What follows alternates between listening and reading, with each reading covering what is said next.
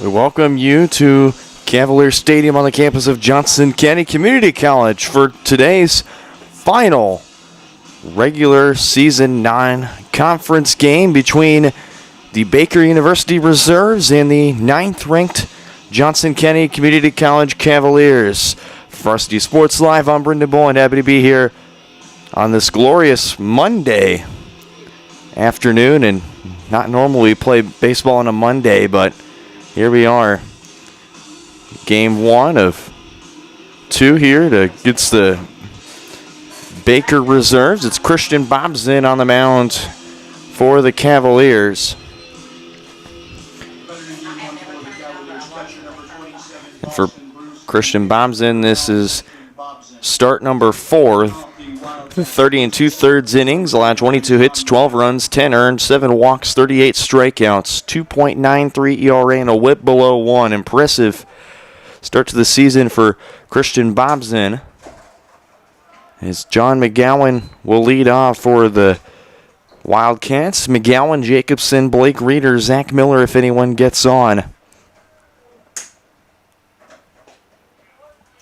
1-0 finds his own for strike 1, ball and a strike count from Bobson. You go back to his last outing against Neosho in game 1. Swing and a miss for strike 2.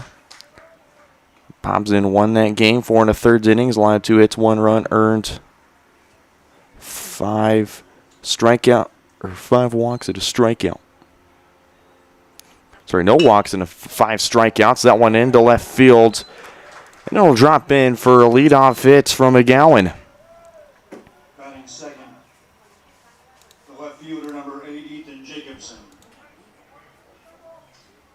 As Ethan Jacobson will step in for Baker with 1 on. And for Baker against Johnson County, they've not had the greatest track record. 42-2 all-time record. Cavaliers in the lead in the all-time series in Johnson County against four-year colleges. Quite the impressive track record. Ooh, that's going to plunk Jacobson on the head. Single and now a walk given up by Bobson. Or hit by pitch, I should say. So 2 on and nobody out for Blake Reeder, the designated hitter today. From Shawnee, Kansas, the transfer from Butler Community College. First pitch high and inside for ball 1.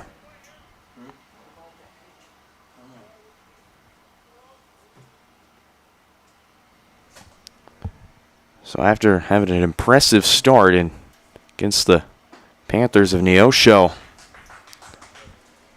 Bobson already off to a bit of a troubled start, but normally does find ways to work back in and make the most of his outings. McGowan lively on second. Bobson fires in strike 2. Ball 2 strikes. That was the game 3 against Neosho where they won it 5-4 after the ball was flying everywhere in left field. 1-2 pitch. Off speed, that's chopped in the infield. And that throw is way offline into the dugout. McGowan's going to come around to score. Jacobson to third. And Baker will start off in front 1-0 here in the top of the first.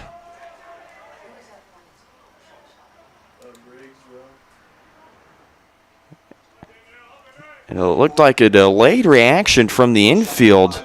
They were trying to not only read it, but see who was going to call for it. It was Briggs to run up and make the play, and then unfortunately, Briggs' throw just way offline.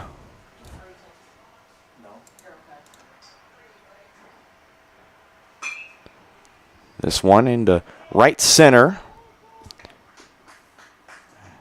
And that's going to bring in the second run for Baker. Sack fly for Zach Miller. Makes it a 2-0 game for the Wildcats here in the top of the first. First baseman, number 27, Brady Bevins. So just a runner on first. Johnson County will get their first out.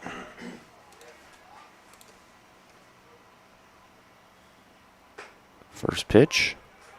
And there for strike one.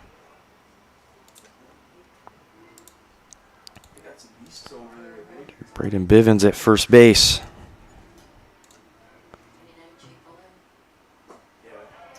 The everyday first baseman, nice block by Boston Bruce. It'll roll over.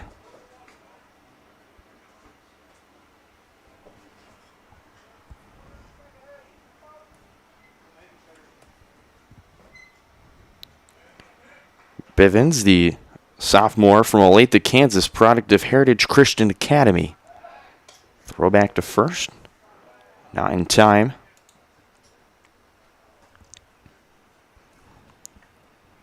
And with JV rosters, we don't get the up-to-date stats. They are not tracked per rules by the NAIA.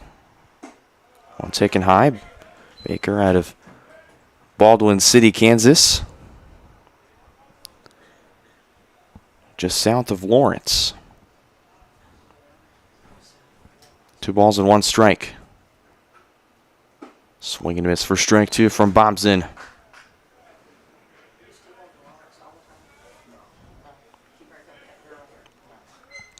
2 ball and 2 strike count from Bobson. Justin Phillips, the third baseman, waiting on deck. 2-2. That one way outside. 3 balls and 2 strikes.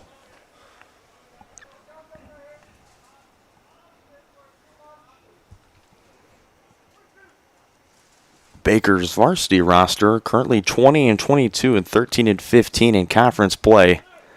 There goes the runner to second. Bruce's throw on the hop is not going to get there in time. So Bob's in a strikeout. There's 2 down.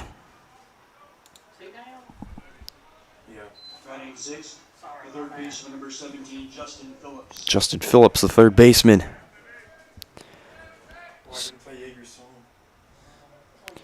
Elijah Colin on deck. Him and Vaughn Wales, who trails after him at catcher. They're the only 2 listed on the varsity roster in the starting lineup. Nobody on second as Bobson wanted to throw back.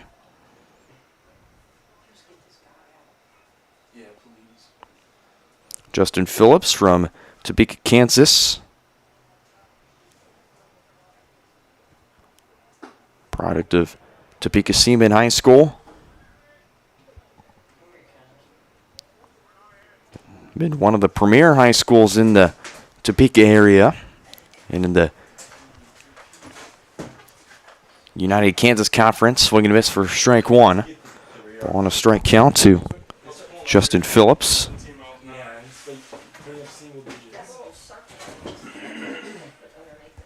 Wildcats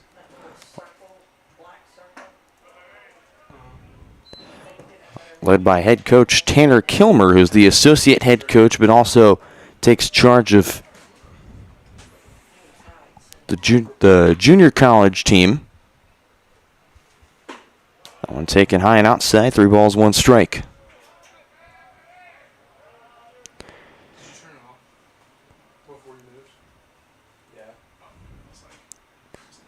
Baker recently just swept Graceland. They split the final against Graceland. They won game 1 and 4, but games 2 and 3 went to Graceland as Bobson will give up first base. There's 2 on with 2 down. Now for Elijah Collin, the right fielder.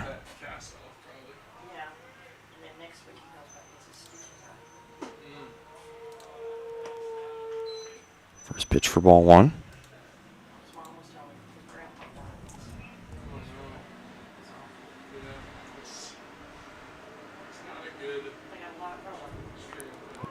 That one in there for strike 1 in the lowest part of the zone. Elijah Collin, the sophomore from Kansas City, Missouri, product of Staley High School. He's played in just only 2 games with a .500 batting average. He's only had 2 at-bats, 1 for 2 in those at-bats. 2 RBIs and a strikeout.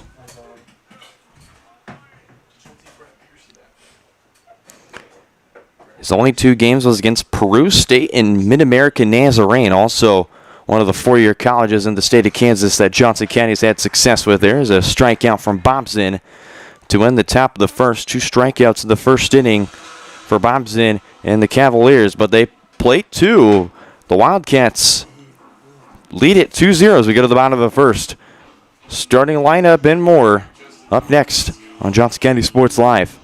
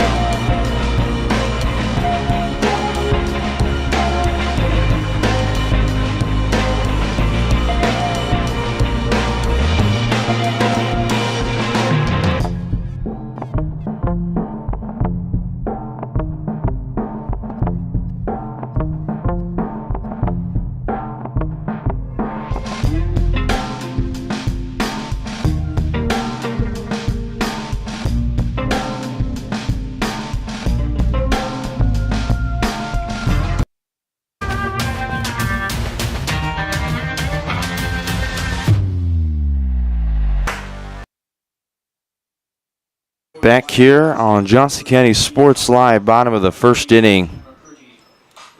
Ashton McCurdy on the mound for the Wildcats. Freshman from Lakeside, California.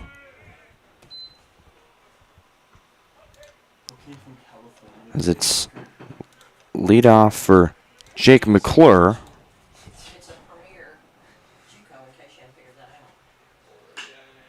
McClure hits that up the middle to short. Miller fires the first in time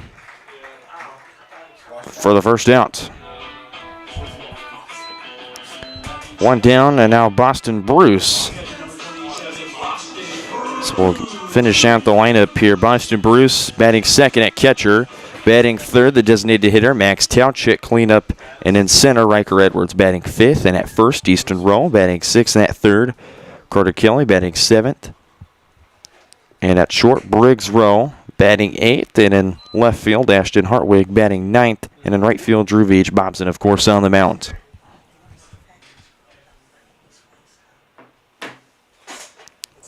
One 0 inside, ball on a strike.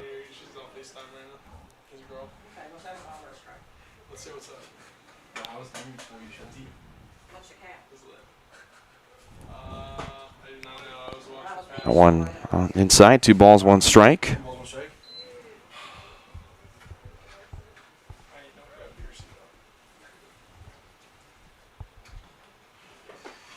Bruce. It's in there for strike 2, 2 balls, 1 strike to Boston. 2-2 count to Boston Bruce. The pitch. Check swing, fouled off. Bruce, the freshman from Atchison, Kansas.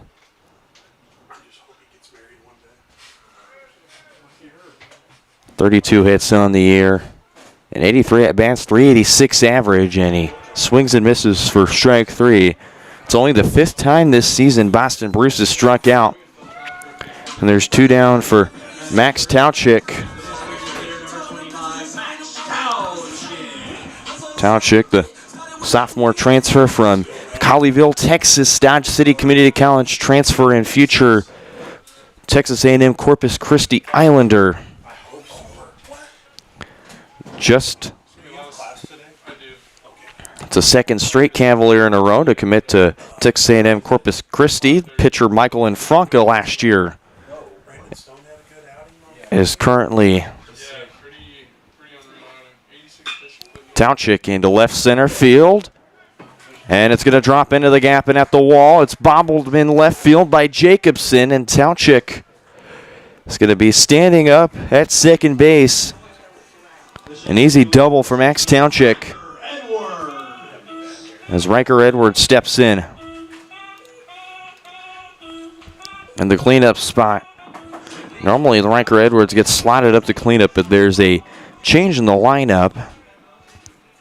And with Veach and Hartwig and Briggs and Kelly at the bottom, Riker Edwards, who normally bats in the 5 or 6 spot, gets slid up to the cleanup spot, and he's hit pretty well so far. The future Bulldog of Louisiana Tech. 378 average. He had a home run against Dodge City in a laser beam. This one into right field. And that's going to be off the wall. Edwards is around 2. He's going to dig for 3. Yeager thought about sending him home, but they're going to hold him up at 3. RBI triple for Riker Edwards, and the Cavaliers are going to answer with a run of their own.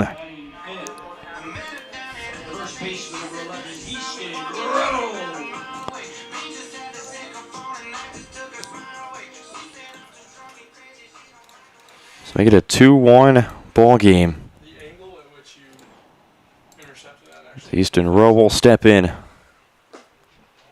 it doesn't.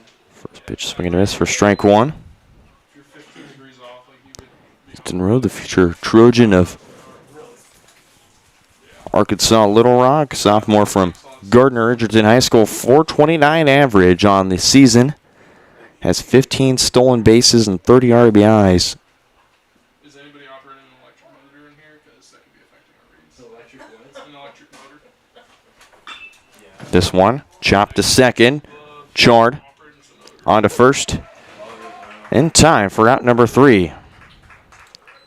Johnson County answers with a run of their own, but they still trail it 2-1 as we go to the second on Johnson County Sports Live.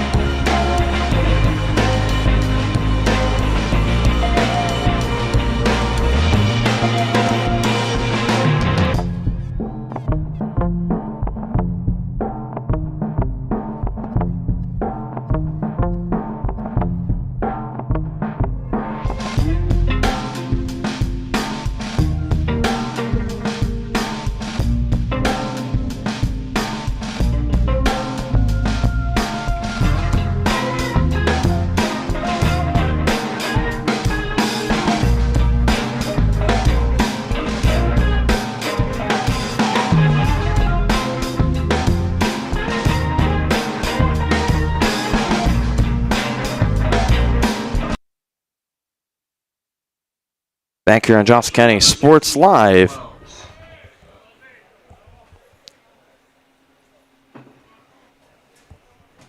As it'll be Wells, Chard, and back to the top of the order with McGowan, Jacobson if anyone gets on. First pitch called strike. This is Connor Wells.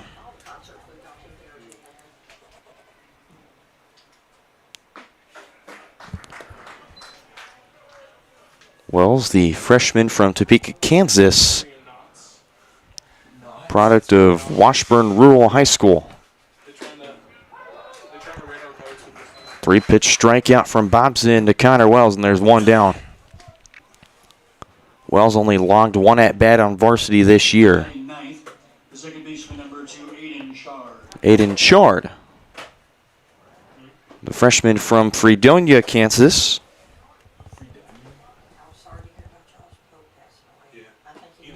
Swing and a miss for strike one. He met with Badger Vance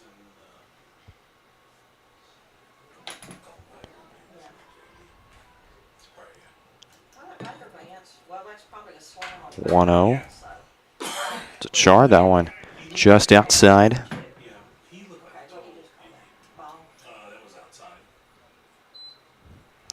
Ball one strike. But I think he was a good coach for you guys. I think he was very compassionate with him. And there for strike two. Is this Fricker? On the mound? Who is this pitching? It's Boston. Fricker's not his 1-2 pitch. Swing and a miss for strike three. Bobson now in the second is dealing right now. Back-to-back strikeouts for Christian Bobson. There's two down. Now back to the top of the order with John McGowan. The center fielder number 21, John McGowan. That's for sure, because that's all we need. You don't think you're going to be the next poacher? Low for ball one. I can't be. No? What's the eligibility You requirement? need to be a priest first. I guess that. I've already screwed that up.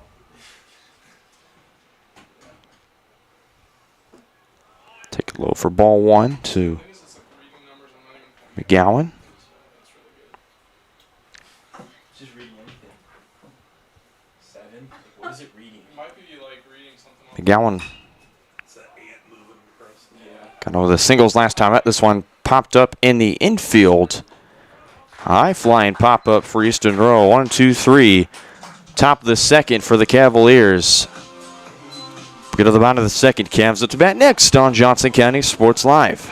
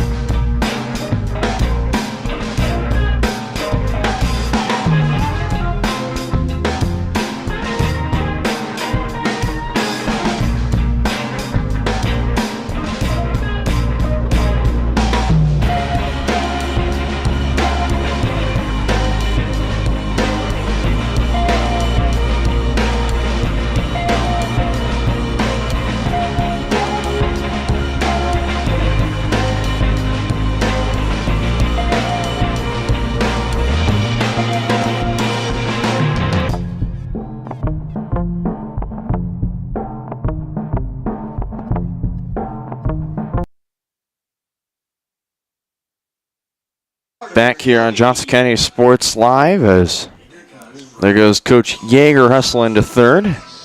Donnelly Canary at first base for the Cavaliers. The coaching staff on the bases. Carter Kelly to lead off for the Cavaliers. Carter Kelly, Briggs Rowe, Ashton Hartwig, Drew Veach if anyone gets on. The canary ever hustles. Oh, no, I did say. He said, but he said He said something about Warner. He said, I see Jaeger. Yeah, we were talking To about you. third. I know, but what did he say? He said No you. balls and one strike. Down, one more. Oh. Yeah. Oh, I don't. Yeah, he said. Oh, one. That one misses low for ball one. I thought he said canary. Running, hustling to third. I was like, what? Not quite. Carter Kelly, if great doubleheader against Dodge City. Combined 3 for 7 with 3 runs scored and a double. Yeah. The other person did? No, Donnelly did. And RBI in each of those games. This one chopped to third. Throw on to first in time for route number 1. Phillips to Bivens. 1 up, 1 down to start the second. As this will bring up Briggs Rowe. Shortstop number 10, Briggs Rowe. And Briggs Rowe probably had one of my favorite moments of the doubleheader against Dodge City, where he absolutely had a no-doubter in left field. They won that game 18-2. Briggs hit his 4th home run. Had his 11th RBI, 327 average on the season. I went in there for strike 1, ball on a strike count to Briggs. 24 ABs, 18 hits, 4 doubles, a triple, and 4 home runs, 11 RBIs, and he falls behind the ball on 2 strikes. He struck out 16 times and walked 14 times this season.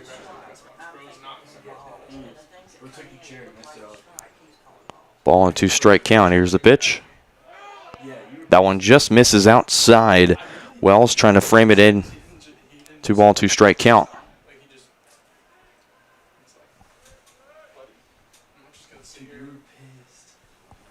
2-2. Opposite field. That's going to drop foul in right field in front of Colin. Count still remains 2 balls, 2 strikes. Briggs went 3 for 3 with 4 runs scored.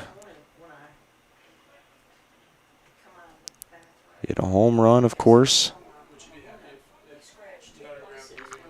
3 walks and a strikeout. Chop to third, Phillips. Laser beam throw to first. He was still on the bag. There's out number 2.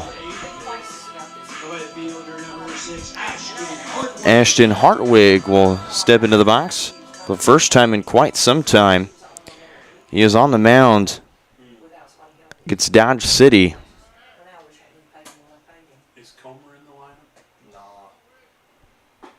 That one inside for ball 1. Last game he played in was against Metropolitan on the 15th of April. He would score a run, would strike out. 2 balls, no strikes, the count. His last best game was against Labette on the 6th of April. He went 2 for 4 with 2 runs scored. Had 2 RBIs. With 2 walks and 2 stolen bases with no strikeouts. Already had 3-0. That's a 4-pitch walk for Ashton Hartwig. They'll occupy first. Struvich steps in.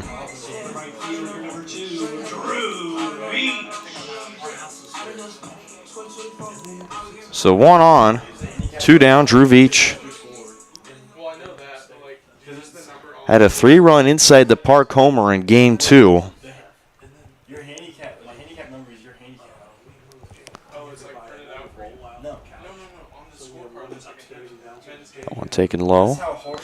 And this was whenever he stepped in, whenever Johnson County was slowly and steadily taking game 2 away. He was the DH. He went 1 for 1 with 2 runs scored, 3 RBIs and a walk in game 2. This one into center field. It'll drop down. Druvich has got himself started with a single. There's 2 on and 2 down for Jake McClure. Boston Bruce on deck.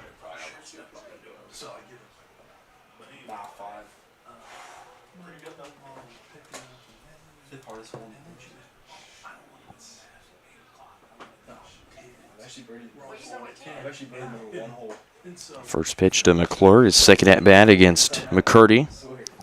It's outside for ball 1.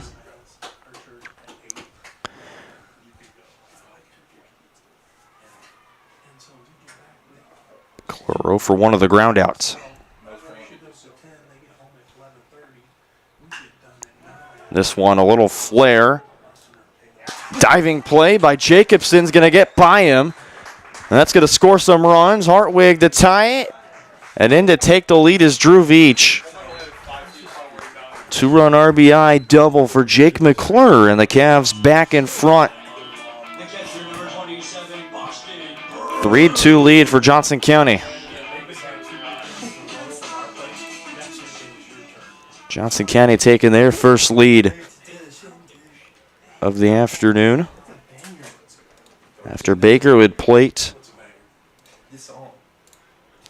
2 runs in the top of the first.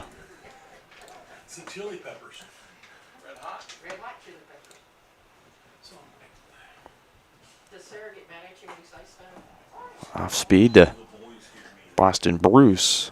Is in there for strike one. He would strike out swinging. He would take the first two pitches, and then the next three, he'd strike one looking foul, and then he swung and missed for strike three.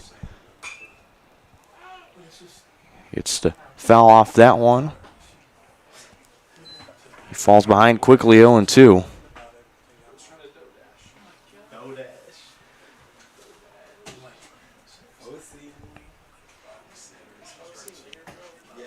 Max Towchick on deck.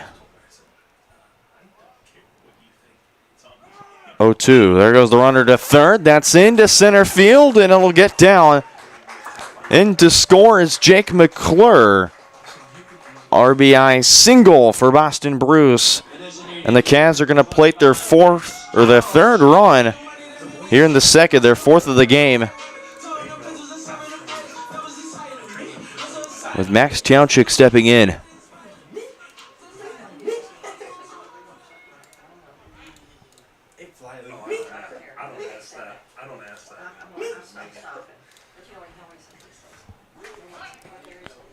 Throw down to first, not in time. Towchick was on with a double. This is only the second pitch he faced from McCurdy before he doubled.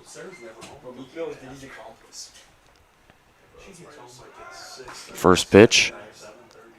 Throw down to second. Bruce in safely.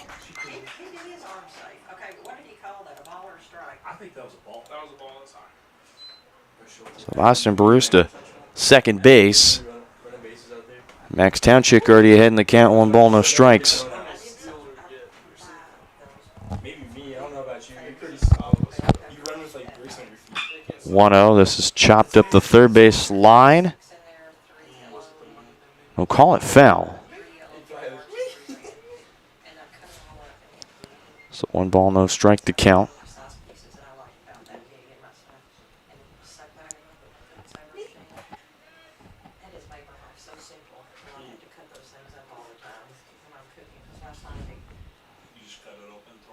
Uh-huh. 1-0 in there for strike one at 83. 1 ball, 2 strikes.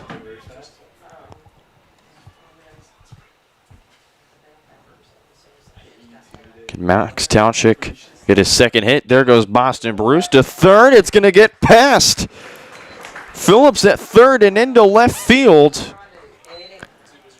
Second hit of the day for Max Towchick. Plates the fourth run of the inning. Make it a 5-2 game for the Cavaliers thanks to the RBI single for Max Towchick. He had a double in the first, and now he's got a single here in the second.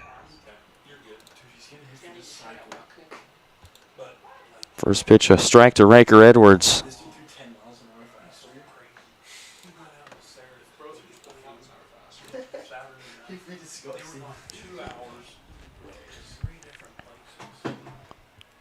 Riker was onto the triple his last time out.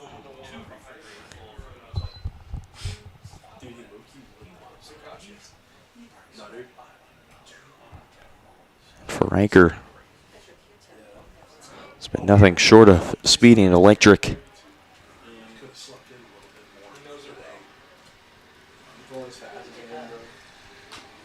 Riker Edwards reaches that one a bit outside, fouls it off.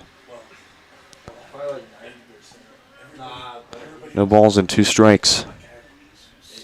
Johnson County batting .355 as a team.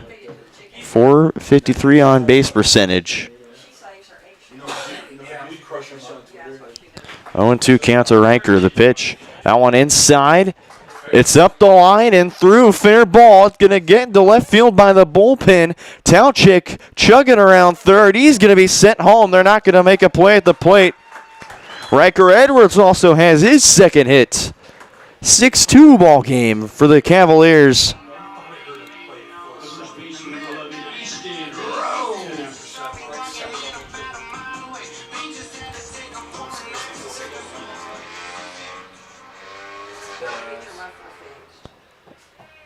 Now looks to be that They're going to talk to McCurdy on the mound. He's given up 5 runs in this second inning. He gave up just 1 in the first, and now Johnson County, they found their groove. You go back to their top of the order. Easily one of the best in baseball. Now for the Cavaliers, it's going to be decision time on how they want to continue to hit here. Had their 7th hit. And there's just 2 outs, so they've got quite a bit of, they don't have much wiggle room, but they certainly do have the best to continue a rally and keep the runs pouring in. So this is Easton Rowe, 147 at-bats, 47 hits on the year for Easton Rowe.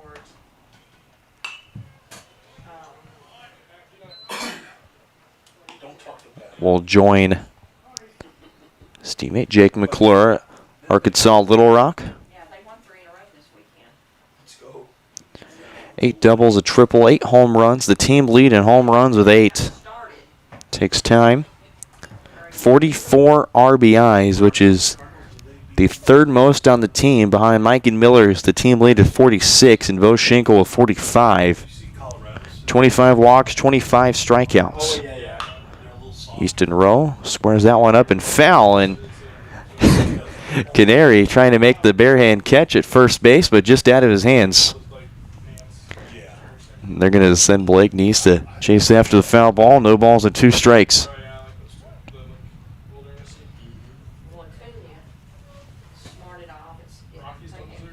Easton Rowe ended the bottom of the first with a ground out, and McCurdy off the mound as he looks back to second. No dice as Riker Edwards wasn't going to go. No balls and 2 strike count.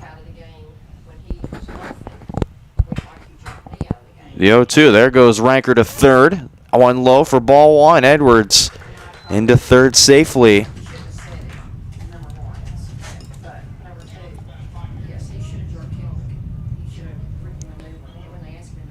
Riker Edwards' 12th stolen base right there. No, he loafed, and he didn't. It was ridiculous. But I told Donnelly, I said, the difference between Acuna and Kelly 1-2. is Taken low. Easton Rowe battling back in the county. He's got it even at 2 balls and 2 strikes. Kelly wasn't being a smart aleck by not running. He did think he hit it out. Riker Edwards, But with 1 swing of the bat, and you can get it in the outfield. Cavs complete their 7th run of the afternoon, and Easton Rowe's going to chase after that one outside. Swing and a miss for strike 3. That's how the Cavaliers will end their second. 5 runs in the second. 6-2 lead, Johnson County, when we go to the third.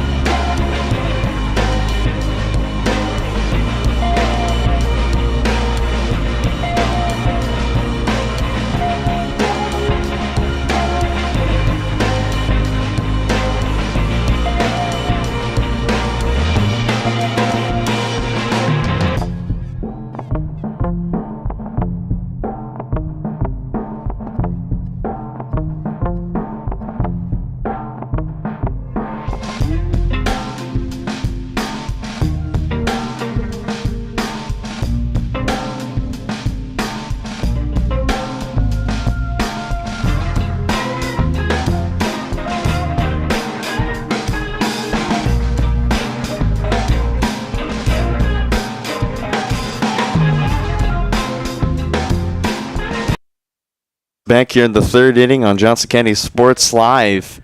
And his new pitcher on the mound for Johnson County, Ronan Vicente. Leading off the His 9th game he's pitched in. The freshman from Blue Springs, Missouri.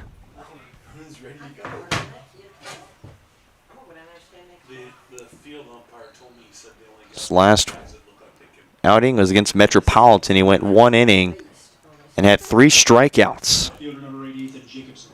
Ethan Jacobson will lead off the top of the third. Ethan Jacobson, Blake Reeder, Zach Miller, 2, 3, and 4. And then the 5-hole hitter and Braden Bivens if anyone gets on. Cincy blows that right by Jacobson, high and inside. 1-0 record in Vicente's 9th appearance. He's only pitched in 7 innings. Again, about the same spot, and Jacobson didn't go around that time. Ball and 2-strike count. 4 hits, 4 runs, 3 earned, a walk, and 10 strikeouts for Vicente. You get a 4-pitch strikeout for Vicente, and that's how you want to start off the third inning. There's one down. The designated hitter number 44, Blake Reeder. Blake Reeder, the designated hitter.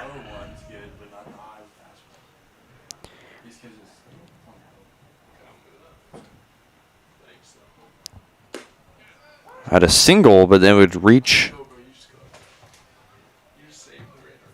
But they would have a. You would be able to get on with a single, but it was a throwing error by Briggs Rowe that advanced Jacobson up to third. Nasty off-speed pitch there from Vicente. No balls and 2 strikes.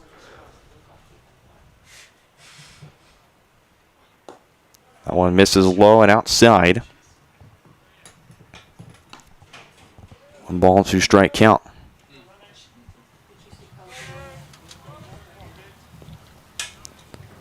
1-2 pitch. Foul tip. Back in the glove. And down goes Blake Reeder. 2 up, 2 down to start the third. And with 2 down, Zach Miller, the shortstop. Number 5, Zach Miller. He would have a sacrifice fly that scored the second run. And Ethan Jacobson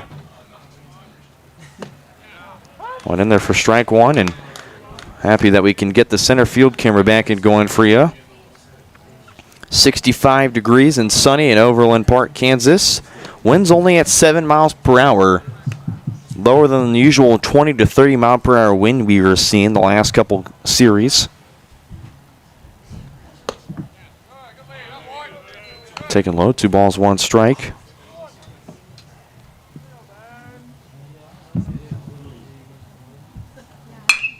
That one passed short and threw into center field for a base hit.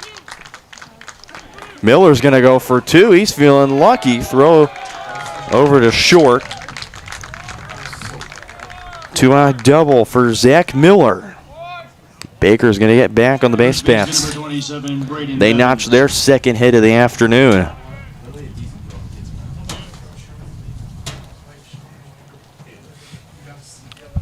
Two down for Braden Bivens, the first baseman. Blows it right by him for strike 1.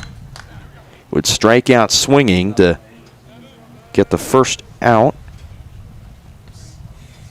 or the second out of the top of the first. 1 ball, 1 strike.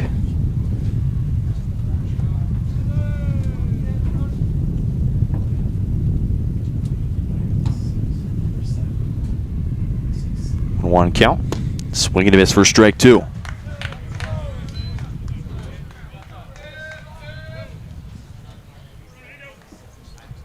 Vicente with 2 down already here in the third. A very quick inning.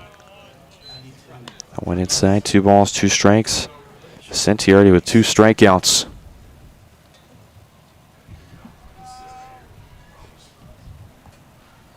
Two, swing and a miss for strike 3. Vicente, 3 strikeouts in the third. As we go to the bottom of the third, Baker leaves 1 on base. Johnson County bats up to bat next. Can they plate more runs here when we come back?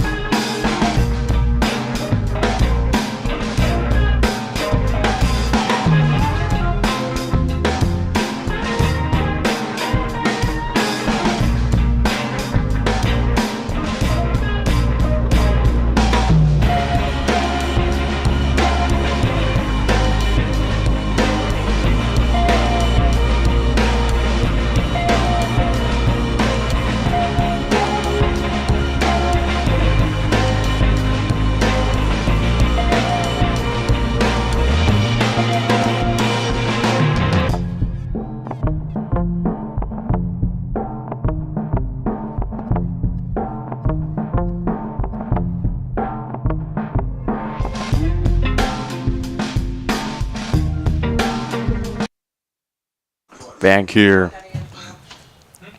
Bottom of the third inning. Johnson County looking for their third straight inning with runs scored. They had a 1-run first and then a 5-run second. They'll get things started here as this one into center field. Leadoff single for Carter Kelly.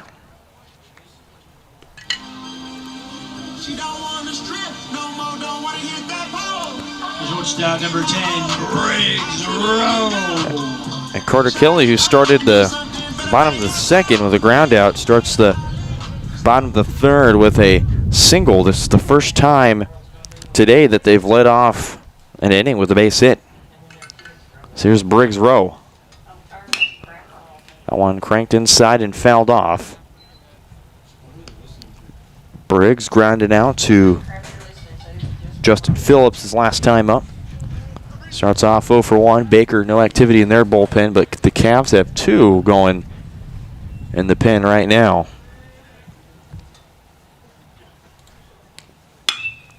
This one into left field.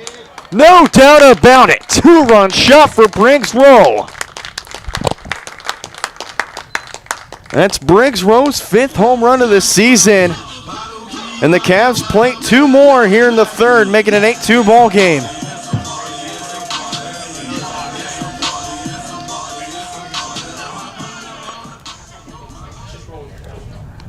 And again, that same spot in left field where Briggs Rowe, with one swing of the bat, a no doubter, 8-2 ball game.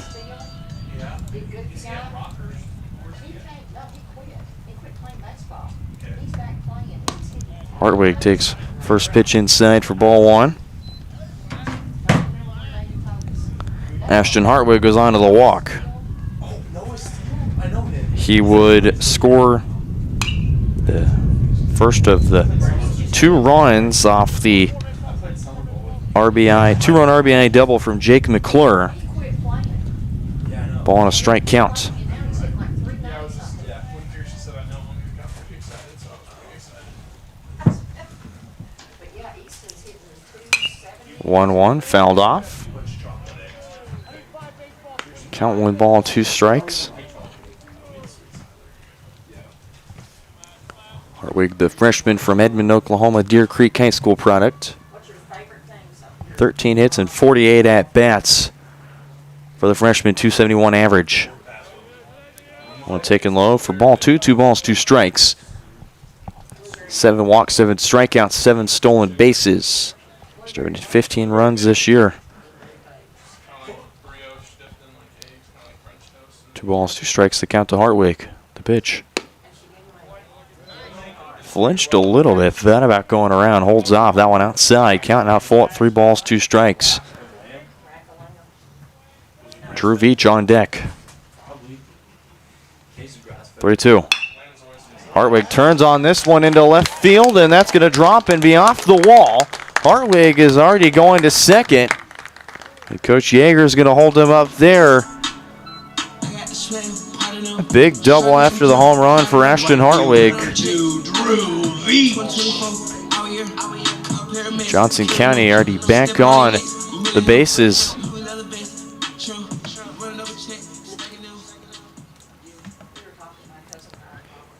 Drew Veach with plenty of speed. Can certainly, if he can do it, Ashton Hartwig did. Certainly has at least 2 or 3. And out looks to be finally that Baker is going to go to somebody in their bullpen.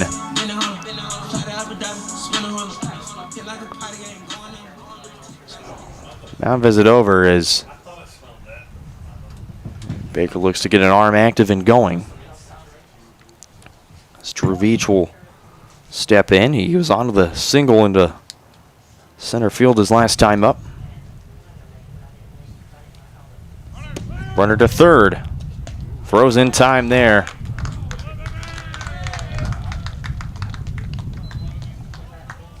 Baker's going to get their first down off Ashton Hartwig trying to take off. Just a little bit of a late jump.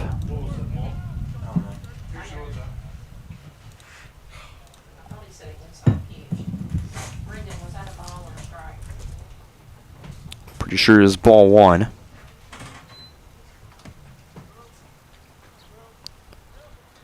This one popped up. Dang it. Into shallow right. It'll be the second baseman and Aiden Chard making the catch for round number 2.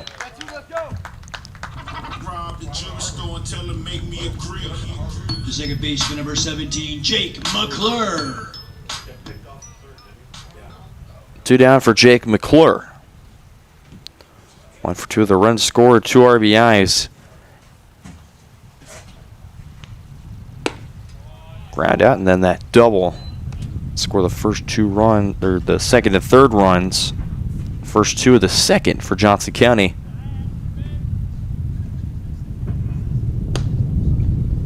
McClure watches that one. It went inside, and now McCurdy goes outside. 2 balls, no strikes.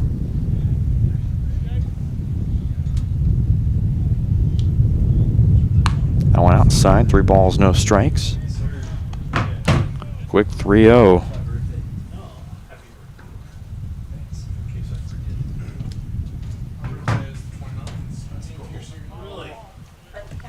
Three balls, no strikes. Here's the 3-0.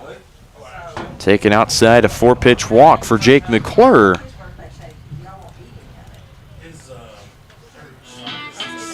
Again, another runner on. With 1 down, it's Boston Bruce.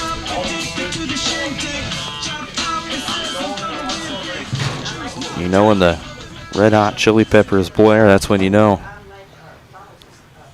Boston Bruce stepping into the box. 1 for 2 with an RBI and a strikeout.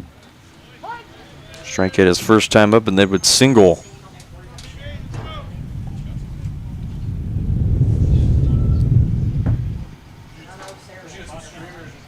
Single would score Jake McClure.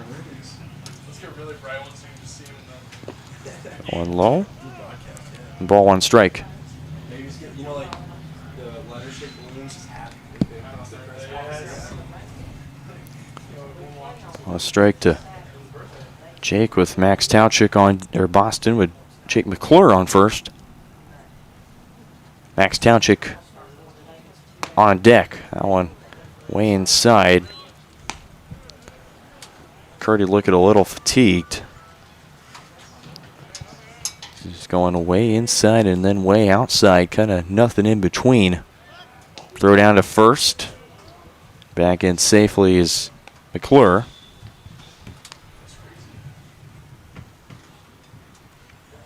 2-1 the count. One way inside, 3 balls, 1 strike.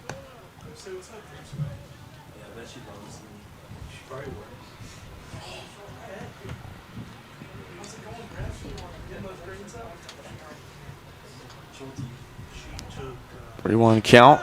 There goes Jake McClure to second. They're not going to throw down. Doesn't matter. It's ball 4.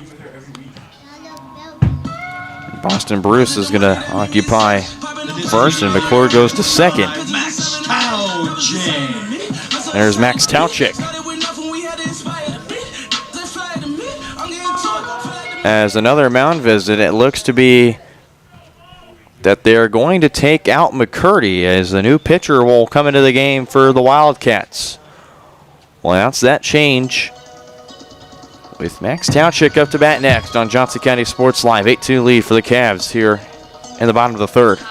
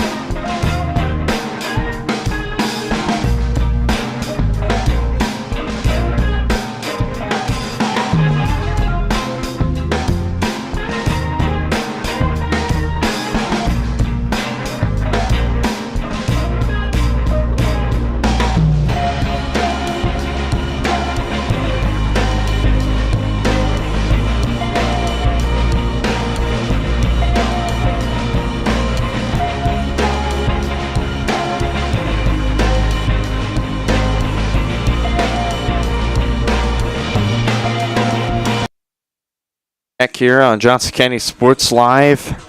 This is Austin Schooley, the 6 foot, 165-pound freshman from Lee Summit, Missouri, listed as a pitcher and an outfielder. Committed to Baker on the 1st of June in 2023.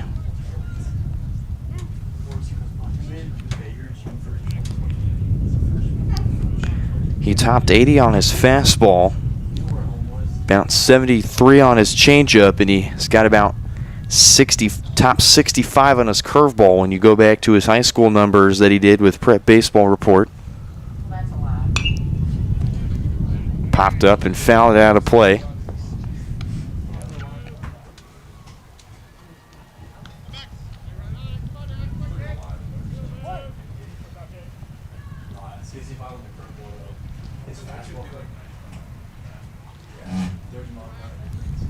Oh, 1. That went in there for strike 1.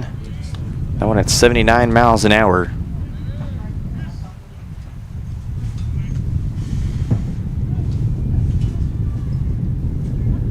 Two on, two down. Schooley's job is to just get Baker out of this inning and up to bat. One outside for ball 1, ball and a strike. Look to go to his curveball there outside. Ball and 2 strike count.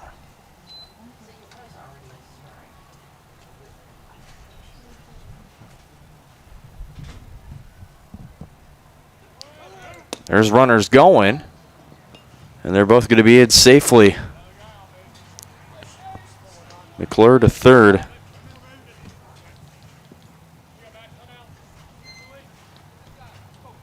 He still represents the lead runner. 1-2. That one way foul. That's a high flyer. Count still 1 ball, 2 strikes. To Max Tauchik. Boston Bruce on second.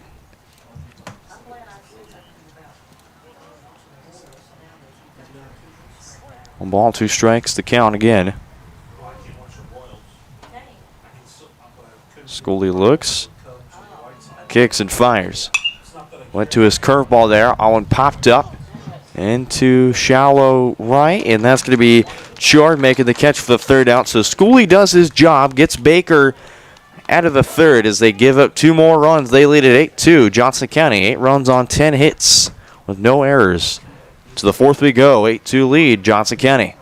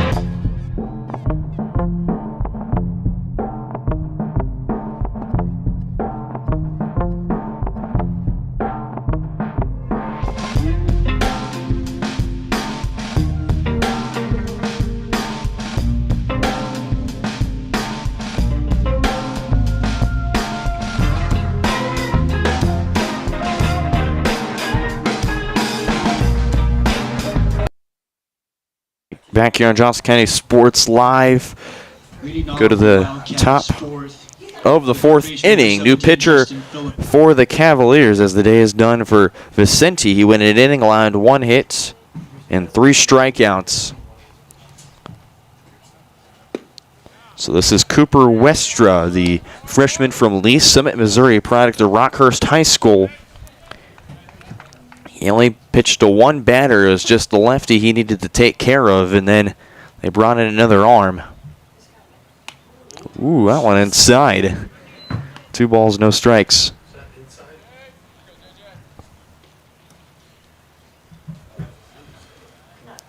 So we could do Justin Phillips, Collin, and Connor Wells. Aiden Shard if anyone gets on. Wester a 3-0 count to start off. 4-pitch walk, and Baker's going to have a runner on to start off the top of the 4th. The right fielder, number 4, Elijah Collin. Folks, shout out to my friend Addison in Martin, Tennessee, who's watching again.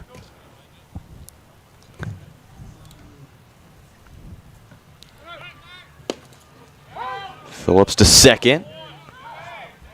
Tag is not there. Phillips into second safely.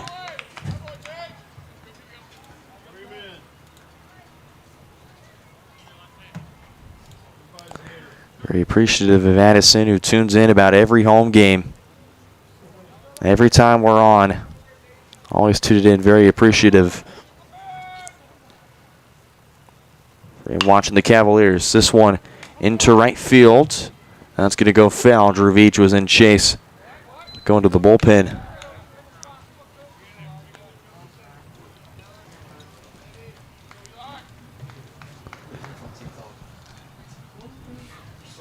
Looks to be Dylan Graebner. One of the arms in there. That's Dylan pitching now. No, that's Connor. Gravener's just standing on the mound. 1 ball and 2 strikes the count. And also in the bullpen we have Ian Fisher hopping over a fence.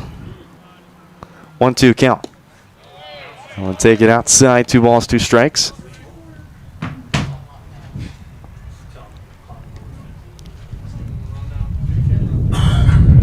It's Elijah Collin over one of the strikeouts. Popped up. That one fouling out of play. Collin, just one of the 2 Wildcats who are listed on the varsity roster. A lot of these guys are freshmen or sophomores just looking to get playing time. Johnson County, they've been a fixture since 2020.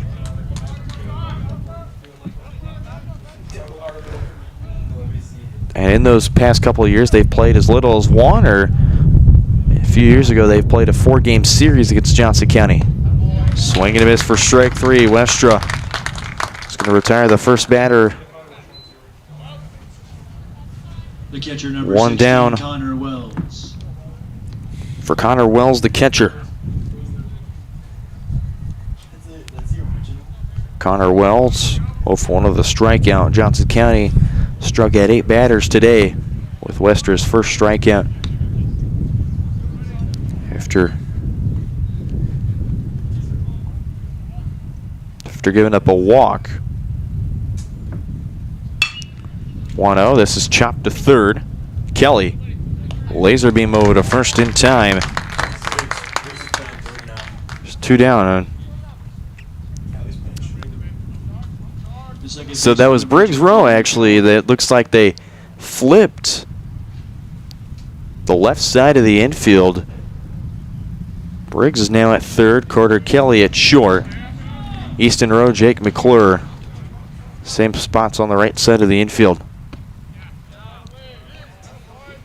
First pitch from Westra to Chard for strike 1. Chard's also for one of the strikeout. That one popped up into left field. Tracking back, making the catch for route number 3 is Ashton Hartwig. Baker again scoreless for the 3rd straight inning. We go to the bottom of the 4th. Cavaliers still lead at 8-2.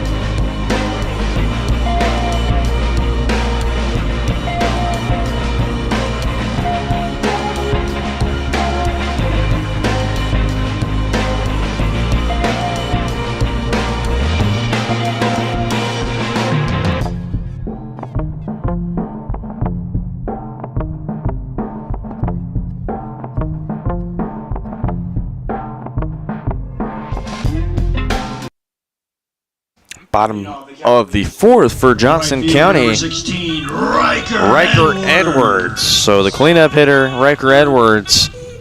4, 5, and 6 for Johnson County coming up with Riker Edwards, Easton Rowe, Carter Kelly, Briggs Rowe if anyone gets on.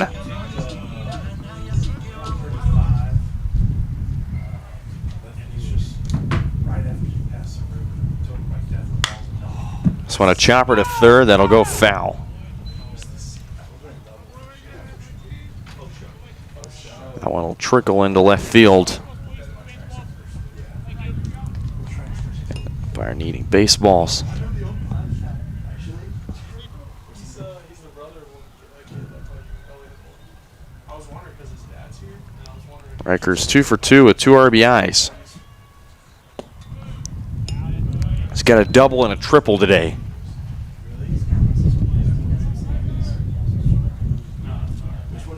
Riker's got 2 of the semi-hardest and then one of the harder ones. And that one, if straightened out, could have been trouble. Ball and 2-strike count to Riker.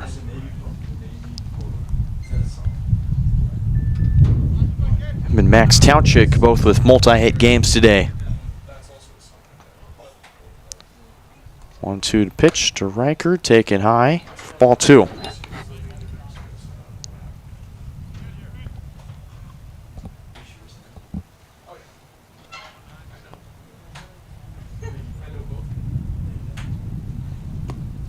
To that one, low and inside. It'll roll right to Easton Rowe. Count out full at 3 balls, 2 strikes.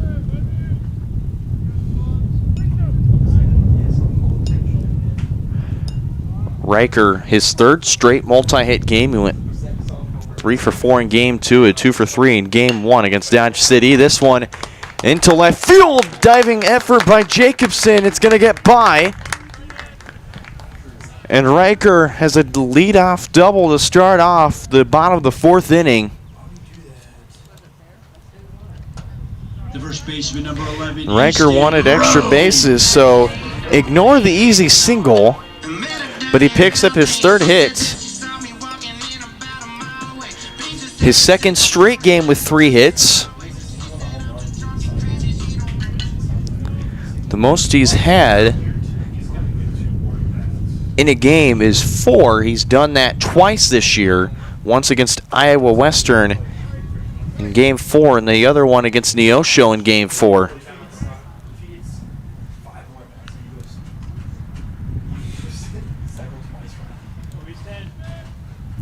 So this is Easton Rowe, 0 for 2 with a strikeout.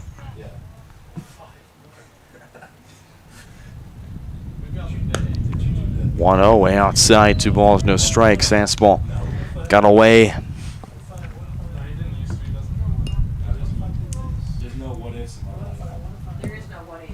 From Schooley. Schooley, who went a 1/3 of an inning last time, just got the fly out. That's all he needed. Just to escape the innings. The Cavaliers played at 2 in that 3rd. McCurdy. McCurdy's line for 2 2/3, 10 hits, 8 runs, all of them earned, 3 walks, 2 strikeouts. That's the final line from McCurdy. Is Schooley is now going to go to work here, and he gives up a 4-pitch walk to Jake McClure. So there's 2 on and nobody out. The third baseman, number 4, Carter Kelly. As Carter Kelly steps in. With 2 on. And for Baker, they have to be careful because they did not bring that many pitchers. They only brought 5 pitchers today, as listed on their lineup card that they submitted into the press box.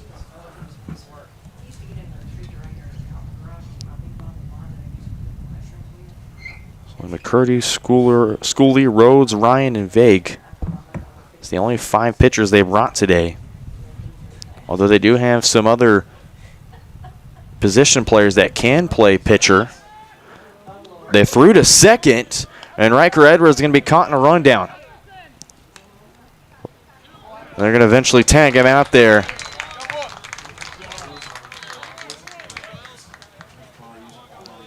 Active effort from combination of Zach Miller was the one that tagged him.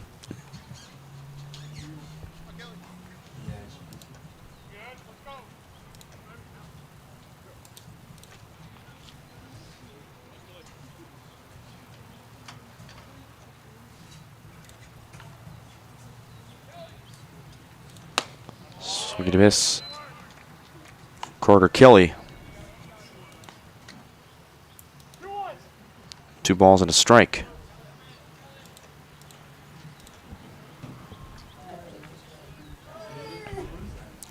2-1. Framed well. It's in there. Count even at 2-2.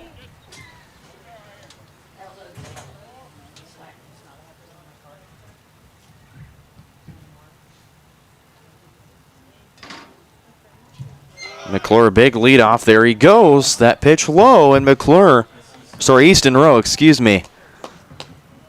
Way off today. Easton Rowe on third.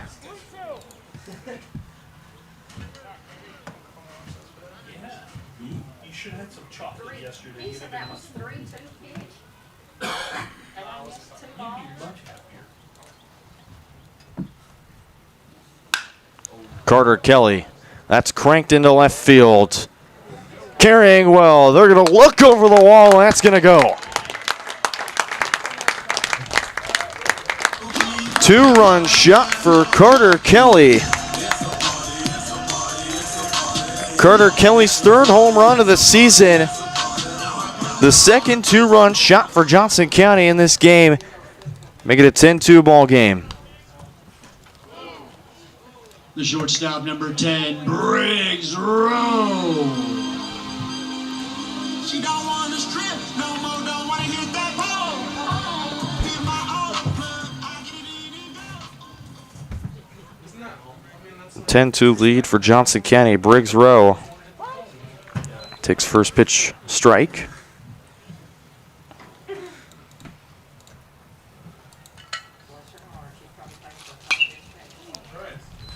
One fouled off.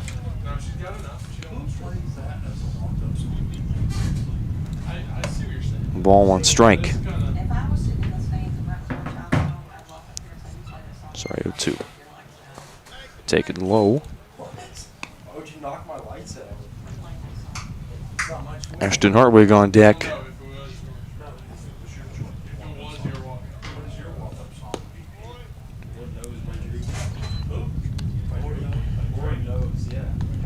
I'll play. 2-2. I will. You can just start walking out. Yeah, might as well.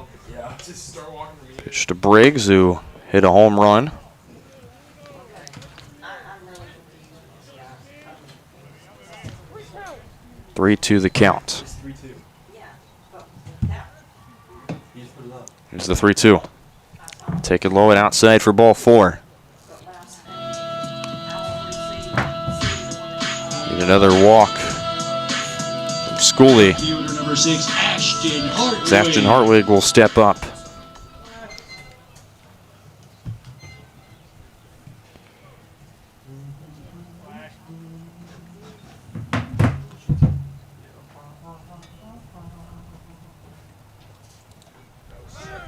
Fifth walk given up by the Wildcats today, and a quick takeoff and easy stolen base for Briggs.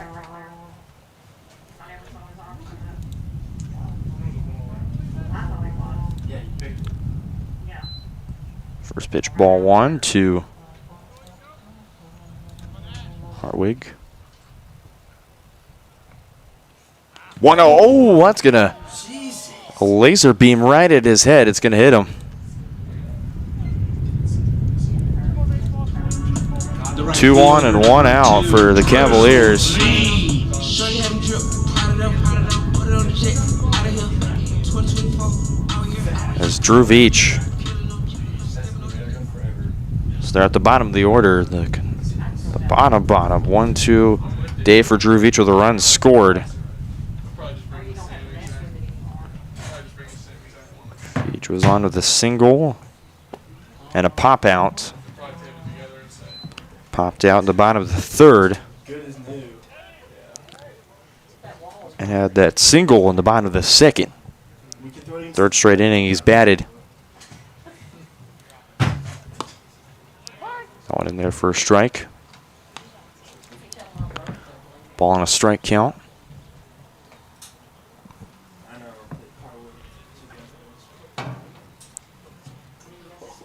Solid lead off for Briggs. It's on second. He slipped, trying to shuffle his way off a second. He slides back in safely. But as soon as Schooley looked back to second, Briggs slipped and he had to quickly dive back in.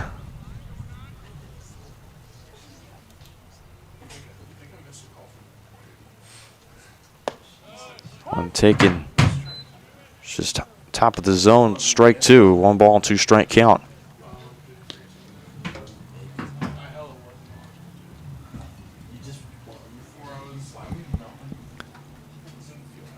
So we'll have a pinch hitter on deck in Sevi Aguirre.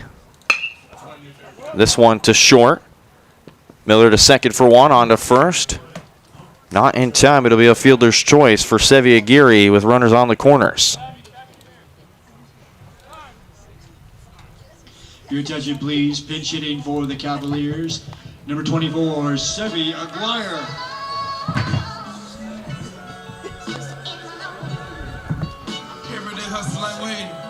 Sevi Aguirre, the freshman from Colleyville, Texas. Redshirted last year.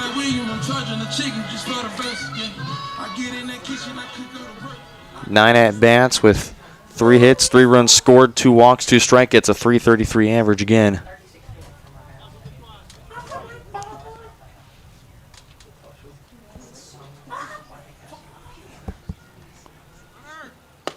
Runner to second, and Drew Vici slides in safely. Both runners in scoring position for the Cavaliers.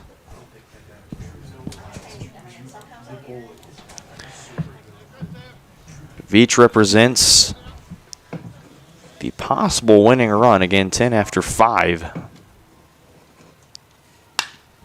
This one popped up into the outfield. Jacobson makes the catch. And there's the 3rd out. Cavs strained 2, but they plate 2 more. 4th straight inning that the Cavs have scored in. We get to the top of the 5th. 10-2 lead for Johnson County.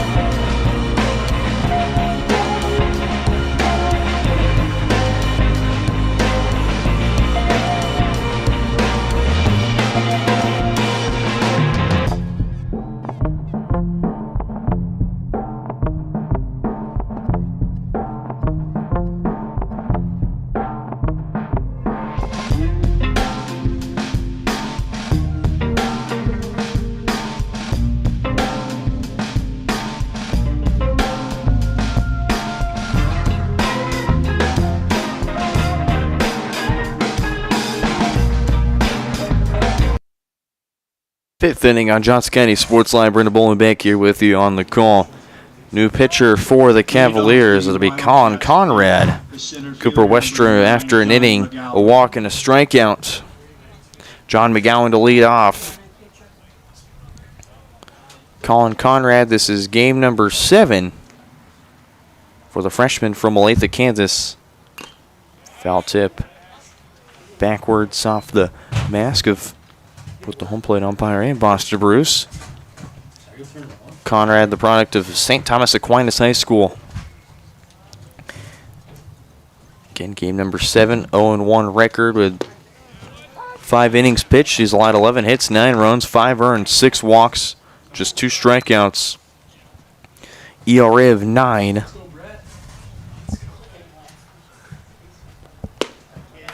Swing and a miss. 3-pitch strikeout from Conrad The left to fielder, McGowan. number 8, Ethan Jacobson. There's 1 down, and now it's Ethan Jacobson, the left fielder.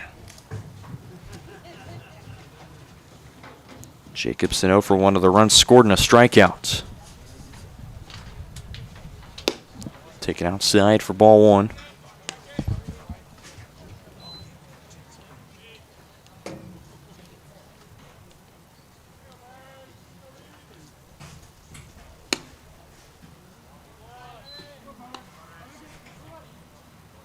Jacobson from Katy, Texas.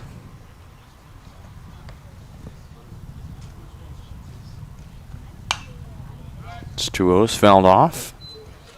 Over the press box, 2 balls and a strike. Out of Katy Taylor High School.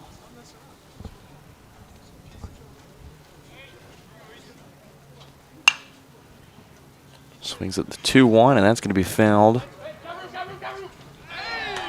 And caught at the wall by Easton Rowe. There's 2 down here. The top of the 5th. Easton Rowe is inching closer right to that wall. Number 44, Blake Right where Reeder. near the netting ends. Over the Cavalier dugout. And Easton Rowe making the nice catch to get the 2nd out. This is Blake Reeder.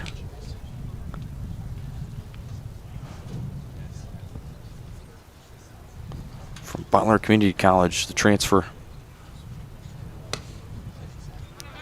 One outside, 2 balls, no strikes.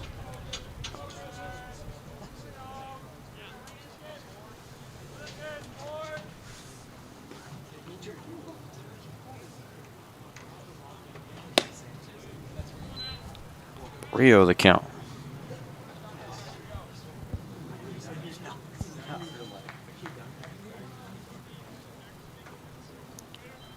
Blake Reeder, a 2-sport athlete at Baker. Not only does he play baseball, he's also a tight end on the football team as well.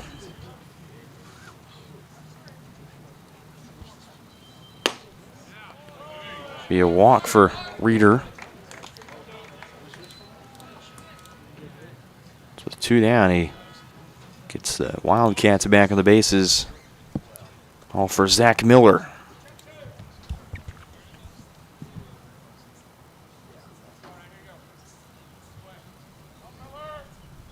Another 1 for 1, an RBI. That's not blown right by him for strike 1.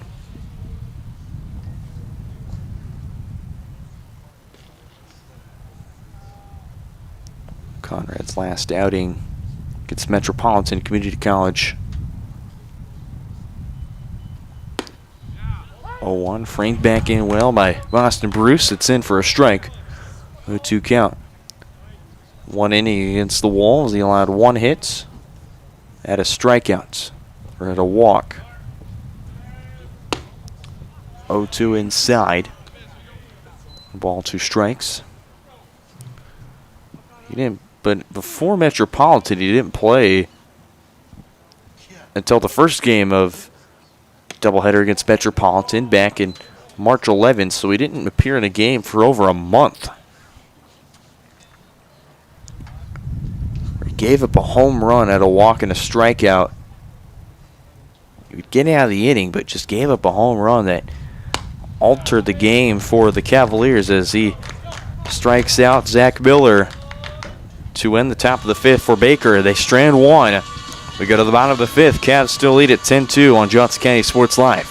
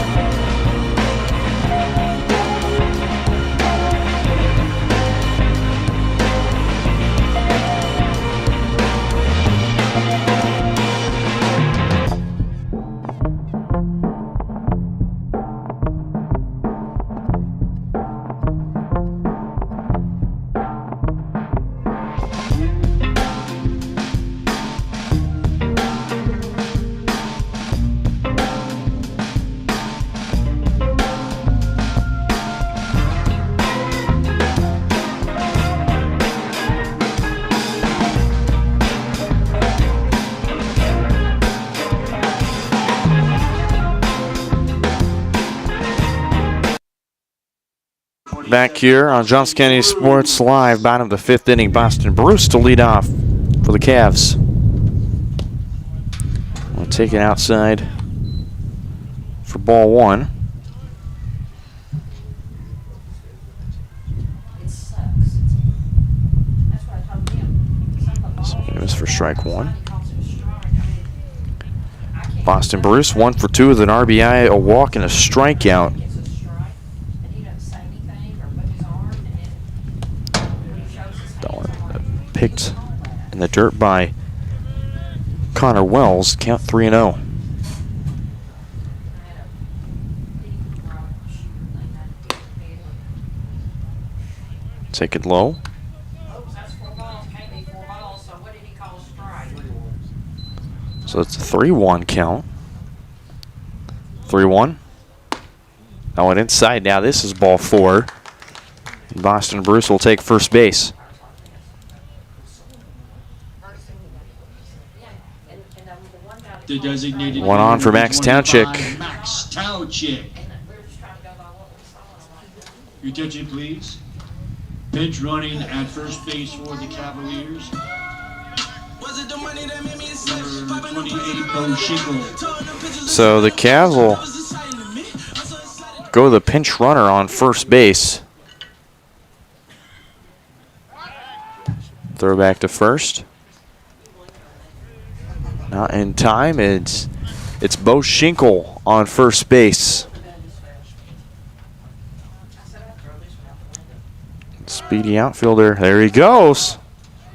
No play at the second base. no, they're playing a full 7. That's what you went down there and asked. So I have been informed, run rule not intact, so no matter what the score is, they are going to be playing a full 7, and then the second game will be the run rule intact. Blocked well by Wells outside, 2 balls, no strikes. Bo Schinkel just stole his 24th base right there. Will they let a lot of kids pitch today or not? I mean, I saw when Conrad pitched. Pinch hitter on deck, it's Tyrus Pecci. But they need to let some other kids hit and play positions. Scully that one way outside, 3 balls, no strikes. He's down there messing with the guns. So Tyrus Pecci from Lincoln Pius 6 High School will get his nod. 3-0 into left field. See ya! 2-run shot for Max Townchick. And for the sophomore transfer, hits his second home run of the season. And the Cavs have a 10-run lead here in the bottom of the 5th. What's your,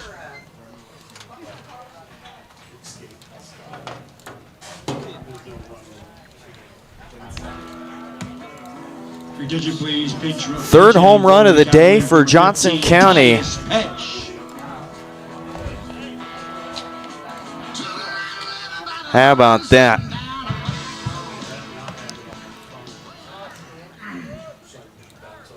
The Cavs are oh so close to tying the mark they had last game against Dodge City, where they had 4 different people hit home runs. And we're up to 3. As Boston Bruce, Briggs Rowe, Chris Mancinas, and Drew Veach in Game 2 of the doubleheader against Dodge City. Swing and a miss for strike 1 to Tyrus Pecci. And so far it's Briggs, Carter Kelly, and now recently Max Townchick.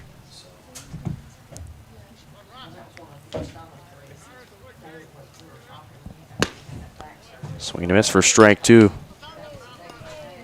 from Tyrus. 455 average. Watches that one go down the middle for strike 3. There's the first out of the bottom of the 5th. Number 11, Easton Rowe. Easton Rowe will step in.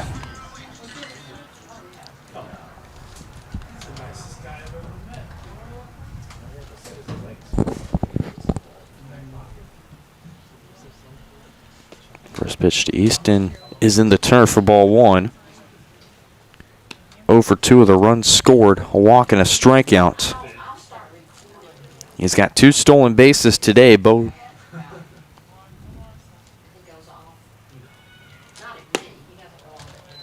What he did was wrong. That matter thing about it, 'cause he said he did wrong, they're not anybody, so. One side, 2 balls, no strikes.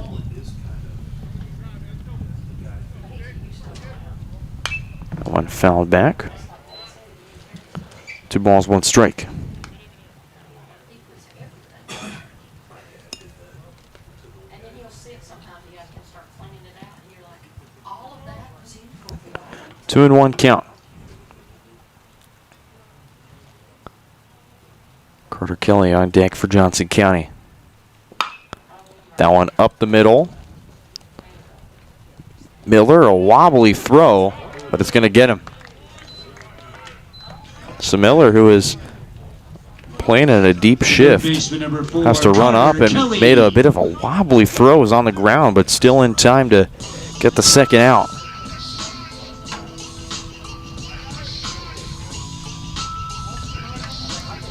There's an arm in the Baker bullpen.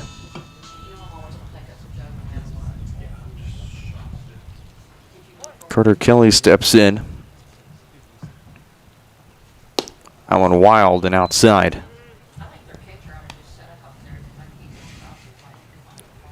Carter Kelly 2 for 3 with 2 runs scored and 2 RBIs. Has a home run today. Low and outside.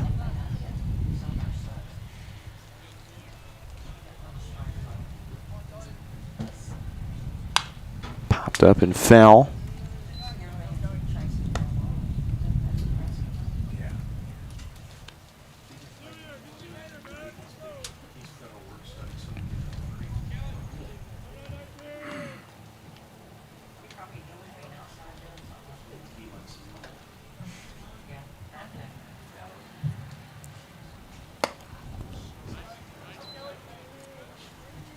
Kelly, a home run, a single, and a ground out.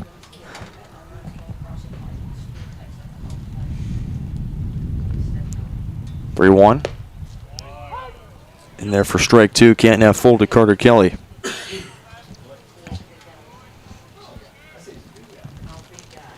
And Kelly would score in the 3rd inning whenever Briggs Rose stepping up now was on base, as Kelly is back on base as he walked.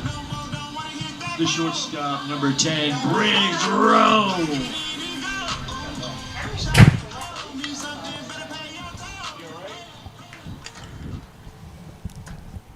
Door just slammed right near me. First pitch is high for ball 1 to Briggs Rowe.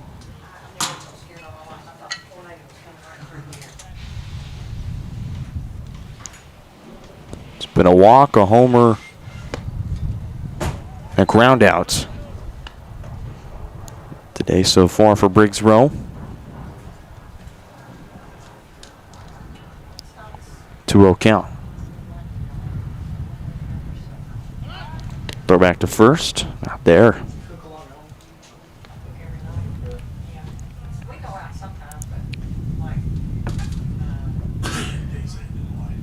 Wind picking up just a tad. Gusts up to 15 miles an hour. The normal wind's up to 9 miles an hour. 9 miles an hour. 15 mile per hour wind gusts.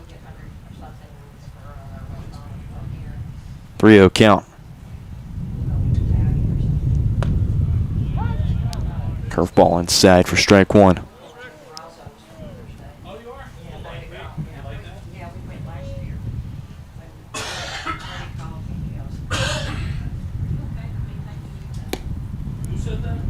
Briggs Rowe. Curveball outside. He watches that go by, and there's 2 on now.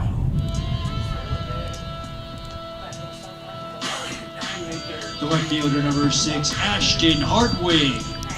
2 on for Ashton Hartwig.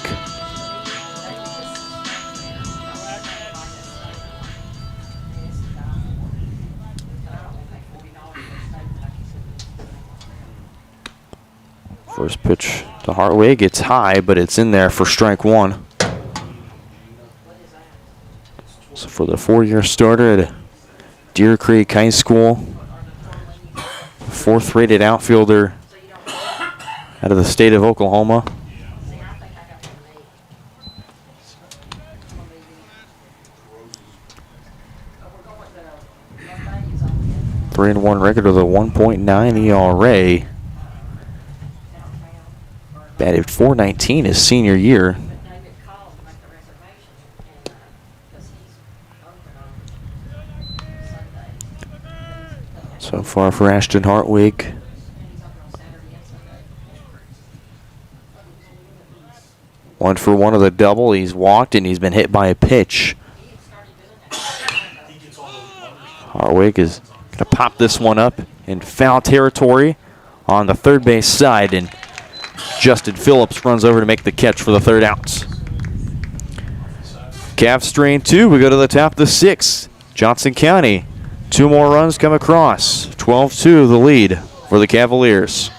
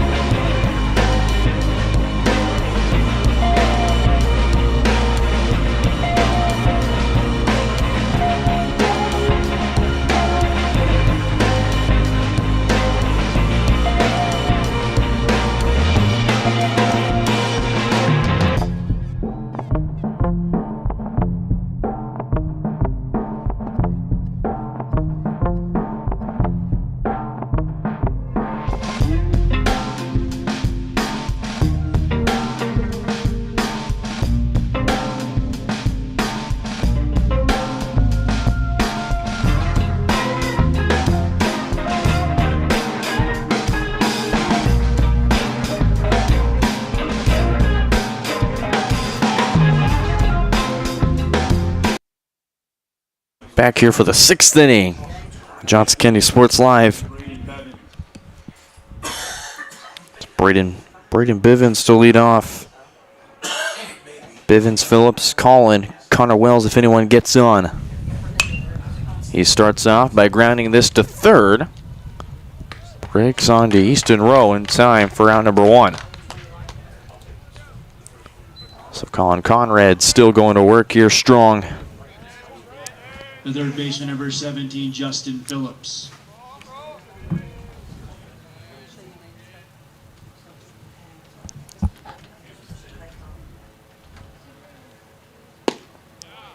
First pitch taken low for ball 1 to Justin Phillips.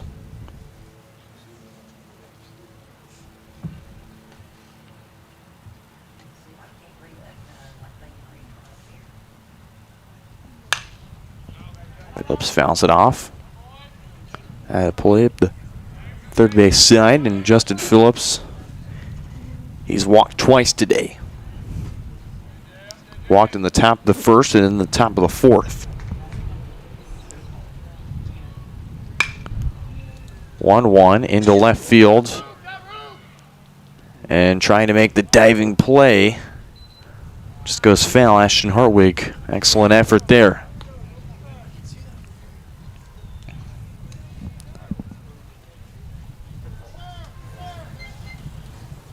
Phillips behind the count of ball on 2 strikes.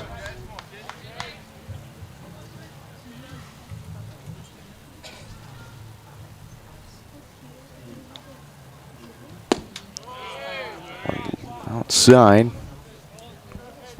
2 balls, 2 strikes.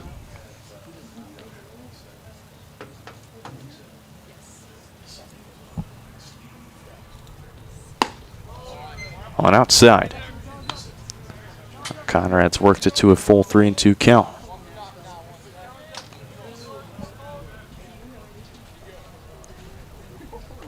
Conrad's 3-2. That one inside for ball 4. So Baker with one down. The right fielder. Get a runner on base Colin. once again. Now for Baker, it's how can they score this run? It's Elijah Collin. Steps into the box, 0 for 2 with 2 strikeouts. Collin, that one into right field. Veach looks over, and it's going to be gone.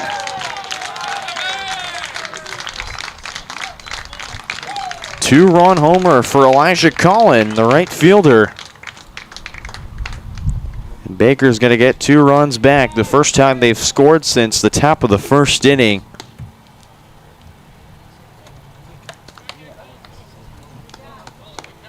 Baker's going to make it a 12-4 ball game. The catcher, number 16, Connor Wells.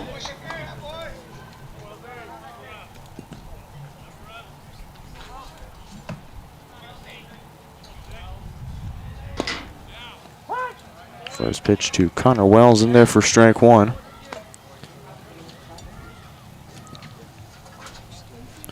So Elijah Collin, who the limited appearances he's had on the varsity roster, breaks through here, gets a 2-run bomb into right field.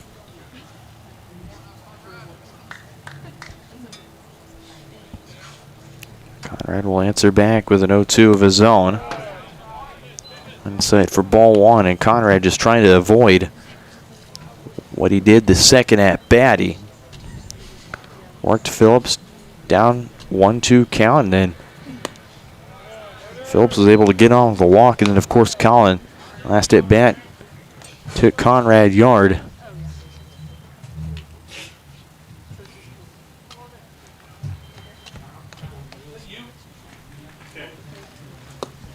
Swing and a miss for strike 3. There's the strikeout for Conrad, and there's 2 down. There's 2 down for Aiden Shard, the second baseman. The second baseman, number 2, Aiden Shan.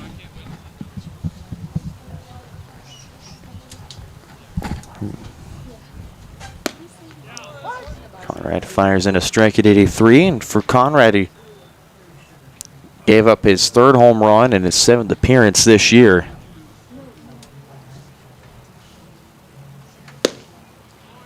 Just outside, Brewers trying to frame it back in. Umpire calls it ball 1, ball on a strike count.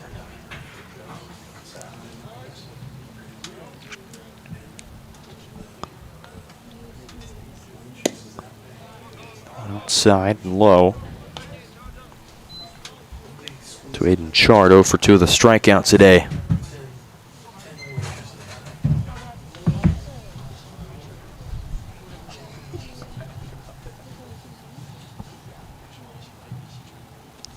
Conrad's 2-1 hit. Little flare to second, caught by Jake McClure. Excuse me, that is Sevi Aguirre, who's now in the game at second base, and there's 3 down as Baker, a 2-run homer from Elijah Collin. They still trail 12-4. New pitcher on the mound. We'll hear all about him after this.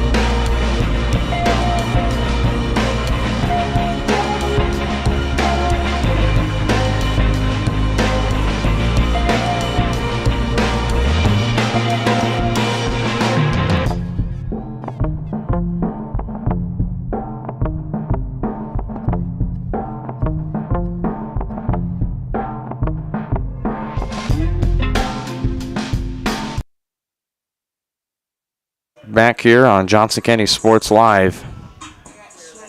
Here for the bottom of the 6th inning.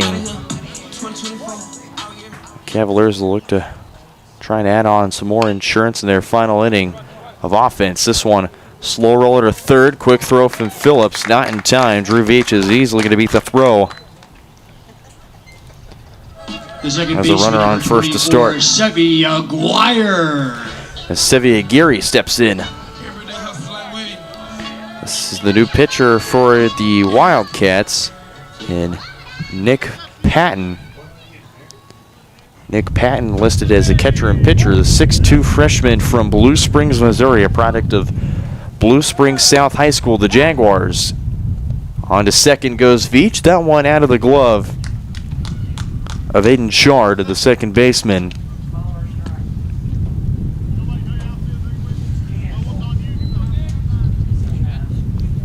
On to second goes Drew Veach.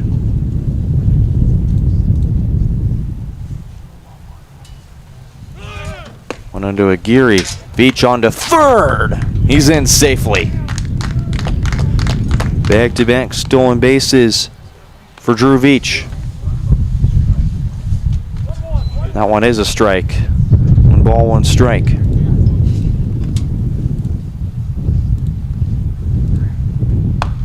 That one taken high. 2 balls, 1 strike.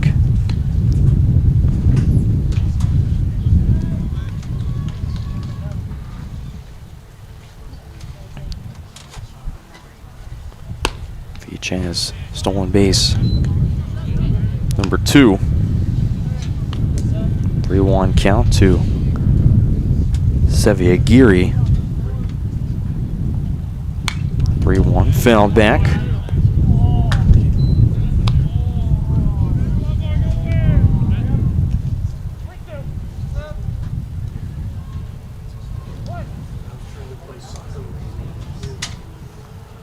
Three-two.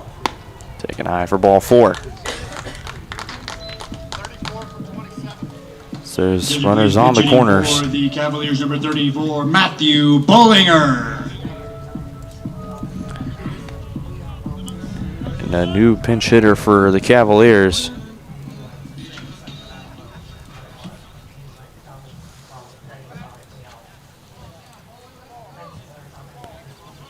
Matthew Bollinger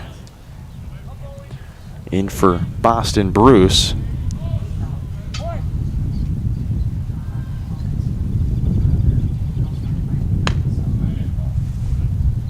Matthew Bollinger, freshman from Shawnee Mission, Kansas. Shawnee Mission East High School. He redshirted last year. Was a 2-year starter at Shawnee Mission East High School.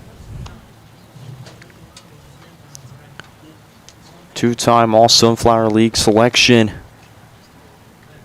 342 his senior year. This one popped up in the infield. Making the catch from all the way at first is Braden Bivens. There's the first out. Please, pinch hitting for Another pinch hitter coming up Cameron Link. for the Cavaliers. It'll be Cameron Link, the sophomore from Gillespie, Illinois.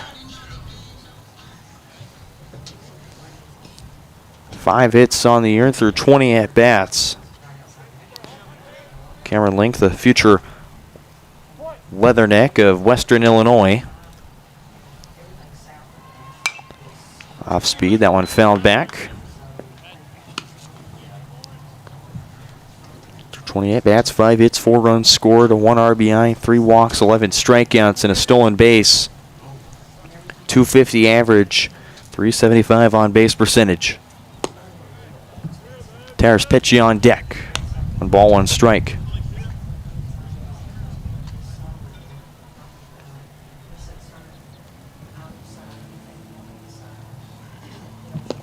One taken low, runner to second. Geary goes to second safely and standing up.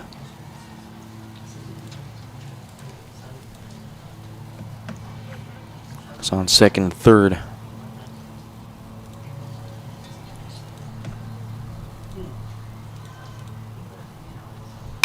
Link to 2-1. Ripped into center field. Carrying well. They're going to watch it go.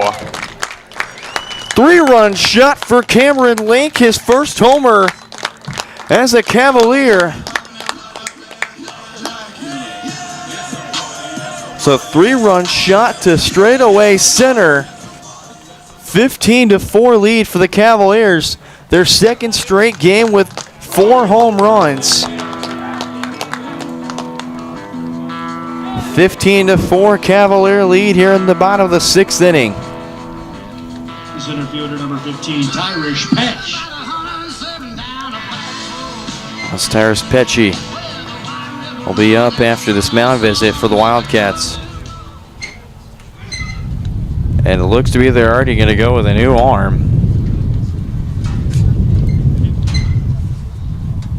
So that's the day for Nick Patton. We'll get this pitching change here in just a matter of moments. Cavs lead 15-4 with 1 out, the bottom of the 6th.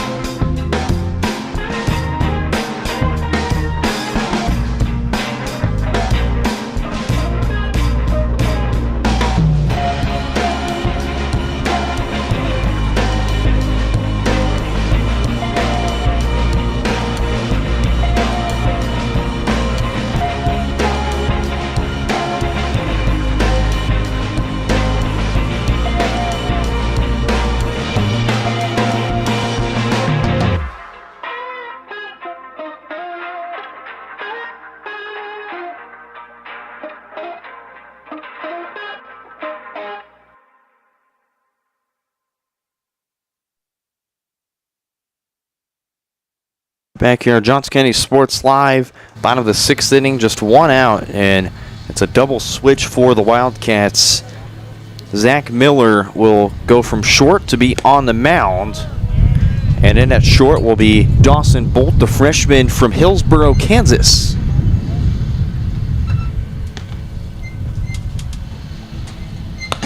One taken high for ball 1. So for Zach Miller, who's only listed as an infielder from out of Odessa High School in Odessa, Missouri. Okay, his reps on the mound as Johnson County will go through several changes in the lineup. This one popped up, and it'll be fouling out of play.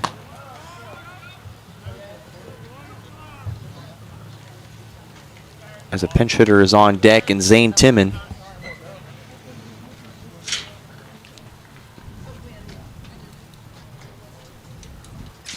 Two balls, 2 strikes to Tyrus Petchy. One taken low, counting out full, 3 balls, 2 strikes. Petchy over one of the strikeouts.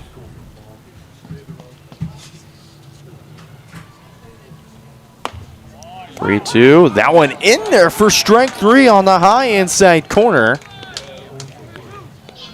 There's the second out. Petchy will be retired on strikes for the second time today.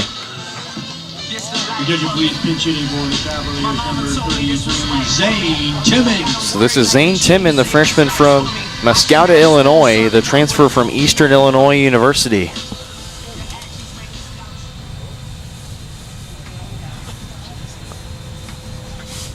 His 4th at-bat of the season, just 1 hit. He scored twice. His only hit was a home run. That one inside for ball 1. And he hit his home run in game 2 of the 4-game series at Highland. They won that game 22-3. 2 balls, no strikes to count as Timmons.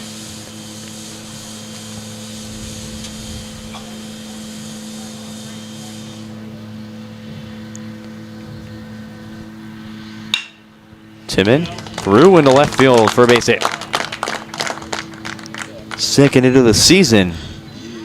The third baseman, number 4, Carter Kelly. And Carter Kelly will take swings here. Thank God it's Friday.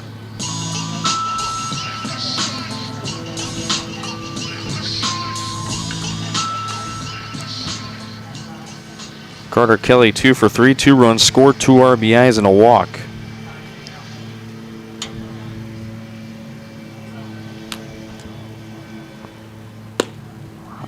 That one in the zone for strike 1.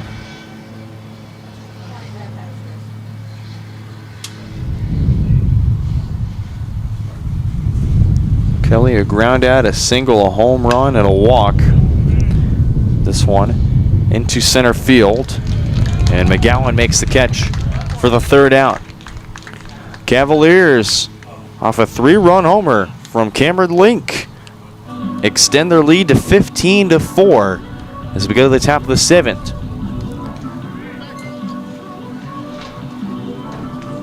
Cavs look to shut the door here as it's Max Waldschmidt on the mound to finish it off.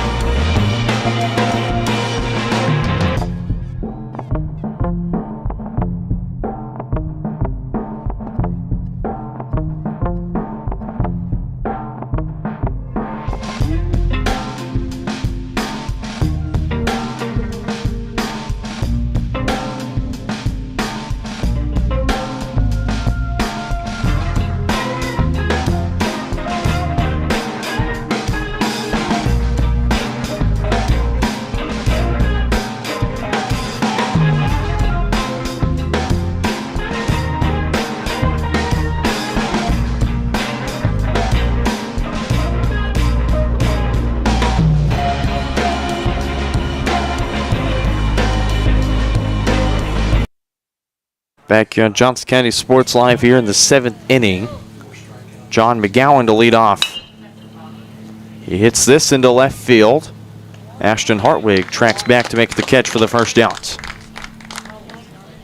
This is Max Waldschmidt, the new pitcher The left fielder, for number 8, Johnson Ethan County, the right-handed freshman from Iowa City, Iowa.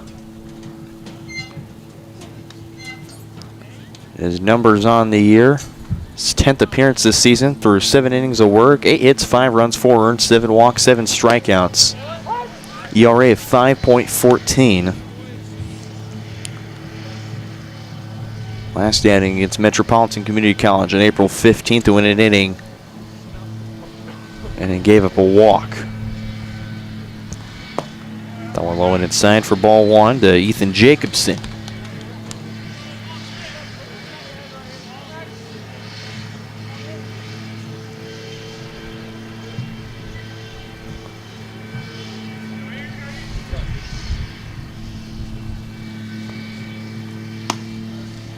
Jacobson takes high and inside. He's 0 for 2 today with a run scored and a strikeout.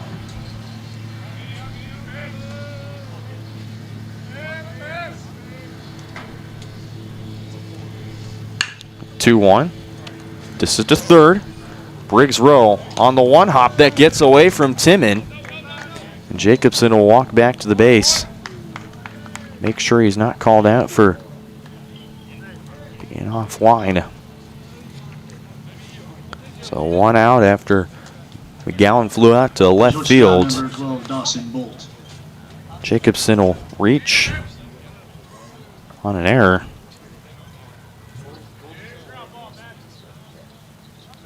Dawson Bolt steps in for the first time. First pitch strike.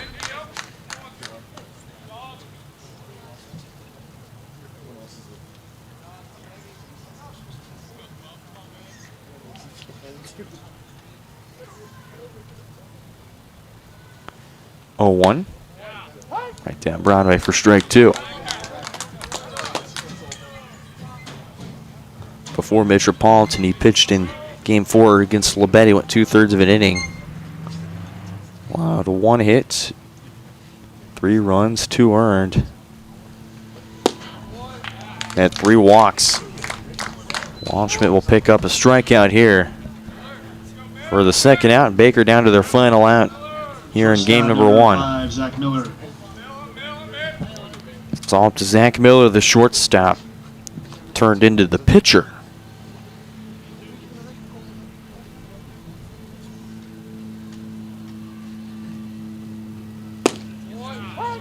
Off speed in there for strike 1.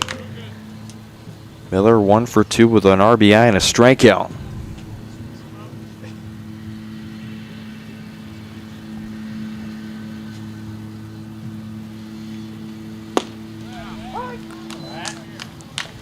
Strike 2 to Zach Miller. He had a double in the top of the 3rd. We out in a sac fly. In the top of the 1st, top of the 5th, he would strike out. Runner to second. Doesn't matter. Zach Miller's down on strikes, and the Cavaliers take game number 1, 15-4, the final score. Game 2 of this doubleheader will begin in approximately 30 minutes. So we'll go quickly into our post-game show here on Johnson County Sports Live. We're going to break down the final numbers for you here, as Johnson County wins their 43rd game all-time against the Wildcats reserves. The final numbers for Johnson County: multi-hit games for Max Townchick, Ranker Edwards, Carter Kelly, and Drew Veach. Cavs combined for 15 runs on 16 hits with 2 errors. 5 different pitchers combined for the 4-hit nod against the Baker Wildcats.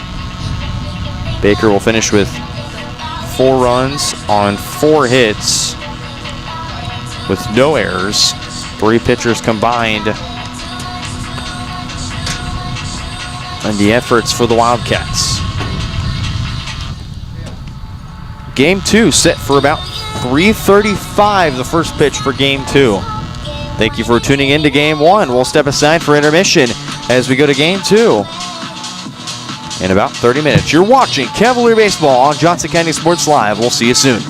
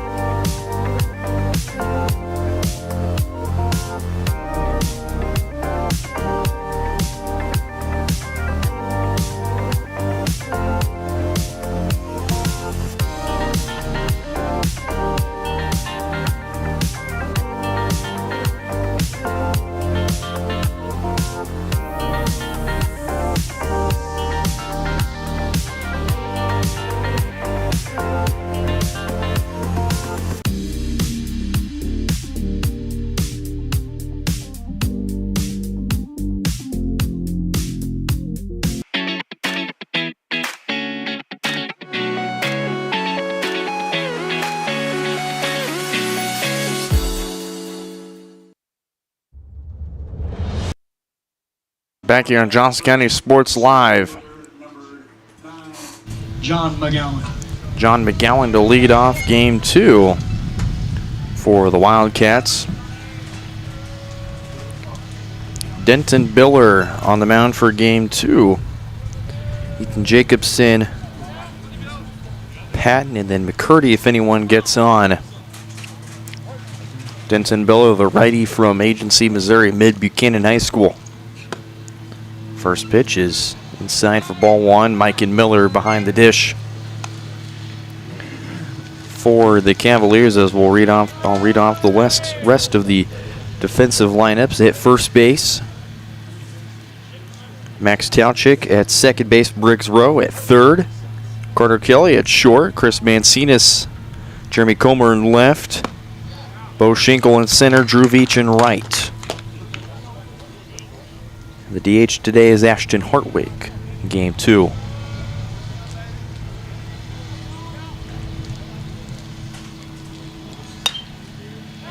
This one in foul territory. Miller takes off his mask and makes the catch for the first down.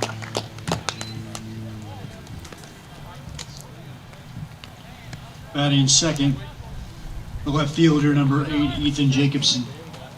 It's Ethan Jacobson.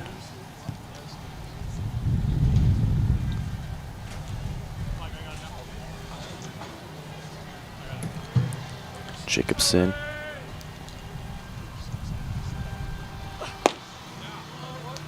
Went 0 for 3 of the runs scored and a strikeout in game 1.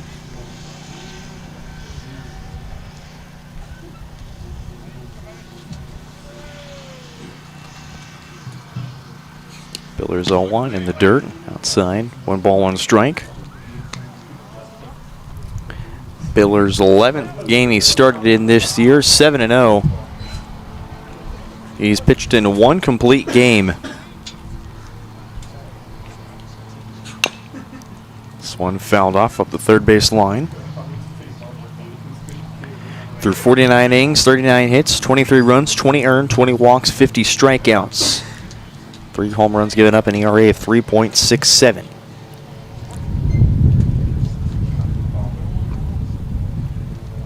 One-two pitch.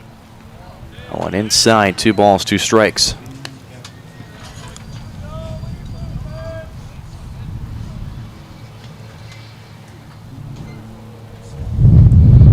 Getting into the last 2 weeks of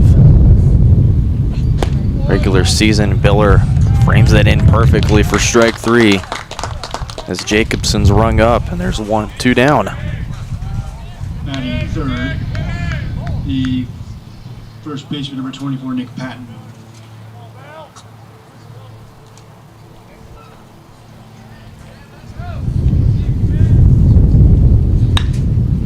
Patton flies this one to short. Mancinas under it to make the catch, round number 3. 1-2-3 first for Denton Biller. We go to the mound of the first. Cavs up to bat next on Johnson County Sports Live.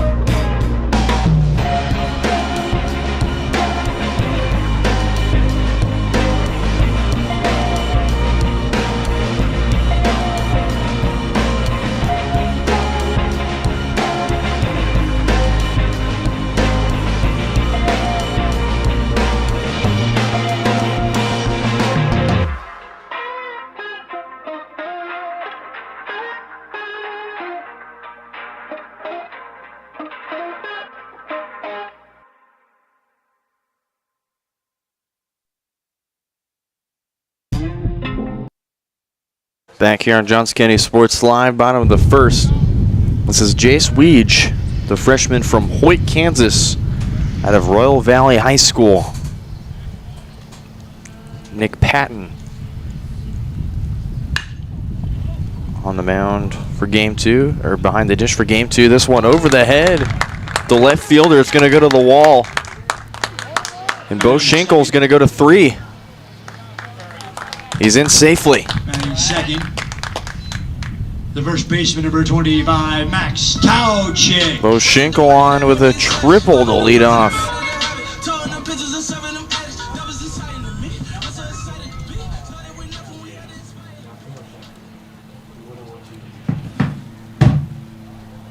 We've got a player down in the outfield. We'll step aside.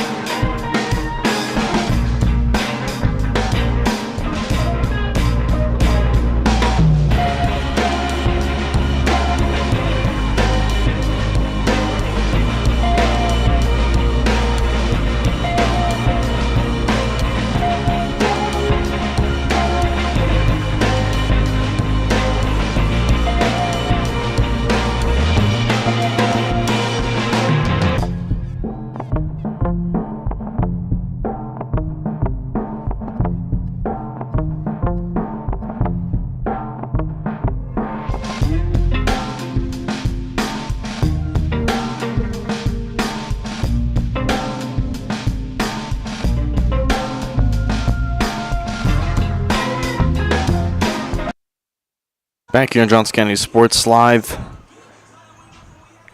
Ethan Jacobson was helped off into the Baker dugout. We do hope he is okay.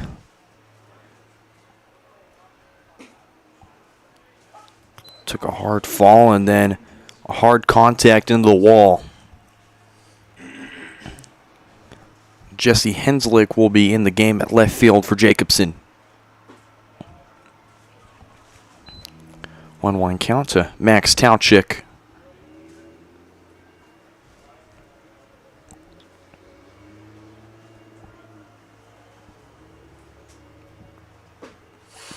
One inside.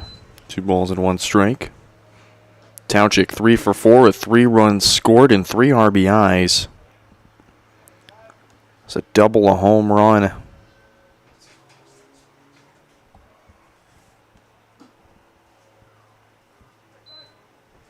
And a single. It's got a 3-1 count.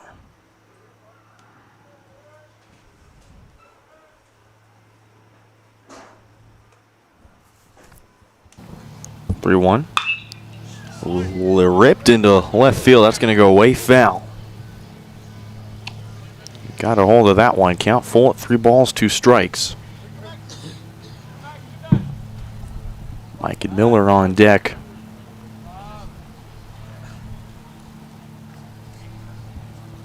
Three-two. Did he go around? No. Ball 4.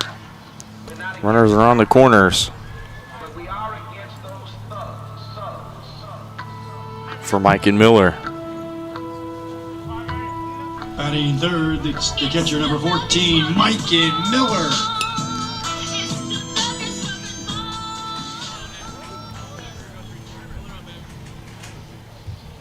Mike and Miller, the current player of the week. Bounce it back. Sophomore from Otsego, Minnesota. Committed to Nebraska.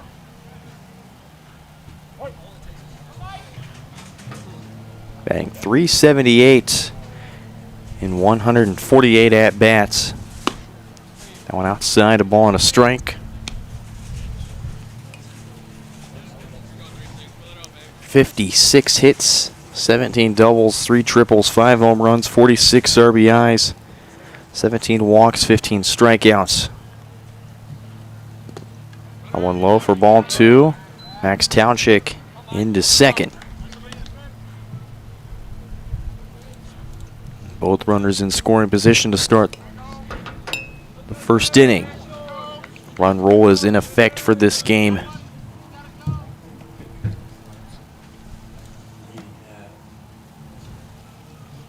Weege will step off and call time.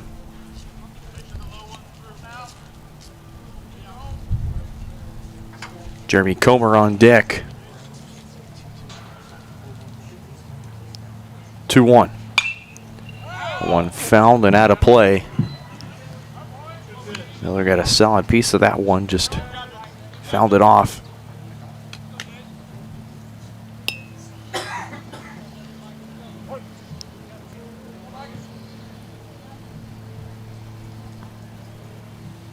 Two. No one high. Just missed 3 balls, 2 strikes. Again, Jeremy Comer. Also another future Big Ten commit is on deck. 3-2 is gonna hit Mike in and the bases are loaded. Batting fourth, the left fielder number 26, Jeremy Comer. That's up for Jeremy Comer. Your attention please, pinch running at first base for the Cavaliers, number 15, Tyrish Petch. Tyrus Petchy will be on first base, pinch running. So Comer will get his swings in game 2. The transfer from Tennessee out of Shawnee, Kansas, St. James Academy product, home to the Thunder. That one outside for ball 1.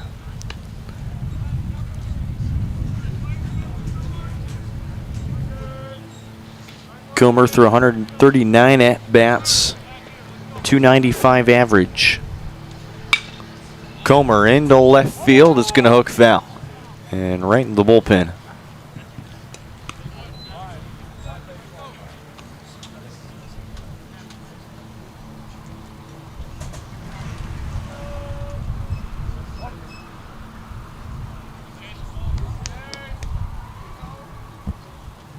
1 ball, 1 strike count.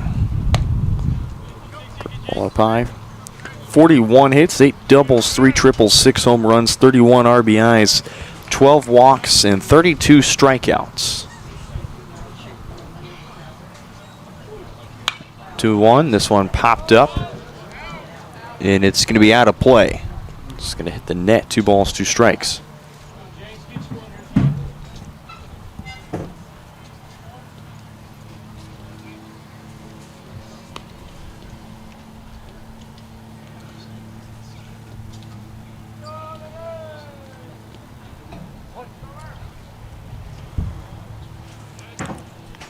Weege gets set. Deals a 2-2. This one off the shortstop and into the outfield. Boshinkle in to score. Townchick being sent home. To third goes Pecci. And Comer is going to have a 2-run RBI double. What up? This is Dr. Trey. The party's going on. Batting fifth, So they're going to rule it a double, the third baseman, number 4, which I think Carter rightfully Kelly. so, just because of what they were saying next to me is how hard it was hit and was just over his head.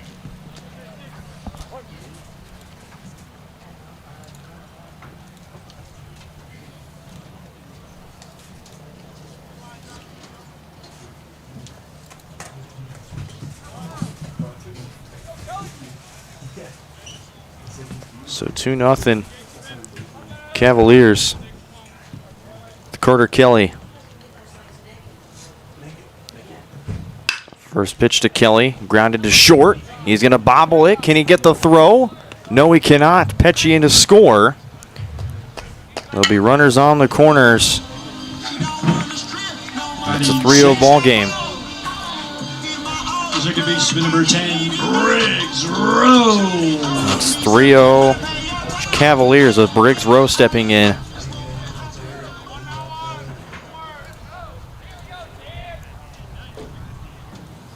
Briggs Rowe had a home run in the last game.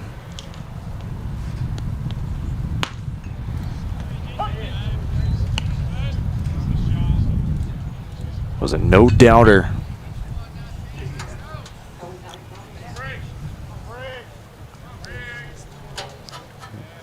Briggs finished the game 1 for 2 with a run scored, 2 RBIs, and 2 walks.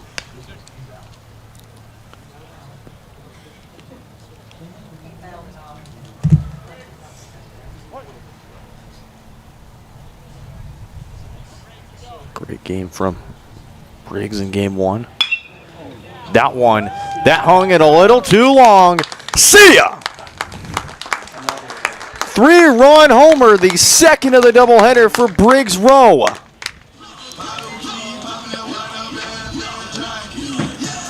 Why don't you double it? 6-0 lead for Johnson County.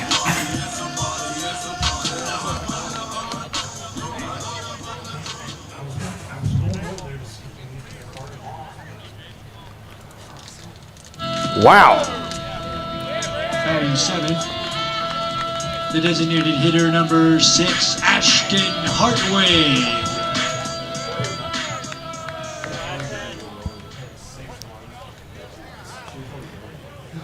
For Johnson County, 6-run first inning, and there's still nobody out.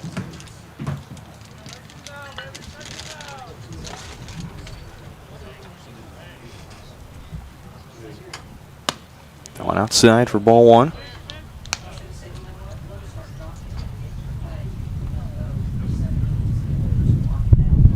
For Briggs Rowe, that's his 6th home run of the year. Going in there for strike 2.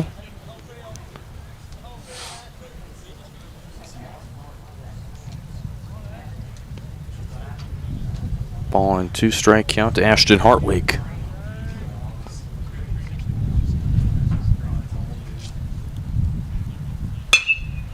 This one, it's going to drop in right field. And Ashton Hartwig, after the 3-run homer from Briggs Rowe, is going to put the Cavs back on the bases with a single. Number 22, Chris Mancinas. And there is a arm active in the Baker bullpen.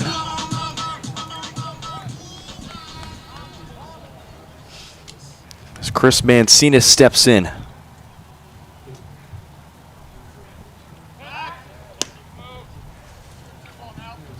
Back in safely is Hartwig.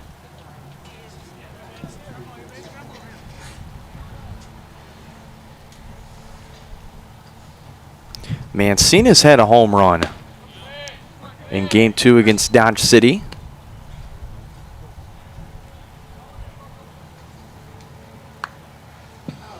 That was in the bottom of the 6th, where Johnson County played at 8 runs in the 6th inning. That one outside, 2 balls, no strikes. Mancinas, the freshman from Bishop Ward High School out of Kansas City, Kansas. 303 average with 2 home runs, 28 RBIs.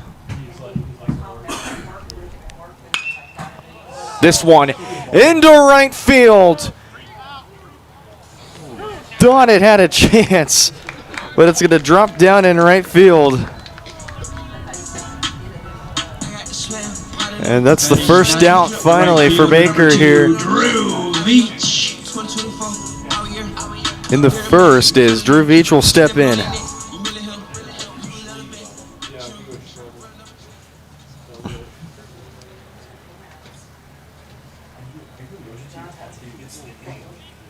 You might want to make sure you're not allergic to what you're putting on your body. First pitch, a strike to Drew Veach.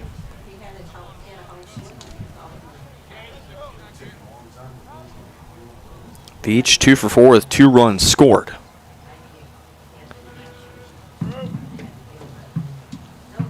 Two singles, and he had a couple stolen bases as well.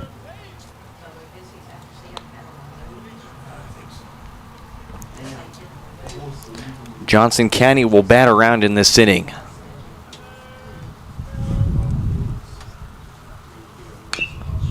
Veach fouls it back.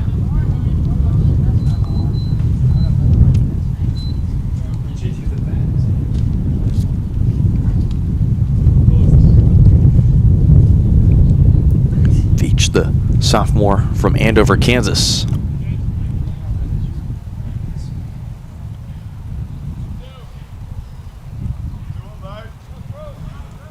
Pitch from Veach, takes high. 1 ball, 2 strike count.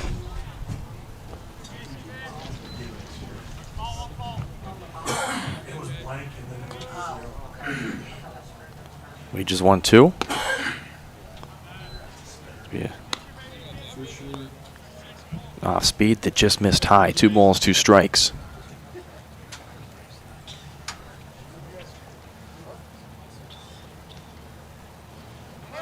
Two. That one outside and low. Throw's going to escape into center field. It got away.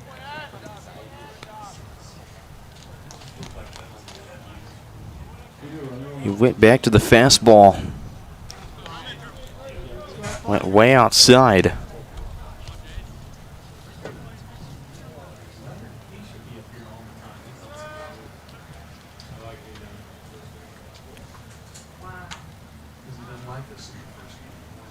Hartwig on third. Approaches well. This one right to third. That throw is way high. But on the bag in time for route number 2. Schinkel. Spivens. 2 down for Bo Schinkel. Hartwig came in to score. 7-0 lead, Johnson County.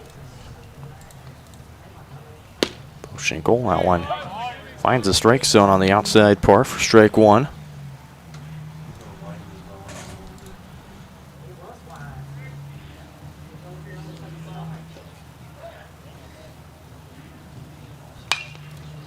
This one fouling out of play.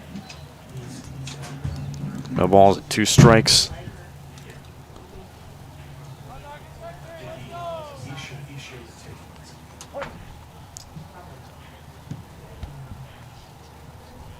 Bo Schinkel tripled his last time up. This one into right. Easy liner in right field for out number 3. A 7-run first for Johnson County. Headlined by a Briggs Row homer. Go to the second, 7-0 lead, Johnson County.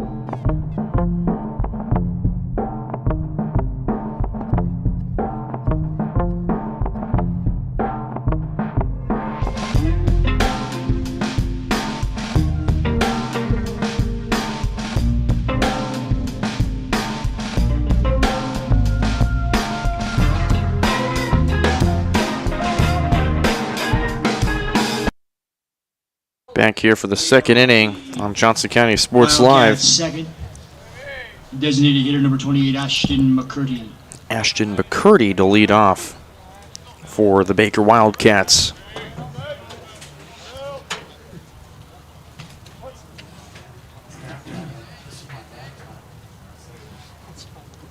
First pitch from Biller, a swing and a miss, high and inside for strike 1.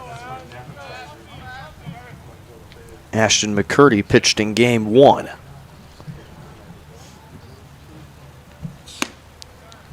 Biller blows that one right by him as well, 94 miles per hour for strike 2.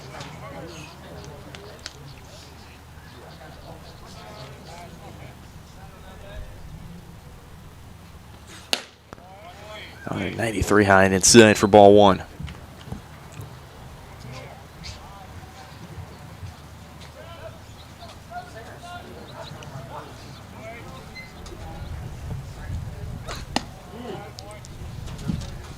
Misses.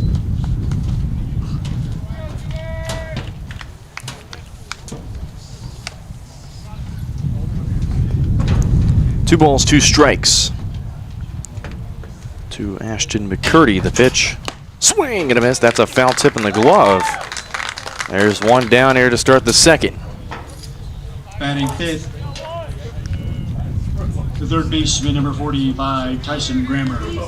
Here's Tyson Grammer. Tyson from Lawrence, Kansas, out of Lawrence High School, home of the Chesty Lions. And for some reason was not listed on the roster. That one outside for ball 1.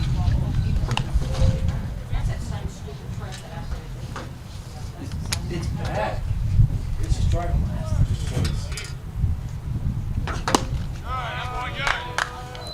Misses, 2 balls, no strikes. Bivens the third one up. After Grammer, Cooper Philbrick if anyone gets on.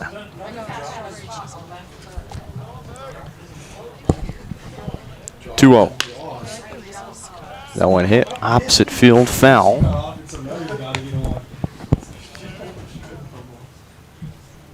Two balls and a strike.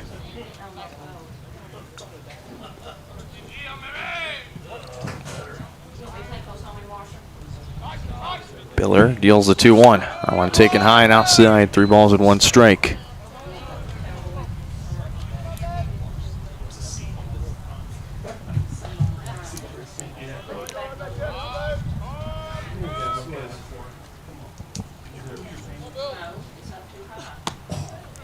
One misses outside for ball 4. 1 out walk for Tyson Grammer.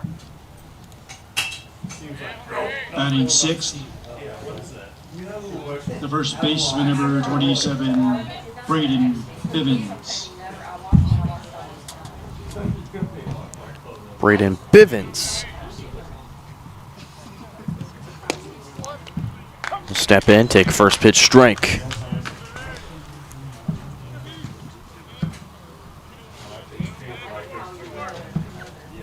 Bivens went 0 for 3 at 2 strikeouts in game 1.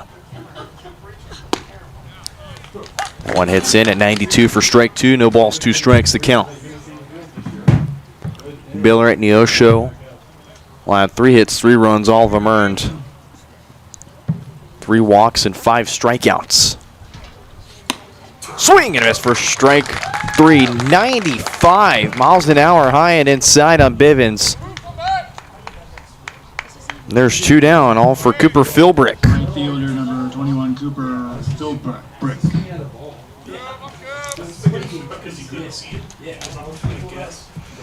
Cooper Philbrick, the freshman from Liberty, Missouri, transferred out of Hutchinson Community College.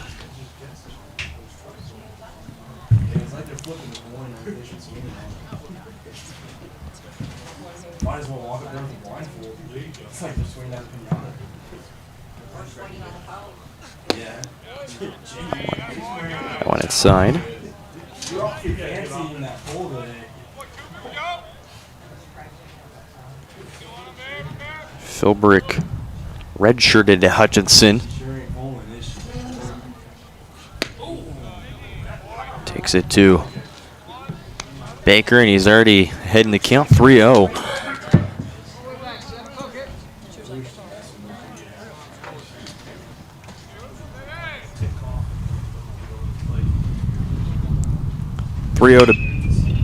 It's going to get into right field.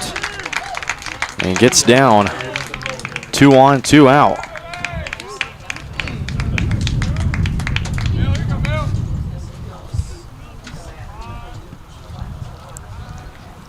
So after walk to Grammer, and now a single Shortstop, batting eighth, the to shortstop, Philbrick. number 5, Zach Miller. Zach Miller.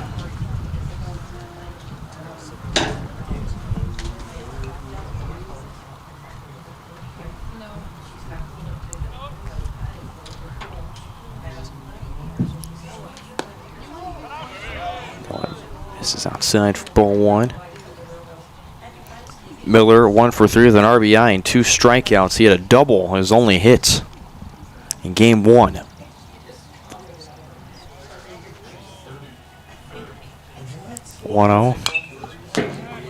Fouled bag, and that's going to hit the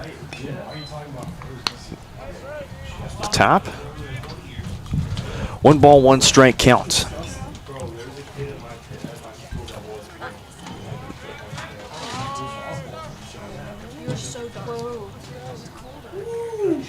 Billers 1-1. That one low and outside, 2 balls and 1 strike.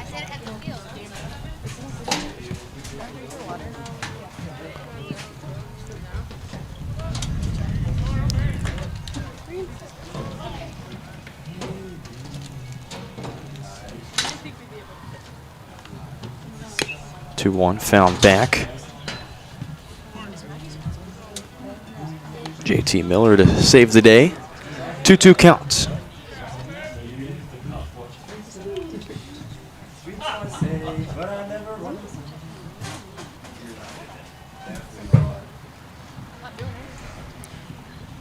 Swing and a miss for strike 3.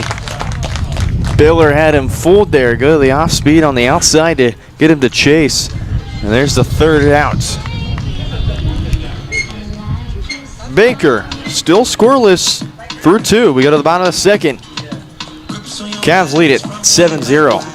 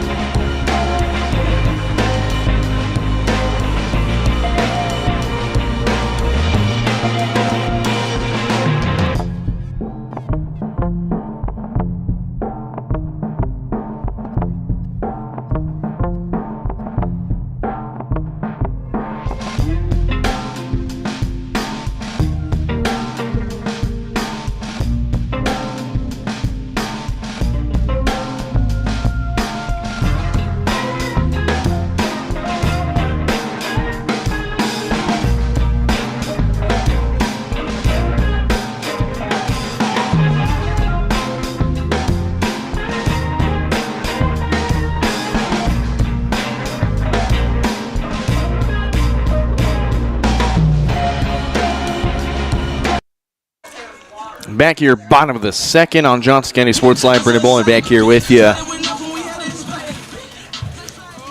So the day is done for Jace Weege through only an inning. They'll turn to Andrew Rhodes, the freshman from Olathe, Kansas. Taken high and inside for ball one. Townchick, Miller, Comer, Carter Kelly if anyone gets on. This one into foul territory, and that's going to be out of play.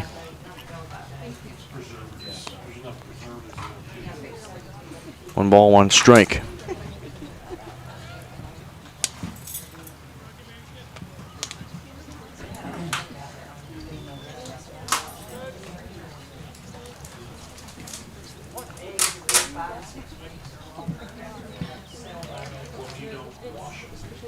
Ball, one strike count to Townchick. Off speed, just misses outside. 2 balls, 1 strike to count.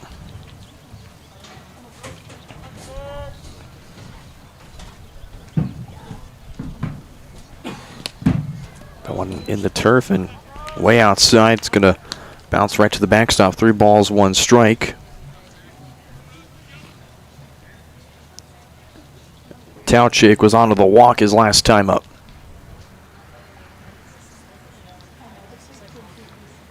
Three one. That one turned on. It's going to go into center field. Carrying well over the wall. It's gone. It's in left field, excuse me. A solo shot for Max Townchick. Max Townchick with his 2nd home run today. 8-0 ball game for Johnson County. The catcher, number 14, Mikey Miller.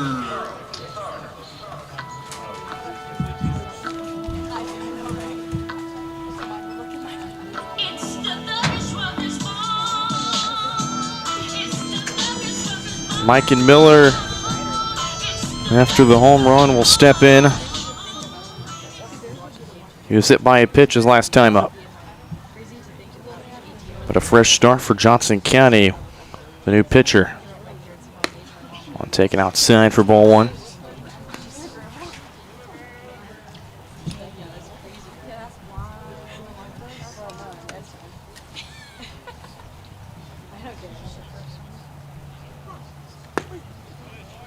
Off speed in there for strike one.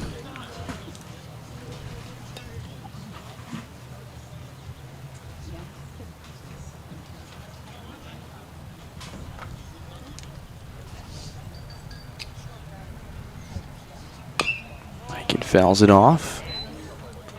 In the dugout. 1-0 for 2 in game 1 against Dodge City. Was taken out due to a groin injury.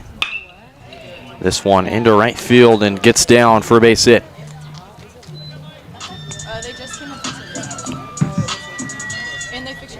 The left fielder, number 26, So Mike and Miller. Comer.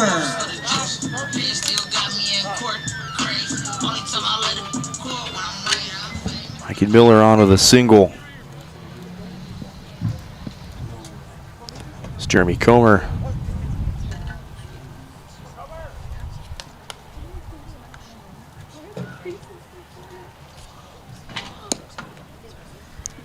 Takes ball one outside. Comer reached on an error.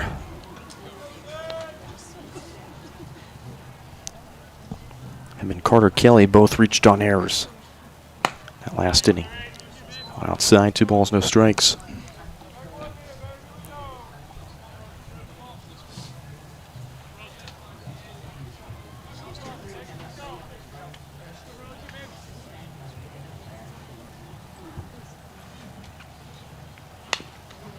Comer fouls it off. So Johnson County still is yet to finish an inning with no runs scored this afternoon.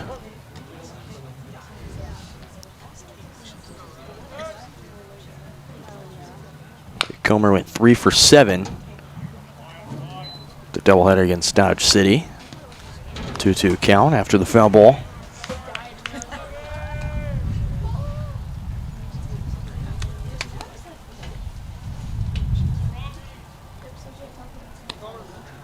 He hit a triple. 3 RBIs.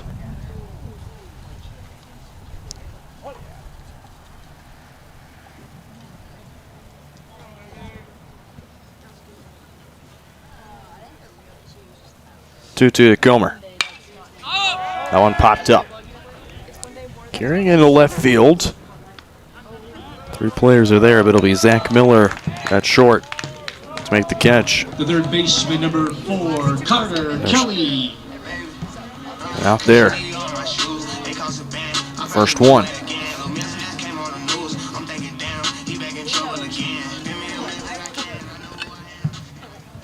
So here's Carter Kelly. Also reached on an error. Mike and Miller would score. That one to short. Miller backhand play on to second for 1, and the throw to first. Not going to be there as a slow roller.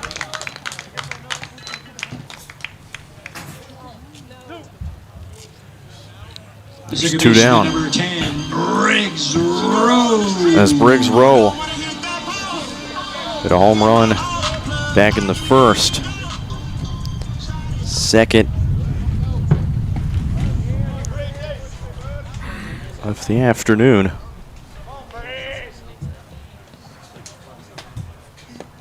That one low in the dirt for ball 1.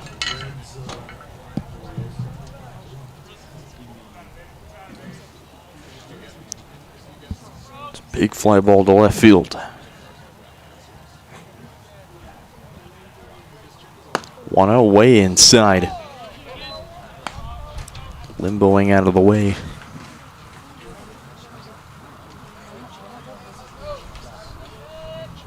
Two balls, no strikes.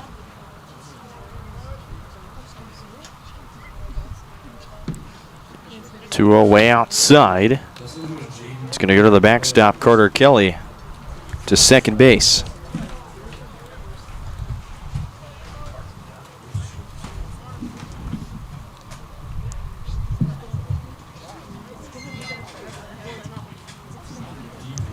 Time called is quick visit to the mound from Patton to Andrew Rhodes.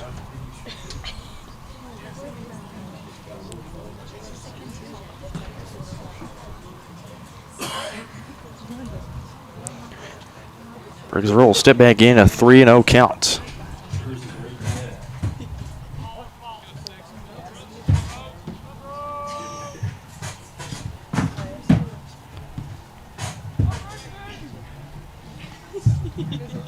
Three-0. 4-pitch walk in Briggs Row. It's on to first. There's 2 on for the Cavaliers. The designated hitter, number 6, Ashton Hartwig. Ashton Hartwig.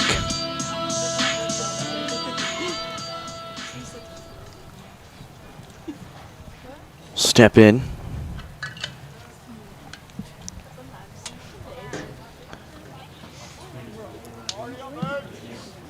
The biggest win for Johnson County against Baker.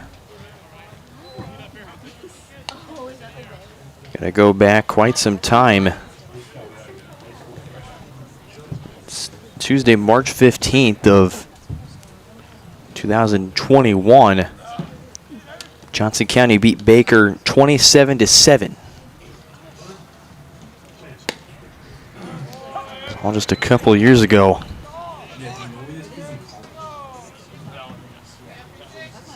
On a strike to Ashton.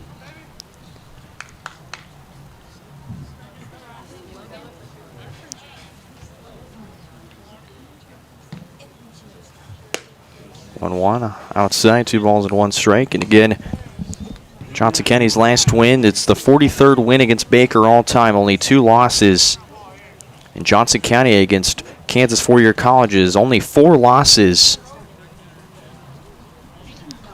Twice to Baker, once to Benedictine, once to Mid-America Nazarene out of Olathe. But after Baker's 42 wins against Mid-America Nazarene and Ottawa University, 16 wins apiece against those two schools, 7 wins against Benedictine and 2 wins against Pittsburgh State. 3-1. Turned on into left field. That's Karen well. It's over the wall and gone. 3-run homer for Ashton Hartwig. And the Cavs are going to take an 11-0 lead here in the bottom of the second inning.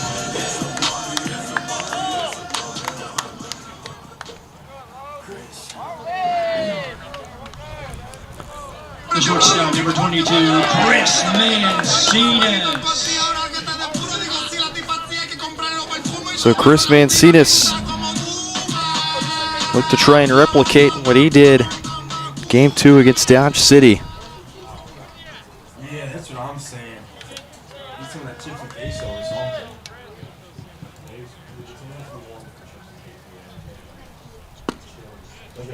Like a French onion. First pitch strike to Mancinas.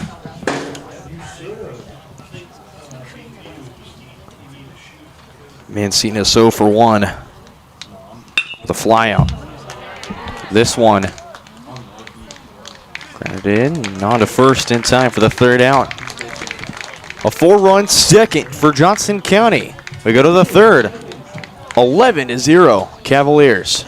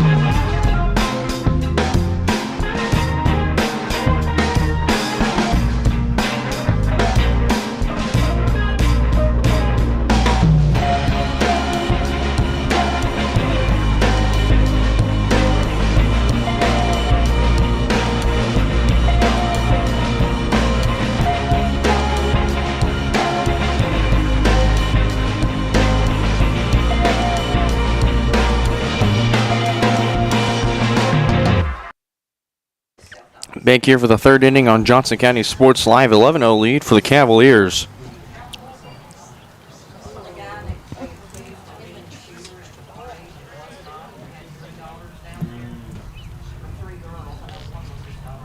Raul Martinez, watch out. That one at head level from Dylan Graebner, the new pitcher on the mound for the Cavaliers. Only 4 innings of work this year in his 7th appearance. 7 hits, 6 runs, 6 earned, 5 walks, 5 strikeouts, an ERA of 13.50.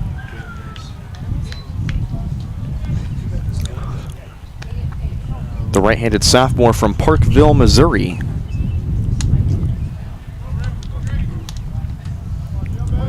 Redshirted last year and then his freshman year in 2022. Went 1-0 with 12 innings. That one way inside. 3 balls, no strikes. 7 hits, 6 runs, 5 earned, 9 walks, 14 strikeouts, an ERA of 3.75.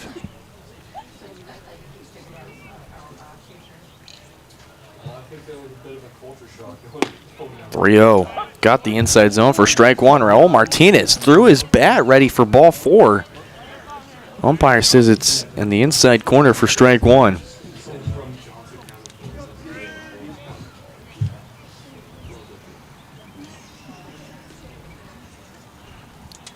(3-1). Outside for ball 4. Gravener issues a leadoff walk to Raul Martinez. Center fielder number 9, McGowan. John McGowan. Center field. Popped out into foul territory to Mike and Miller.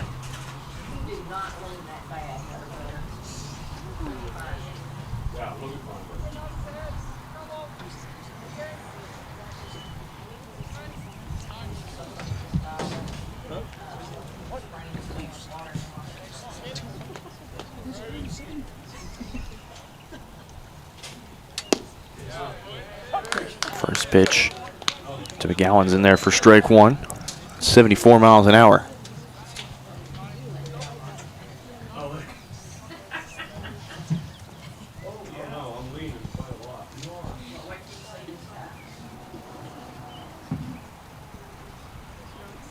Oh, 1 swung on and missed for strike 2. Meanwhile, gets away from Mike and Miller.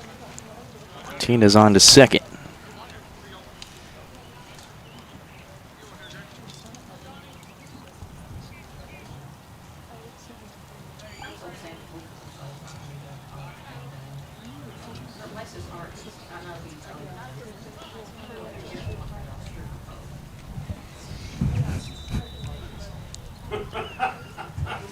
No balls and 2 strikes. That one just missed low. Ball 1.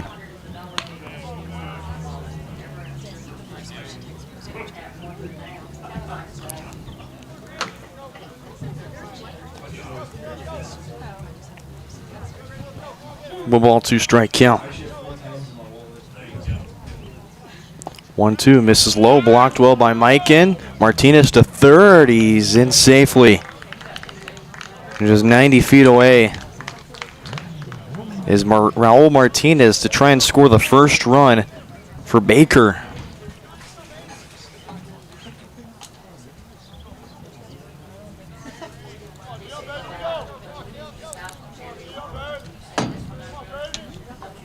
Two balls, 2 strike. Swing and a miss for strike 3. And Gravener gets the first down. The left fielder number 18, Jesse Henslick.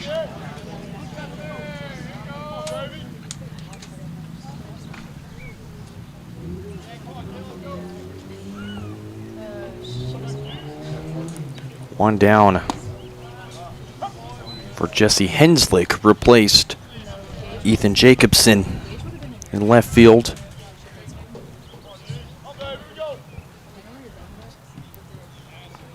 Lefty-righty matchup. 0-1 swung on and missed for strike 2 at 85.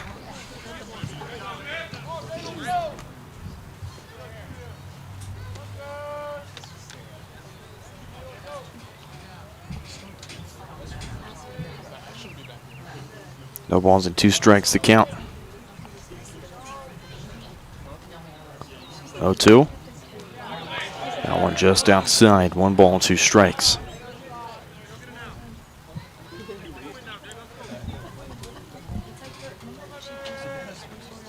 If Gravener gets Henslick out, he'll have to face Nick Patton. Try and end the third. 1-2. Low and inside. 2 balls, 2 strikes.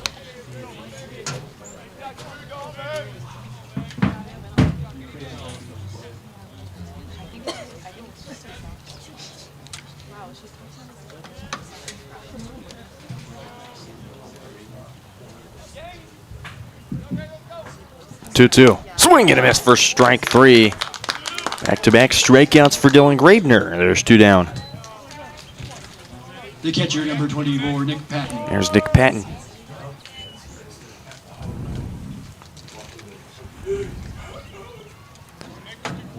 Nick Patton popped out to Mancinas to end the top of the first. Still got a runner in scoring position. Going in there for strike one.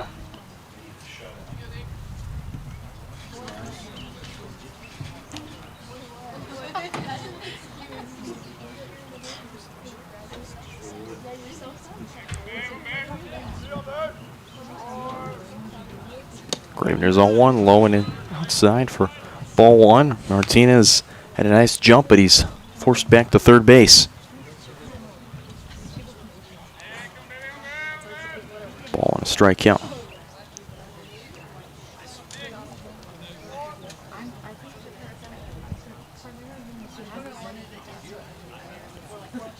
One. He did not go around. They'll go to the field judge. Not in time, 2 balls and 1 strike.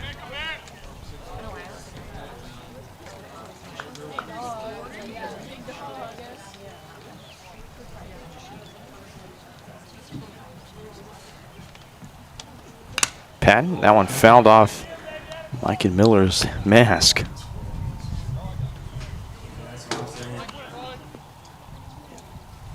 Looks to be okay.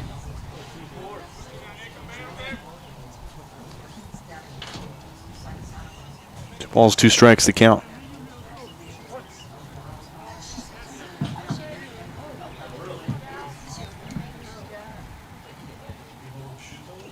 Two, that one taken outside. Count full at 3 balls, 2 strikes.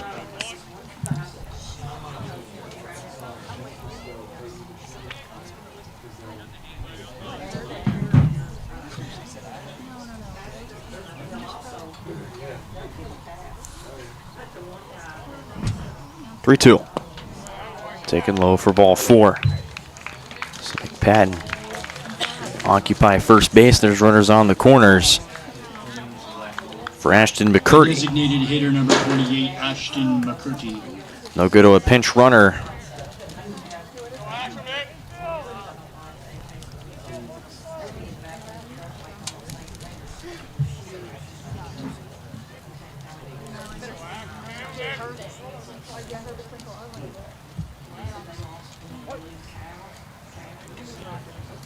Pinch runner Jaden Ford, the sophomore from Overland Park, Kansas. Local product right here, but not only is he a local product, he's a transfer out of a KJ transferred out of Allen County.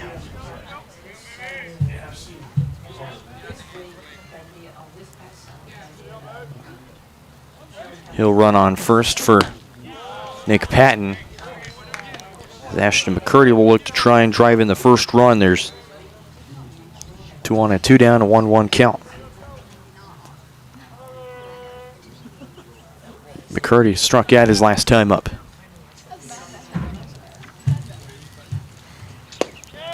One in there for strike 2 at 88 miles an hour.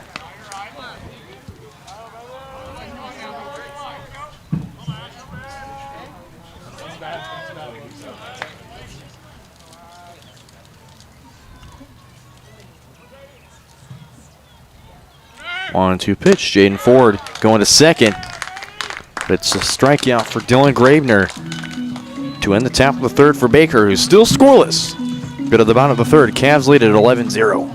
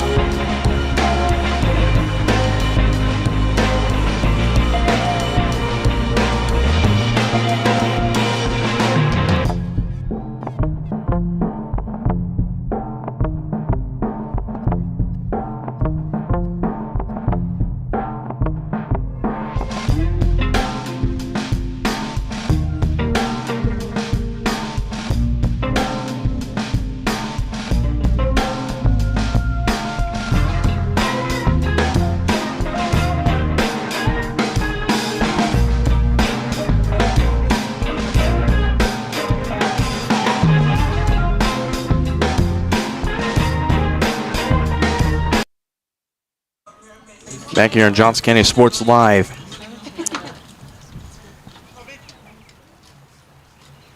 Back here for the third inning.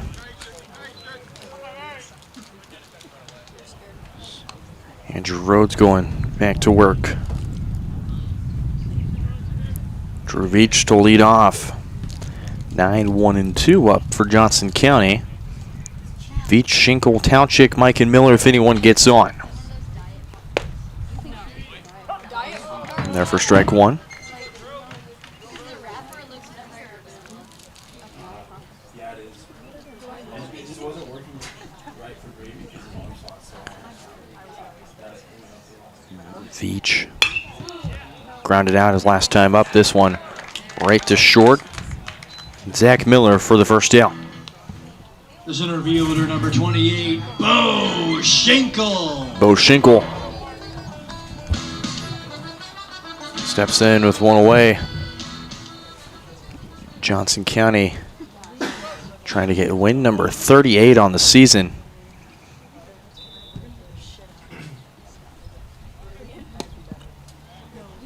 Steps in, takes low and inside for ball one.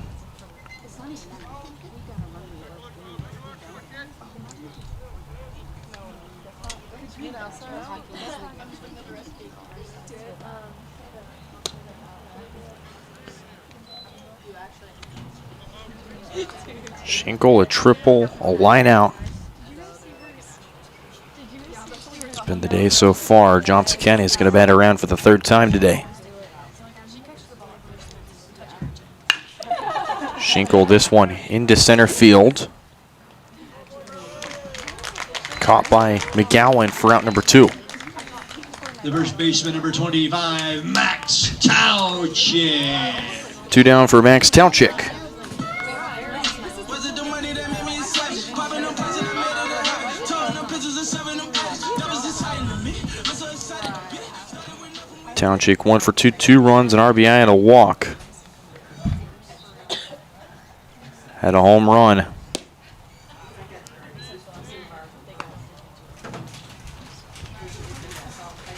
It's been a home run, a walk.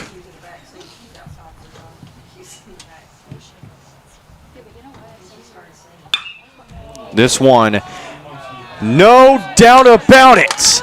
The second home run today for Max Townchick in game two, the third of the afternoon, a 12-0 ball game for Johnson County.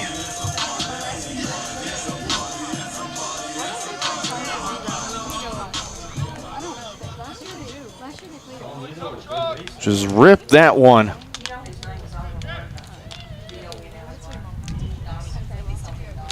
The catcher, number 14, Mike Miller. 12-0 lead for Johnson County, Mike Miller. It's the fourth home run, the third straight game with 4 home runs for Johnson County. Still no action in the onboard for Baker. I feel bad for the pitcher, huh? Pretty dried out already. 1-0. Outside, 2 balls, no strikes. Johnson County Ollie running away with this one very early.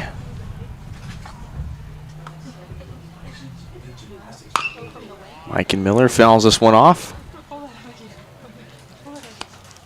After this, be back here on Thursday against Coffeyville, although 85% chance of rain on that day. All the storms look to be kind of in the evening.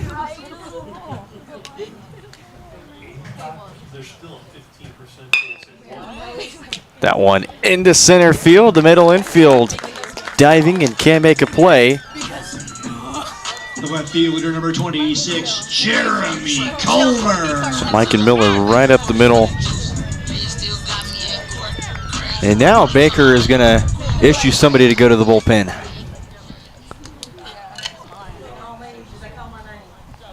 Just look over in the corner of my eye and see.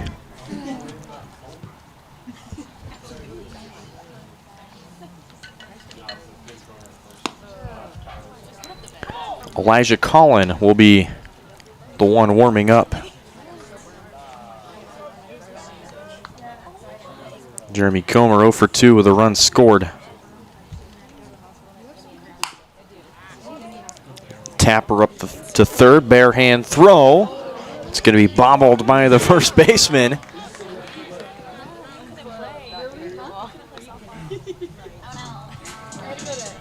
And Tyrus Pecci is up to third base.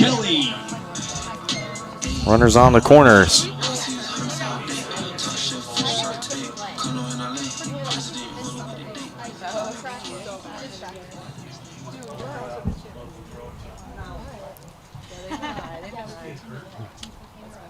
So time called is already be a visit to the mound.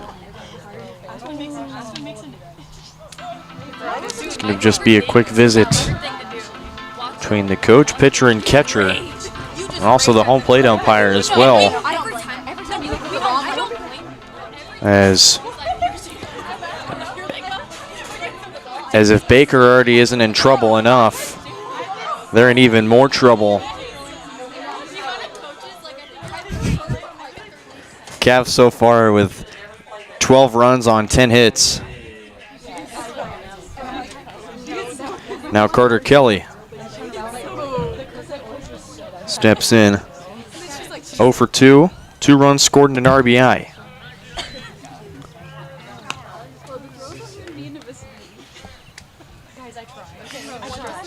There was one time where you just watched it and you I'm just going to throw them high. Kelly, big fly into right field. And in foul territory, it's Braden Bivens trying to make a play. He slides and no dice there. It's fouled off. Ball on a straight count. Carter Kelly reached on an error and grounded into a fielder's choice.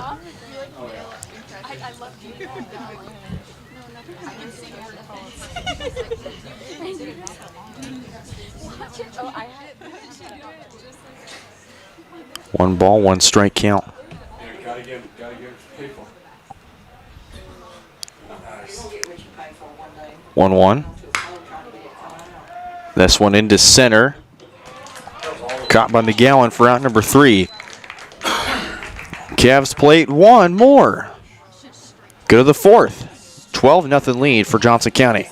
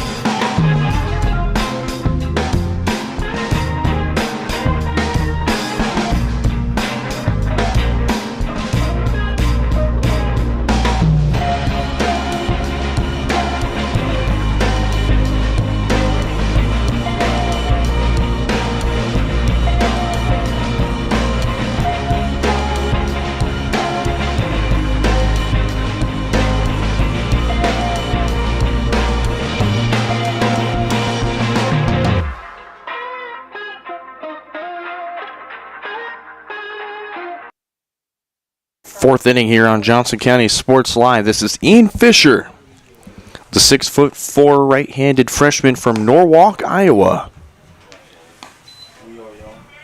Left-handed pitcher, excuse me. Read it backwards. He bats right-handed, but he throws left-handed.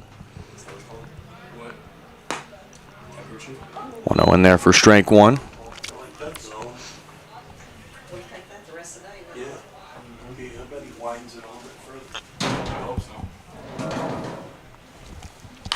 Appearance number 5 this year for Ian Fisher. 1-0 record through 3 innings, allowed 3 hits, 5 runs, 4 earned, 2 walks, 5 strikeouts, ERA of 12.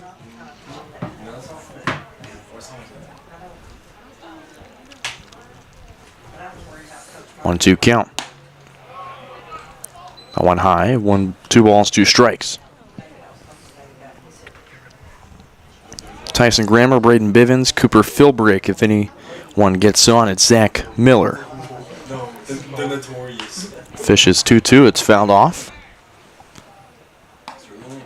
And Grammer's going to have another 2-2 coming up.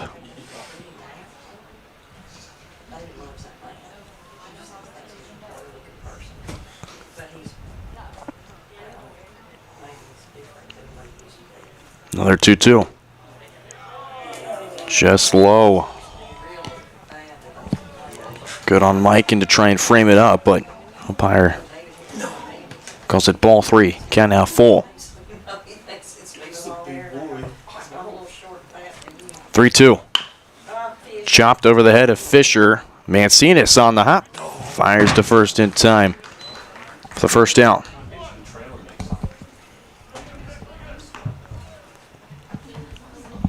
One down for Braden Bivens. Spencer Strider strained his right hamstring. Spencer Strider strained his right hamstring. Yeah, he got put on the 15-day IL. When did he do that? Bivens 0 for 1 with a strikeout. Strider placed on 15-day IL because of a strained right hamstring. He just can't stay healthy. Low right corner. Call for strike. Yeah, his hands too tight.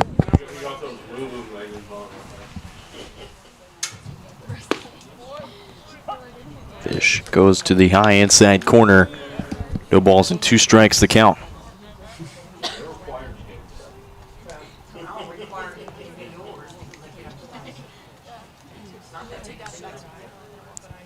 Oh, 2. Chopped to short. Mancinas scoops it up. Fire to first. Townchick, nice job to stay with it defensively. There's 2 down.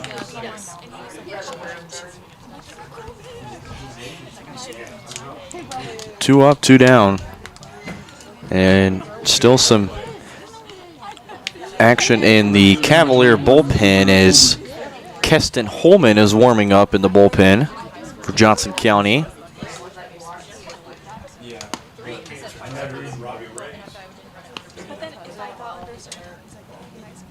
Colin warming up in the pen for Baker.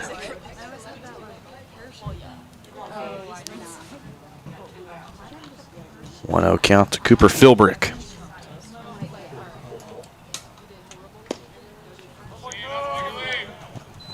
Misses 2 balls, no strikes. Philbrick was on with a single. The only hit today for Baker.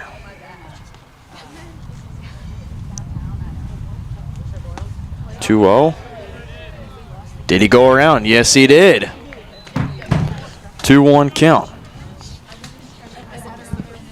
And Fisher went high on that one, and Philbrick definitely went around enough to negotiate for a strike call. 2 balls, 1 strike.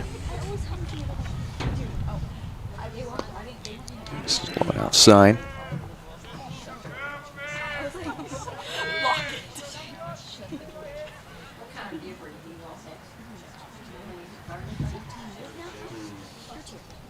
I think the French onion is pretty good, but queso would be like. Fish has 2 strikeout games, but he issues a walk here to Cooper Philbrick, who will be on base for the 2nd time today. The shortstop, number 5, Zach Miller. And Zach Miller, the shortstop, steps in.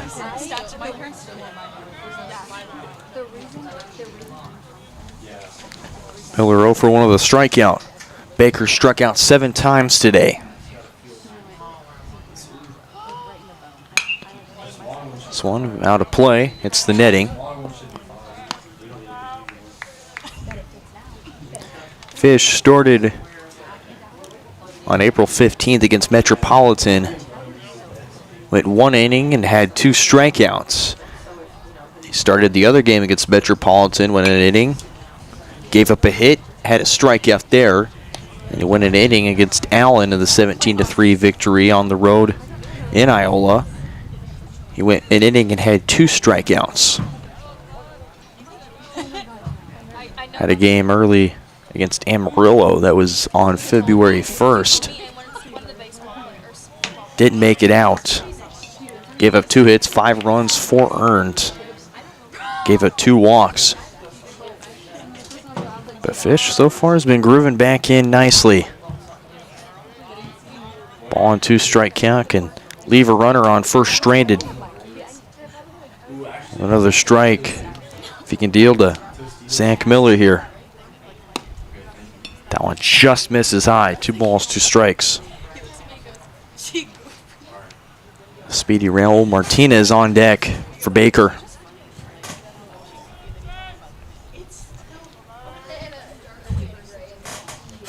Fish deals the 2-2. Fouled off once again.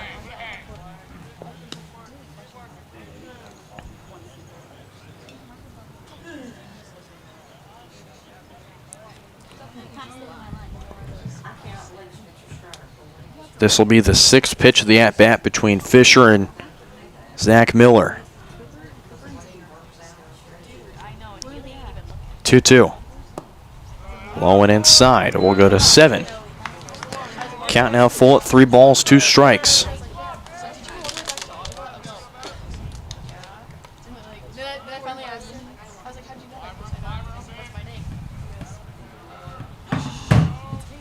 Fish looks in. Kicks and deals the 3-2. Runner goes to second. And he'll just have to walk there.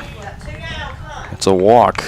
There's 2 on for Baker. Raul Martinez. Raul Martinez walked his last time up. He's stolen the only base today for Baker. Right inside for ball 1, and certainly with runners on, last person you want to let on base is Raul Martinez. 1-0.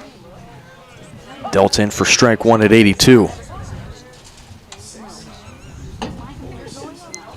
Martinez, freshman from Kansas City, Kansas, out of Sumner Academy.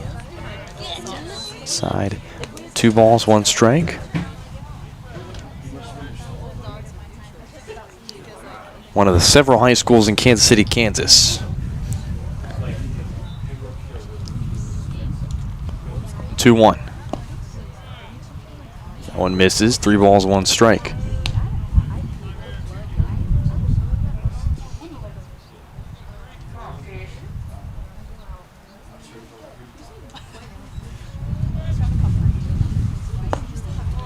Three 1 in there for strike 2. Count full. 3 balls, 2 strikes.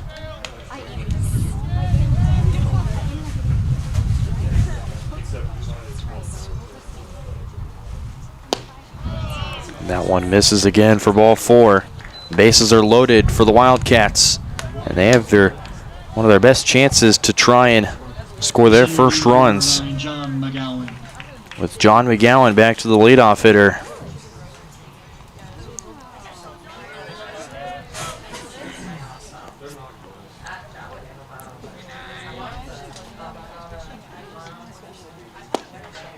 First pitch to McGowan inside for ball 1.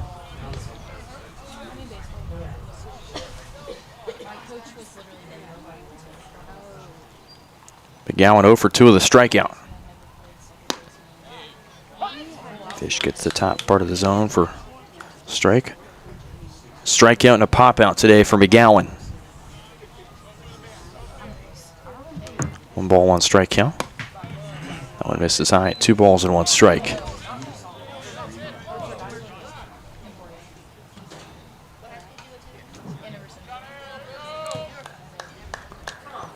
Two one to the bases loaded. Fish just needs an out to try and escape the inning. It's McGowan to foul tip back in the glove.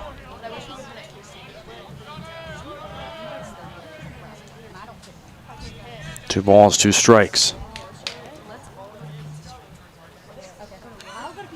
Fisher looking to get out of the bases loaded jam. 2-2. Swung on. This is popped up. Mancinas is going to call for it in the outfield and makes the catch for out number 3.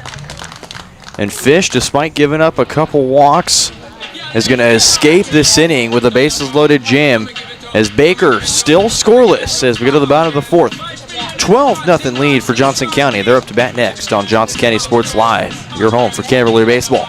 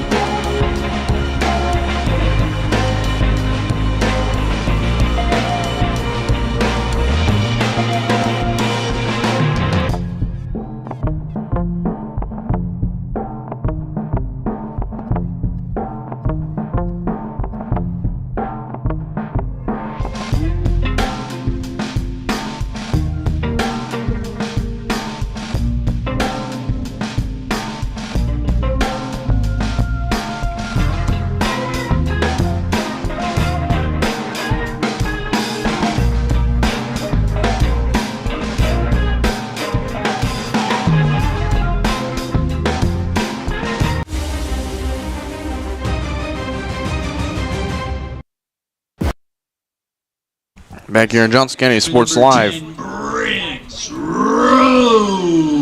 Here for the bottom of the 4th, Briggs Rowe.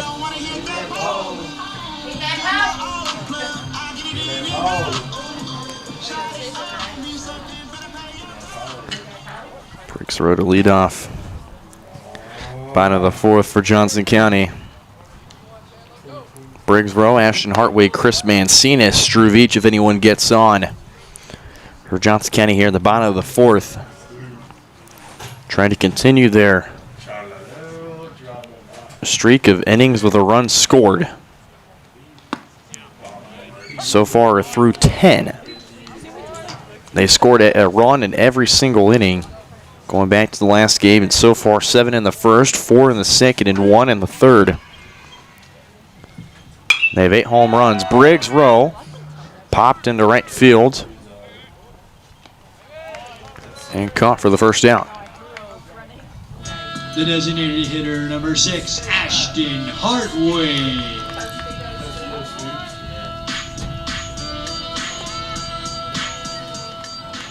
One down now. Ashton Hartwig will step in.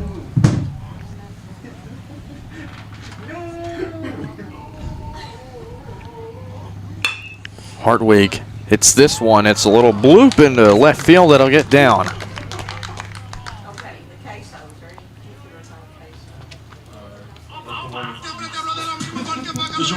Chris Mancinas could look to try and drive in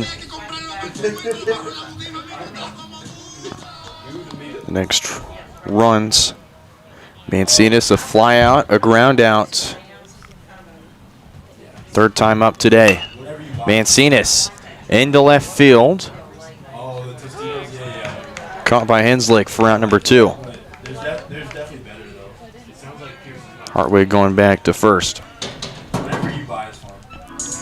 Drew Veach will step in. Number 2, Drew Veach.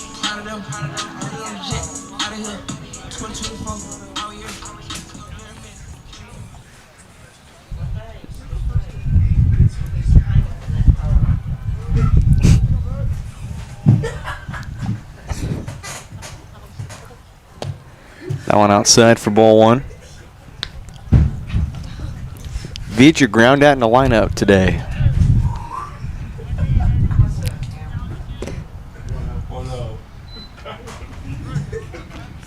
1-0 to Drew Veach.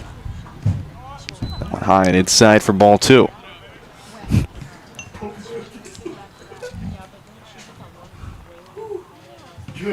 Goodness.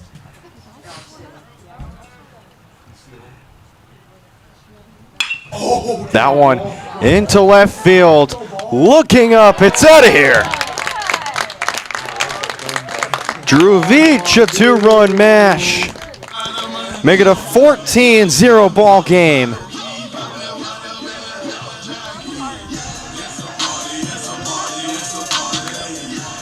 Drew Veach, one swing of the bat, and the Cavaliers, their 11th straight inning with a run scored as Drew Veach hits home run number 4 of the season.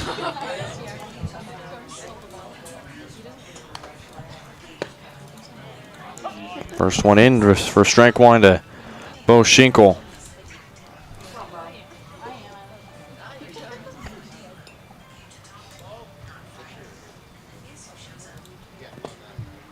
Low. 1 ball, 1 strike.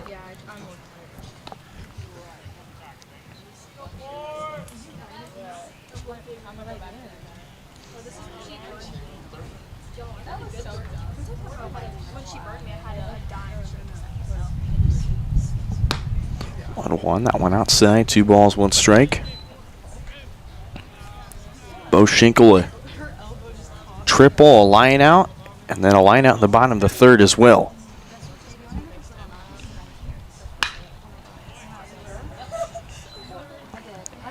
Line to the left field and foul. 2 balls, 2 strikes.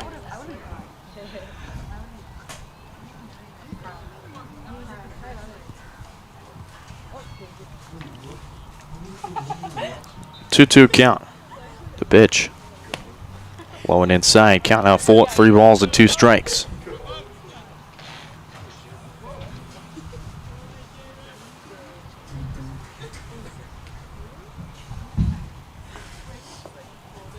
Three-two to Bo. Outside for ball 4. Bo Schinkel will head to first as Max Tauchik. Baseman number 25, Max Tauchik. Max Tauchik 2 for 2, 3 runs scored, 2 RBIs and a walk. 2 home run day for Max Tauchik.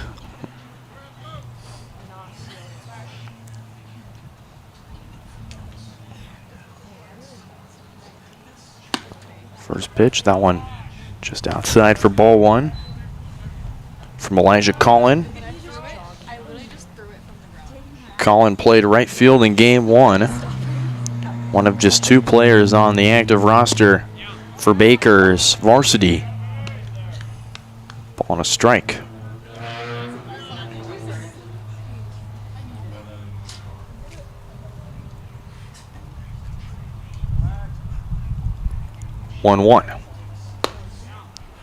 One high, but catches the top of the zone for strike 2. Ball on 2 strike count.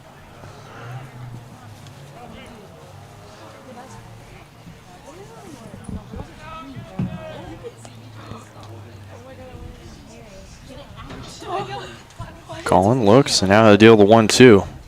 Tauchik thought about going around, but curves out. 2 balls, 2 strikes. Mikey Miller on deck for Johnson County. Keston Holman still warming up in the bullpen. 2-2. Oh my goodness!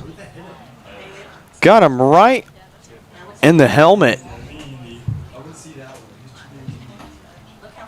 Oh my goodness. Where's our trainer? Oh, don't worry about it. He just got hit in the head, honey. You just stay over in the dugout. But not against Raptor. So Townshek is going to go to first base, but with a watchful eye. The catcher, number 14, Mike Miller. Now there's 2 on for Mike and Miller. As assistant coach Jacob Van Vactor will greet Townshek on first. She was pitching the games. 2 down for Mike and Miller. 2 for 2 of the runs scored. 2 singles today for Mike. 1 misses outside for ball 1.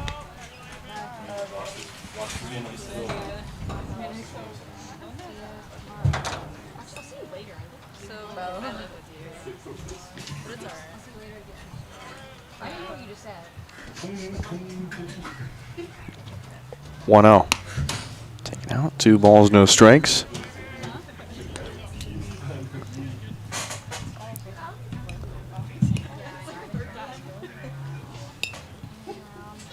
Baker will start a 4-game set against Missouri Valley.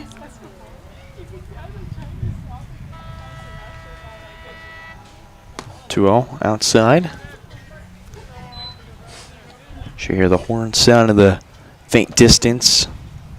Johnson County women's soccer taking on Avila next door. 3 balls, no strikes. 4-pitch walk to Mike and Miller. And the bases are going to be loaded here. As out comes the head coach to talk things over. A full team meeting, minus the outfield. As Jeremy Comer looks to step in. Comer 0 for 3 of the runs scored today. He's got plenty of power behind him.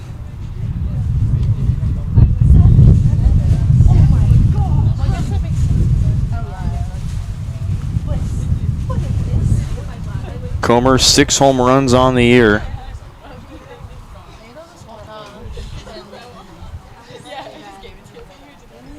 The left fielder, number 26, Jeremy Comer. And the bases loaded opportunity with plenty of power on the bat. Tied for 28th in the conference in home runs. That one way high. It's going to go to the backstop. Bo Schinkel standing up will score.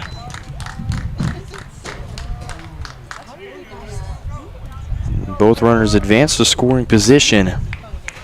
It's a 15-0 ball game.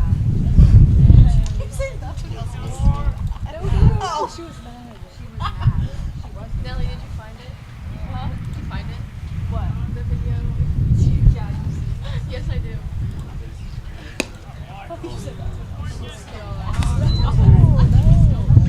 One misses. 2 balls, no strikes.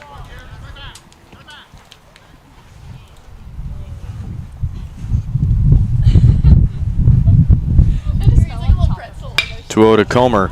Into left field. And it's going to go to the wall. Townshek and Pecci in to score. 2-run RBI double for Jeremy Comer. 17-0 lead for Johnson County. Carter Kelly.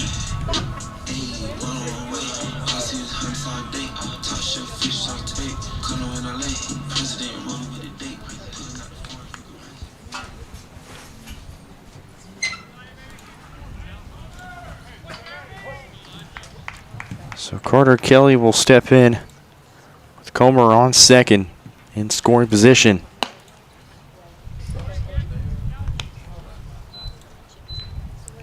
Misses for ball 1. Kelly 0 for 3, 2 runs scored and an RBI.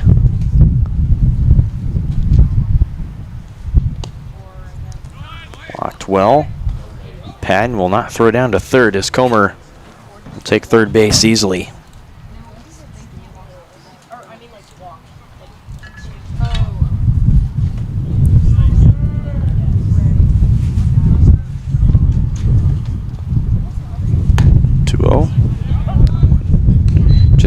top of the zone for strike one. Kelly didn't like that one. 2 balls and a strike. Kelly just trying to notch his first hit. One low, but he chases. Goes around and misses for strike 2.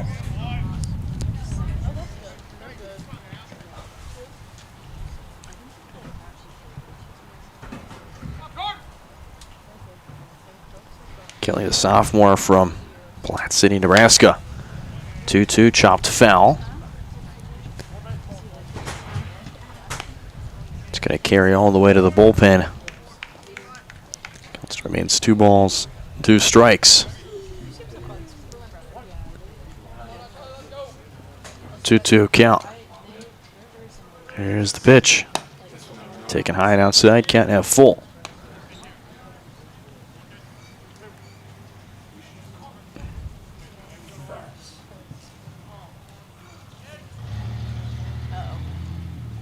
Kelly a home run in game 1. And he strikes out swinging here to end the bottom of the 4th. 5-run 4th for the Cavaliers. They extend the lead 17-0 as we go to the 5th here on Johnson County Sports Live.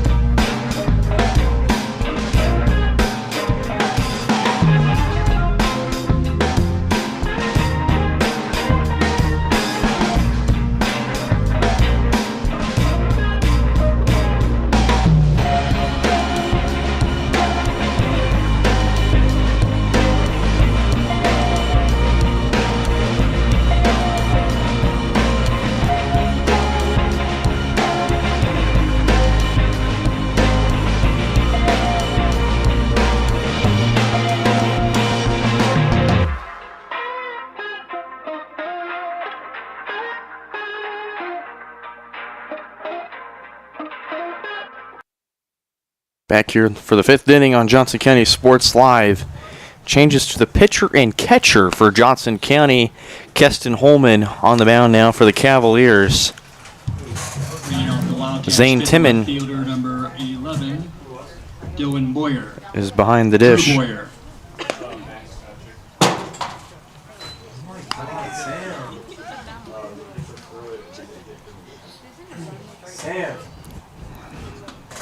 Somebody dropped their phone. 0-1, that one taken outside for ball 1. Keston Holman, the right-handed freshman from Nebraska City, Nebraska.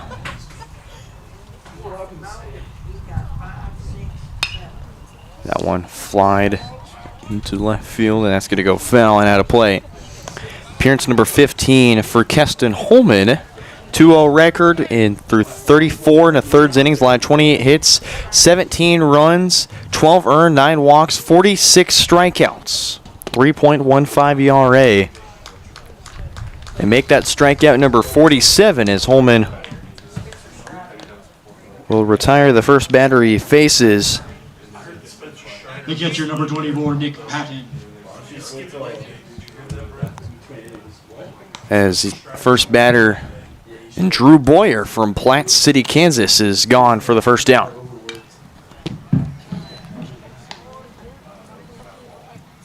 First pitch fouled off by Nick Patton, the catcher. Patton 0 for 1 of the walk. Patton also popped out to Mancinas to win the first. 1 ball, 1 strike.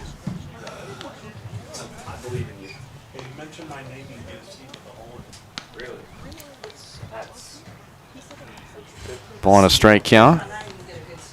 Pitch from Holman. In there for strike 2 at 79 miles an hour. 1 ball, 2 strike count.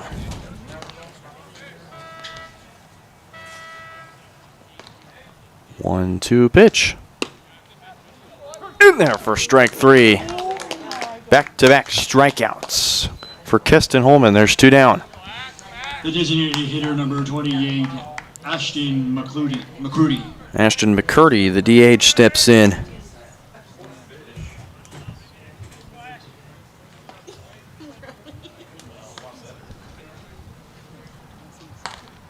So McCurdy steps in with 2 down. Baker still with only 1 hit on the ball game.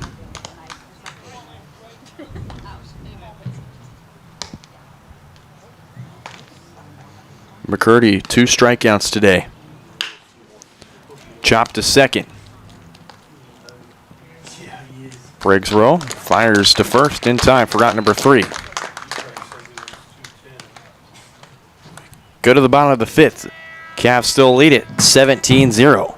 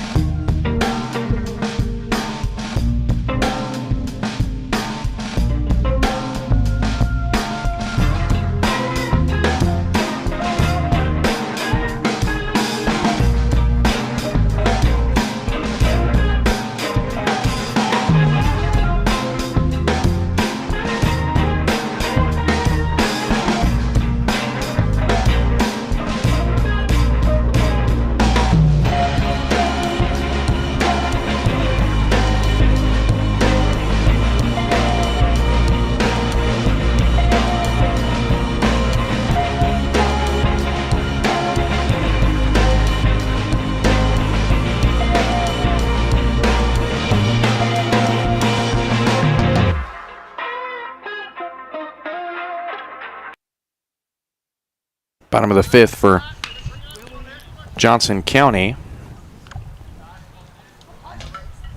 Briggs Rowe to lead off. Second baseman takes strike 1.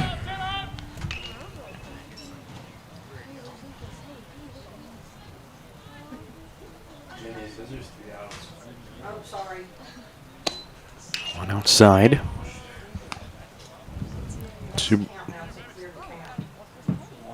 1 ball, 2 strikes, the count. That one fouled off. Count still at 1-2.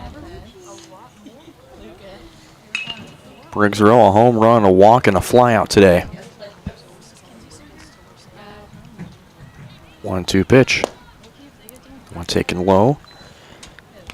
Tyson Grammer is the new pitcher for the Wildcats. Ashton McCurdy moves to third.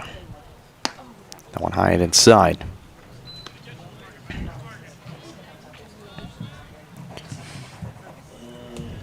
Jesse Henslick pinch hit for this one. Past second and through into right field. It's going to trickle all the way to the warning track. Throwing way offline. Miller having to race over to go near shortstop to field that one. Double for Briggs Rowe. It's Ashton Hartwig. Freshman from Edmond, Oklahoma. A single, two singles, a home run in the bottom of the second inning. This one past third. Miller bobbles it. Ashton Hartwig is going to go to first base easy. Two quick runners on to start off the bottom of the fifth inning. It's Chris Mancinas. What he just did. This guy's supposed to keep track of that flow. It's kind of hard. Mancinas fouled off. It's single. Yeah. Was that the first pitch? Just seeing, yes. Did bad. So that was a strike, right? Mancinas a fly out, a ground out, and another fly out in the bottom of the fourth inning. 0-1. This one into right field. And nobody's going to get it. And it's going to be even bobbled further by Philbrick. They're going to send the run in. And in safely to score is Briggs Rowe. The right fielder, number 2, Drew Leach. Johnson County extends the lead to 18-0. And it's the 12th or the 11th straight inning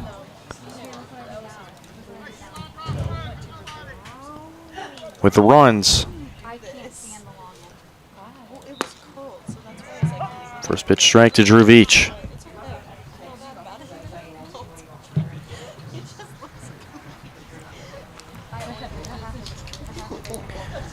Veach, a ground out, a line out, and a home run in the bottom of the fourth inning. 0-2 count.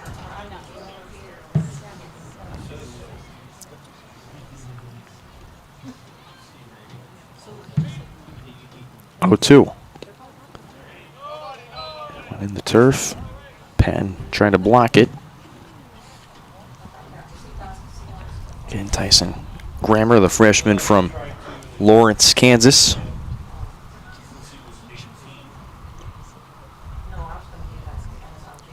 1-2. One just misses high and inside. 2 balls, 2 strikes. Tyrus Petchy on deck.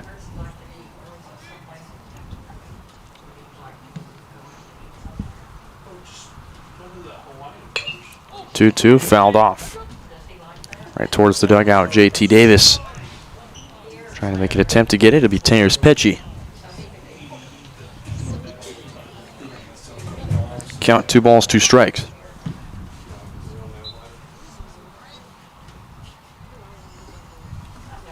Here's the 2-2.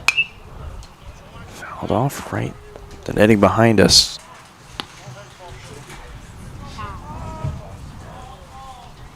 Count still remains 2 balls, 2 strikes.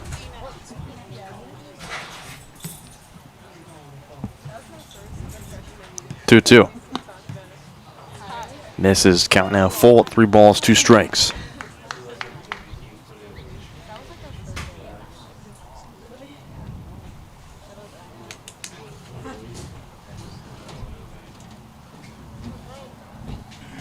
Three-two. Swinging to miss for strike 3, and there's the first out. Both runners advance, however.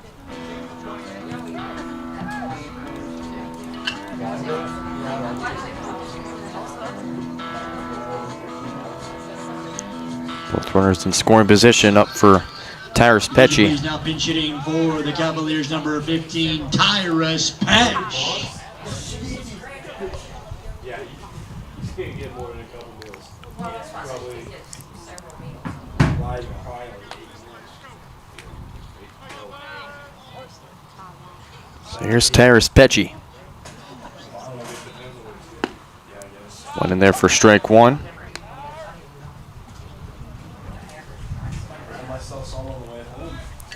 Pecci 0 for 2 with 2 strikeouts in game one. That one inside.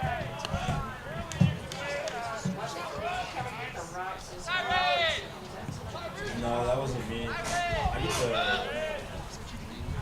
1-1 in the dirt. Patton keeps it in front of him. 2 balls and a strike.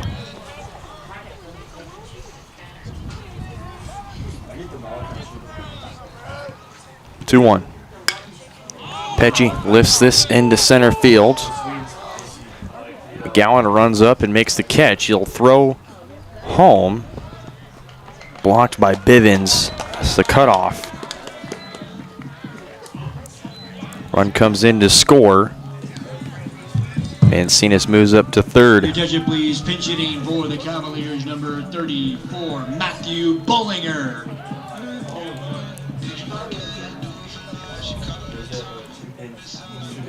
19-0 lead for Johnson County. It's Matthew Bollinger. Bollinger swings and misses for strike one.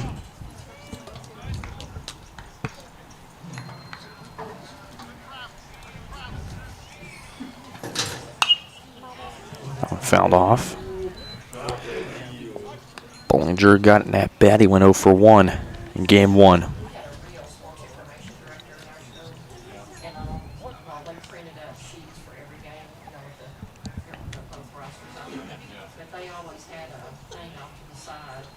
Oh, 2 into right field, and it's going to go foul into the Johnson County bullpen.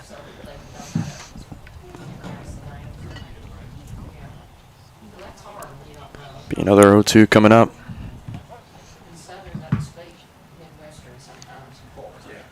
The pitch in the turf. Ball and 2 strike count.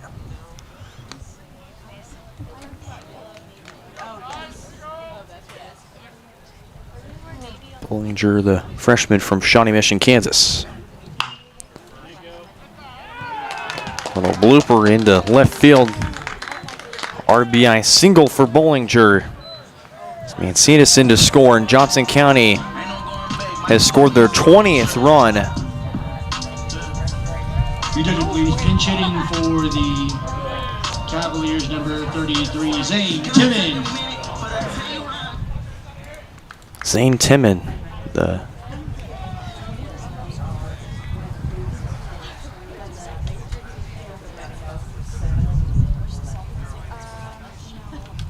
transfer from Eastern Illinois.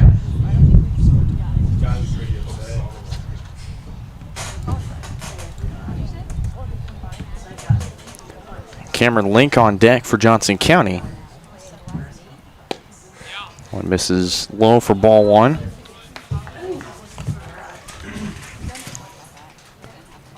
Yes, it was.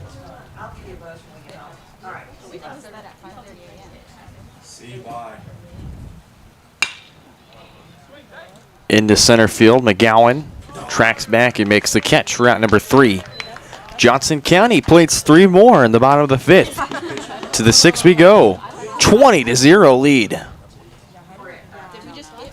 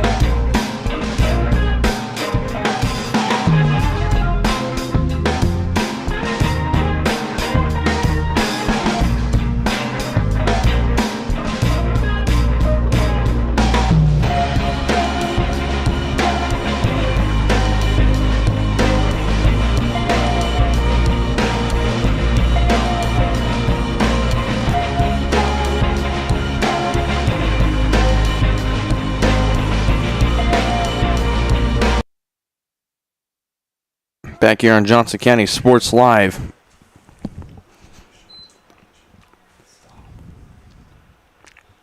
Pitcher's duel here. New pitcher on the mound for the Cavaliers, Blake Ness. As Tyson Grammer to lead off the top of the sixth for Baker.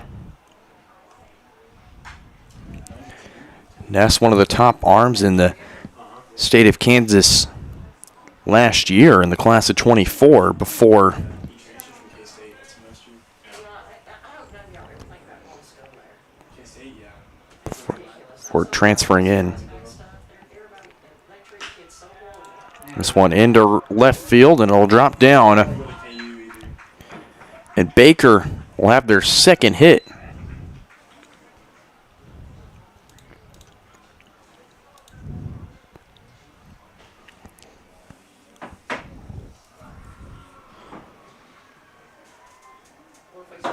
So it'd been a minute, quite some time. Pitching for the Wildcats, number 44, Blake Reeder.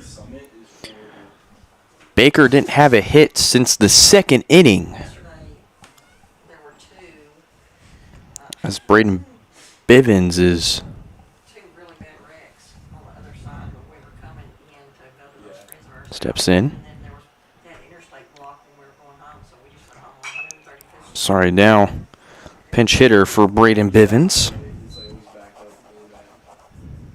49. This is Blake Reeder. Lee Summit. 470, 291, 50, something like that. I don't know. It's just a hodgepodge.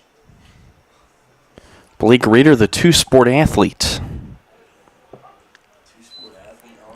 What other sport does he play? Tight end at football. Tight end? I actually know a kid that went to Baker to Wolf. Tight end for the football team. DH/first baseman for the baseball team. This same exact scenario transferring out of Butler Community College. No balls and 2 strikes. Cooper Philbrick on deck for Baker.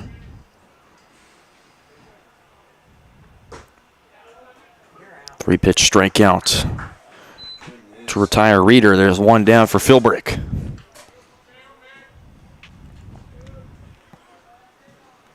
Ness, the right-handed freshman from Shawnee, Kansas, Mill Valley High School product. Mill Valley, one of the premier high schools in the state of Kansas.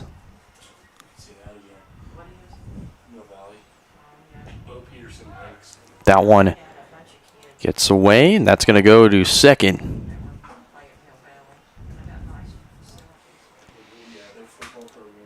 Mill Valley currently boasting the top prospect in the class of 2026, Bo Peterson, committed to the University of Texas. 1-0, swung on a miss for strike one.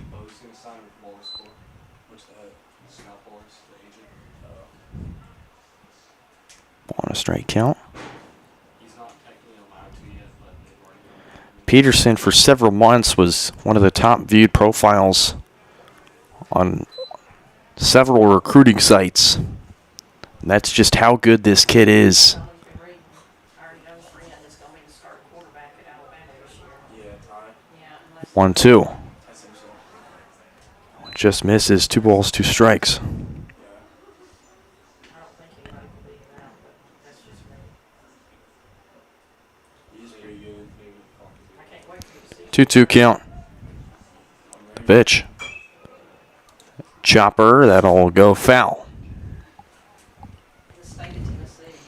They were, choosing who was the best, whatever. Ness's 9th appearance Only reason why through 8 innings. 8 hits, 6 runs, 6 earned, 7 walks, 10 strikeouts, an ERA of 6.75. he's better than his old guy. What is that? Is that somebody bouncing on the bleachers or? Yeah, someone's bouncing on the bleachers, I guess. 2-2 count. That's what it sounds like. I couldn't figure out if it was a bonus or if it was. Ness looks back to second. He'll fire. Somebody's under Off speed outside. Count full at 3 balls, 2 strikes. I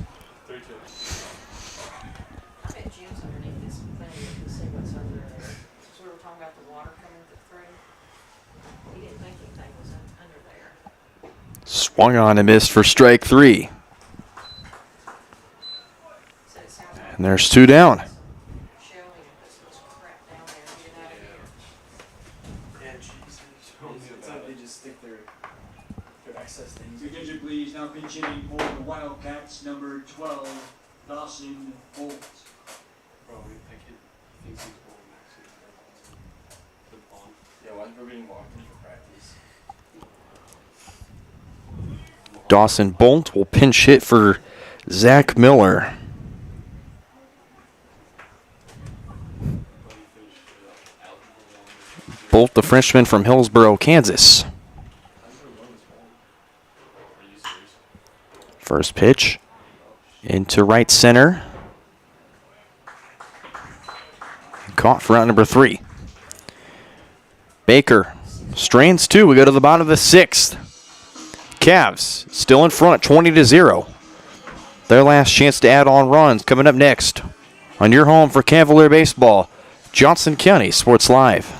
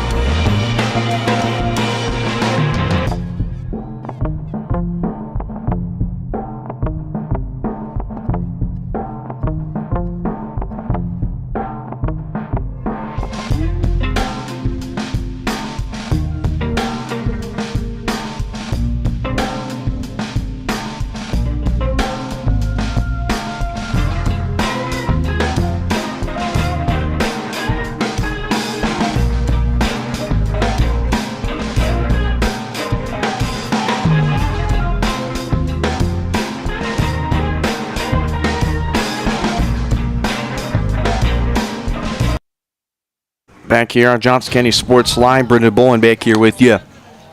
Bottom of the 6th inning. Cameron Link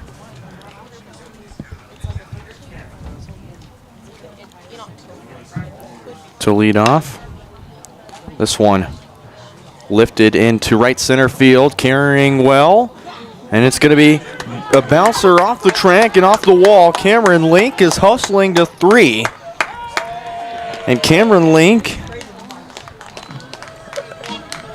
pinch hitter and a triple. Your attention, please. Pinch hitting for the Cavaliers, number 24, Sevi Aguirre. And Sevi Aguirre stepping in. Freshman from Colleyville, Texas. Every day hustle like when you were charging the chicken just for the best. I get in that kitchen, I cook up the work, I go berserk. Aguirre had a walk and he scored in his pinch hit in game 1. That one fouled away.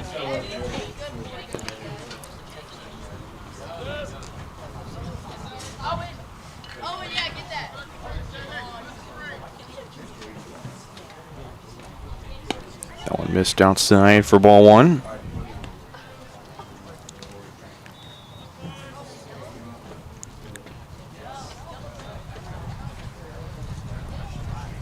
That one inside.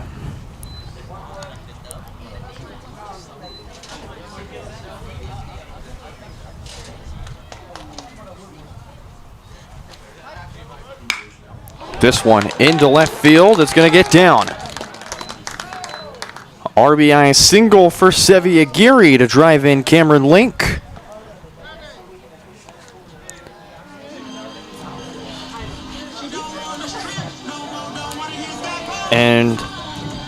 with that RBI, 10, Briggs Rowe. Johnson County has scored a run in every single inning they've played in this afternoon. Scored in all 6 innings they've played in, and they've scored here in the next 6. So 12 straight innings of nothing but runs for Johnson County.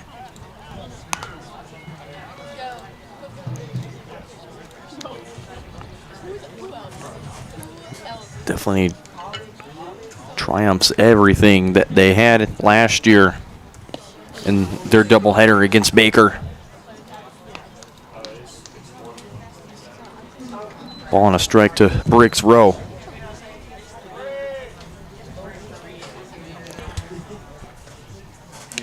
Johnson County, last year they won 12-0 in Game 1 and 16-2 in Game 2.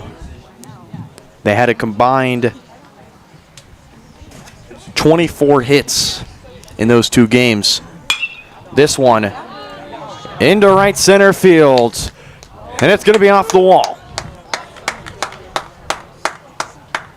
Geary's going to be held up at third, and Briggs Rowe is going to be at second base standing up.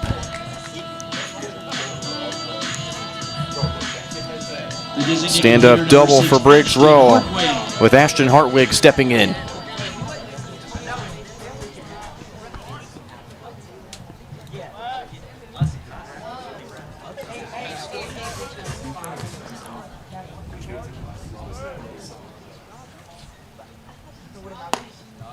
Went inside for ball 1 to Hartwig.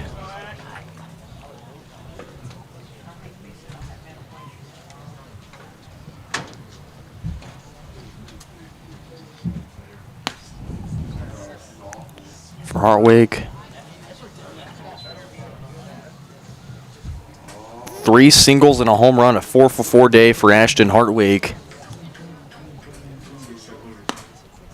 That went in there for strike 1 after laying off the first 2 pitches.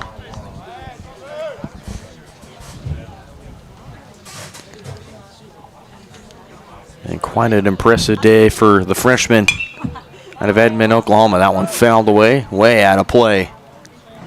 It's going to go to the top of the batting cages. 2 balls, 2 strikes.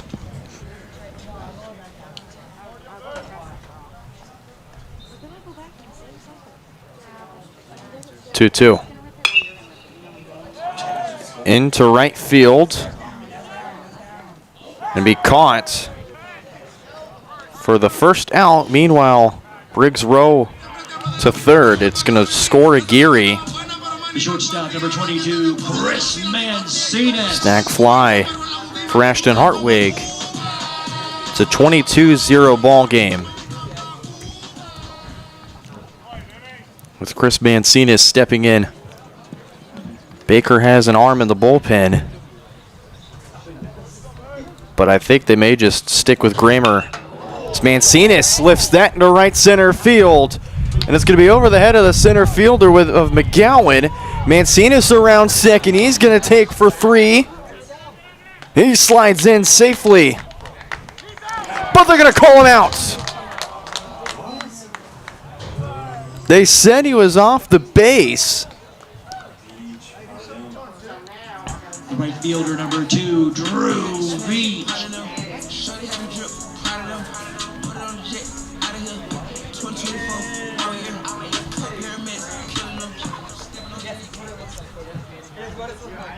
So Mancinas, despite sliding in, he got carried off the bag on the slide.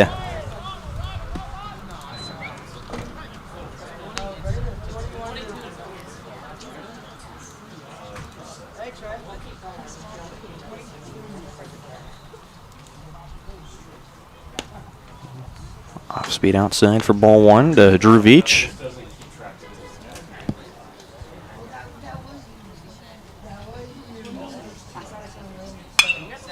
This one into the outfield. McGowan tracks it down and makes the catch for out number 3. The Cavs, a huge lead as we go to the 7th inning.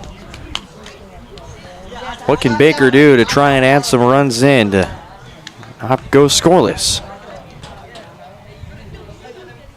New pitcher on the mound for Johnson County.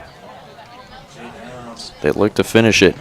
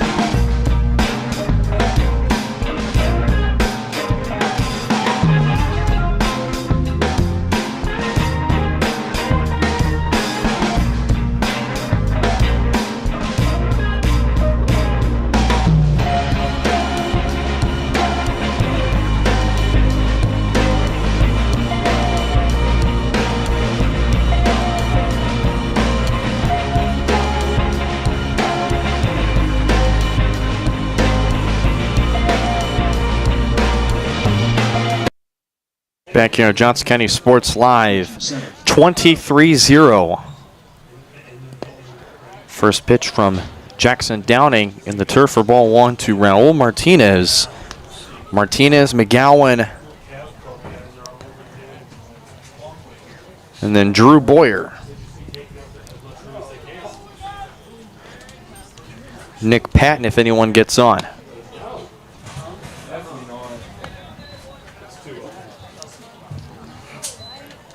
Here's Jackson Downing, the right-handed freshman from Kansas City, Missouri, Liberty North high school product, and the transfer from Arkansas State. This one to short. Ancinas, high throw. But Bollinger was on the bag. Throw in time for out number one. The center fielder, number 9, John McGowan. One down for John McGowan.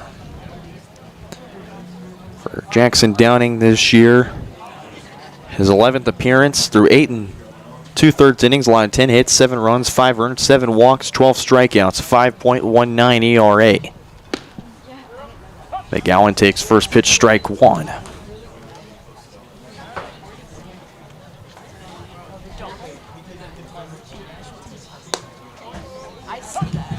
Downing back-to-back strikes.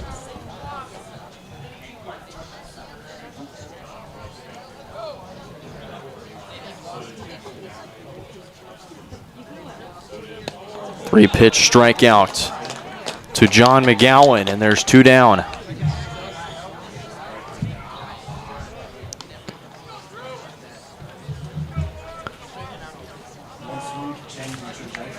The left fielder, number 11, Drew Boyer. So McGowan strikes out for the second time again.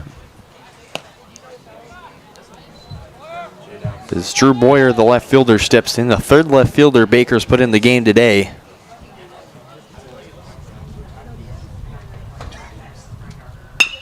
This one chopped right to Downing. Carries it all the way to Bollinger on first.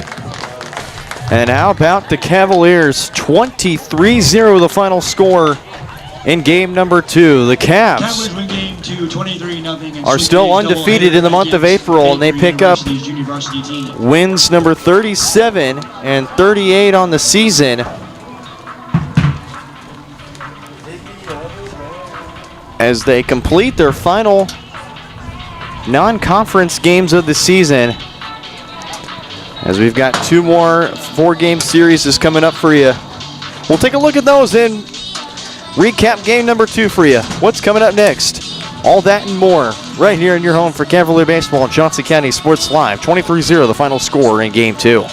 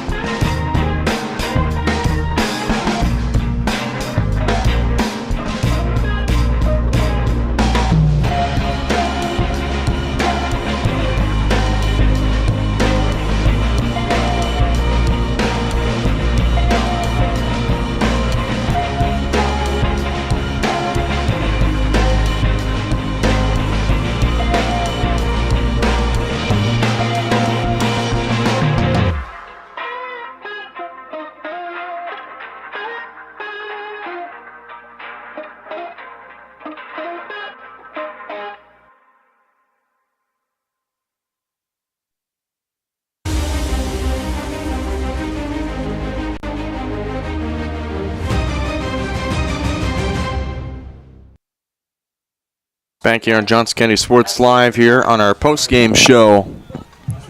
Cavaliers going to sweep the Wildcats reserves. Final score of game 1, 15-4. Final score in game 2, 23-0. We'll break down game 2 for you here real quick. Baker finishes with no runs on 2 hits and 4 errors. 3 pitchers combined to go through 6 innings, allowed 19 hits, 23 runs, 20 earned, 4 walks, and 2 strikeouts. But for the Cavaliers, nothing short of impressive today. Scored a run every inning. So 12 innings of nothing but runs for Johnson County, headlined by a 7-run bottom of the first. Then it goes in order 4-1, 5-3, and 3. 11 runs and through 5 of the 6 innings they played today.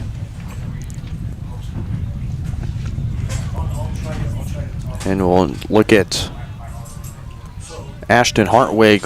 What a day for Ashton Hartwig. 4 for 5. The home run, 3 singles. He scored 4 times. He drove in 4 runs. Multi-hit games for Max Township, who went 2 for 4. Mike and Miller went 2 for 2. Comer 2 for 5. Briggs Rowe 3 for 4. Chris Mancinas 2 for 5. Drew Veach, Carter Kelly, Matthew Bollinger, and Bo Schinkel all with hits each. Johnson County only struck out twice today. As the Cavaliers, impressive games today as they get themselves ready for their next series against Coffeyville Community College. First pitch on Thursday, April 24th at 1 p.m. Then 4 p.m. as well, approximately, for Game 2. We'll be back here on Johnson County Sports Live. And then the Cavs will travel on Saturday, April 26th, for the final 2 games of that series before Johnson County rounds out the month of May with their last series against Fort Scott Community College. May 1st on the road at Fort Scott, and then May 3rd back at home for Senior Day. 2-game set. I've heard it's supposed to rain. They're not going to talk till tomorrow. Who knows what the weather's going to do? So Johnson County improves to 38-10 on the year. 17-5 record at home. And we'll take a look at what's coming up next for softball. They travel to Highland Community College tomorrow for a doubleheader.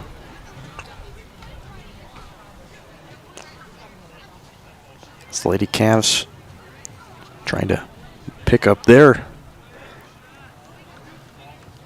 season after splitting with Coffeyville in a heartbreaker in game number 2, 2-1 loss in extra innings. They'll travel to Highland on Tuesday the 22nd before back home on Thursday, April 24th, taking on the Osho, and they round out the month of April on Saturday the 26th against Allen County Community College. And their final games are on the 1st of May on a Thursday. They take on the Heston Larks. We're making their transition to the NAI and NCCAA, the National Christian College Athletic Association. They make that transition next year out of the KJCCC. So the Larks will move up starting next year. The Cavs will have their last matchup with the Larks on Thursday, May 1st, before the regional tournament starting on Tuesday, May 6th. Coverage of that begins at 10:30 a.m. right here at Johnson County Community College, right next door for the softball tournament. Region 6, it's filled with loads of talent, loads of competition. And we're excited to be bringing the coverage to you from Johnson County Community College all week starting May 6th.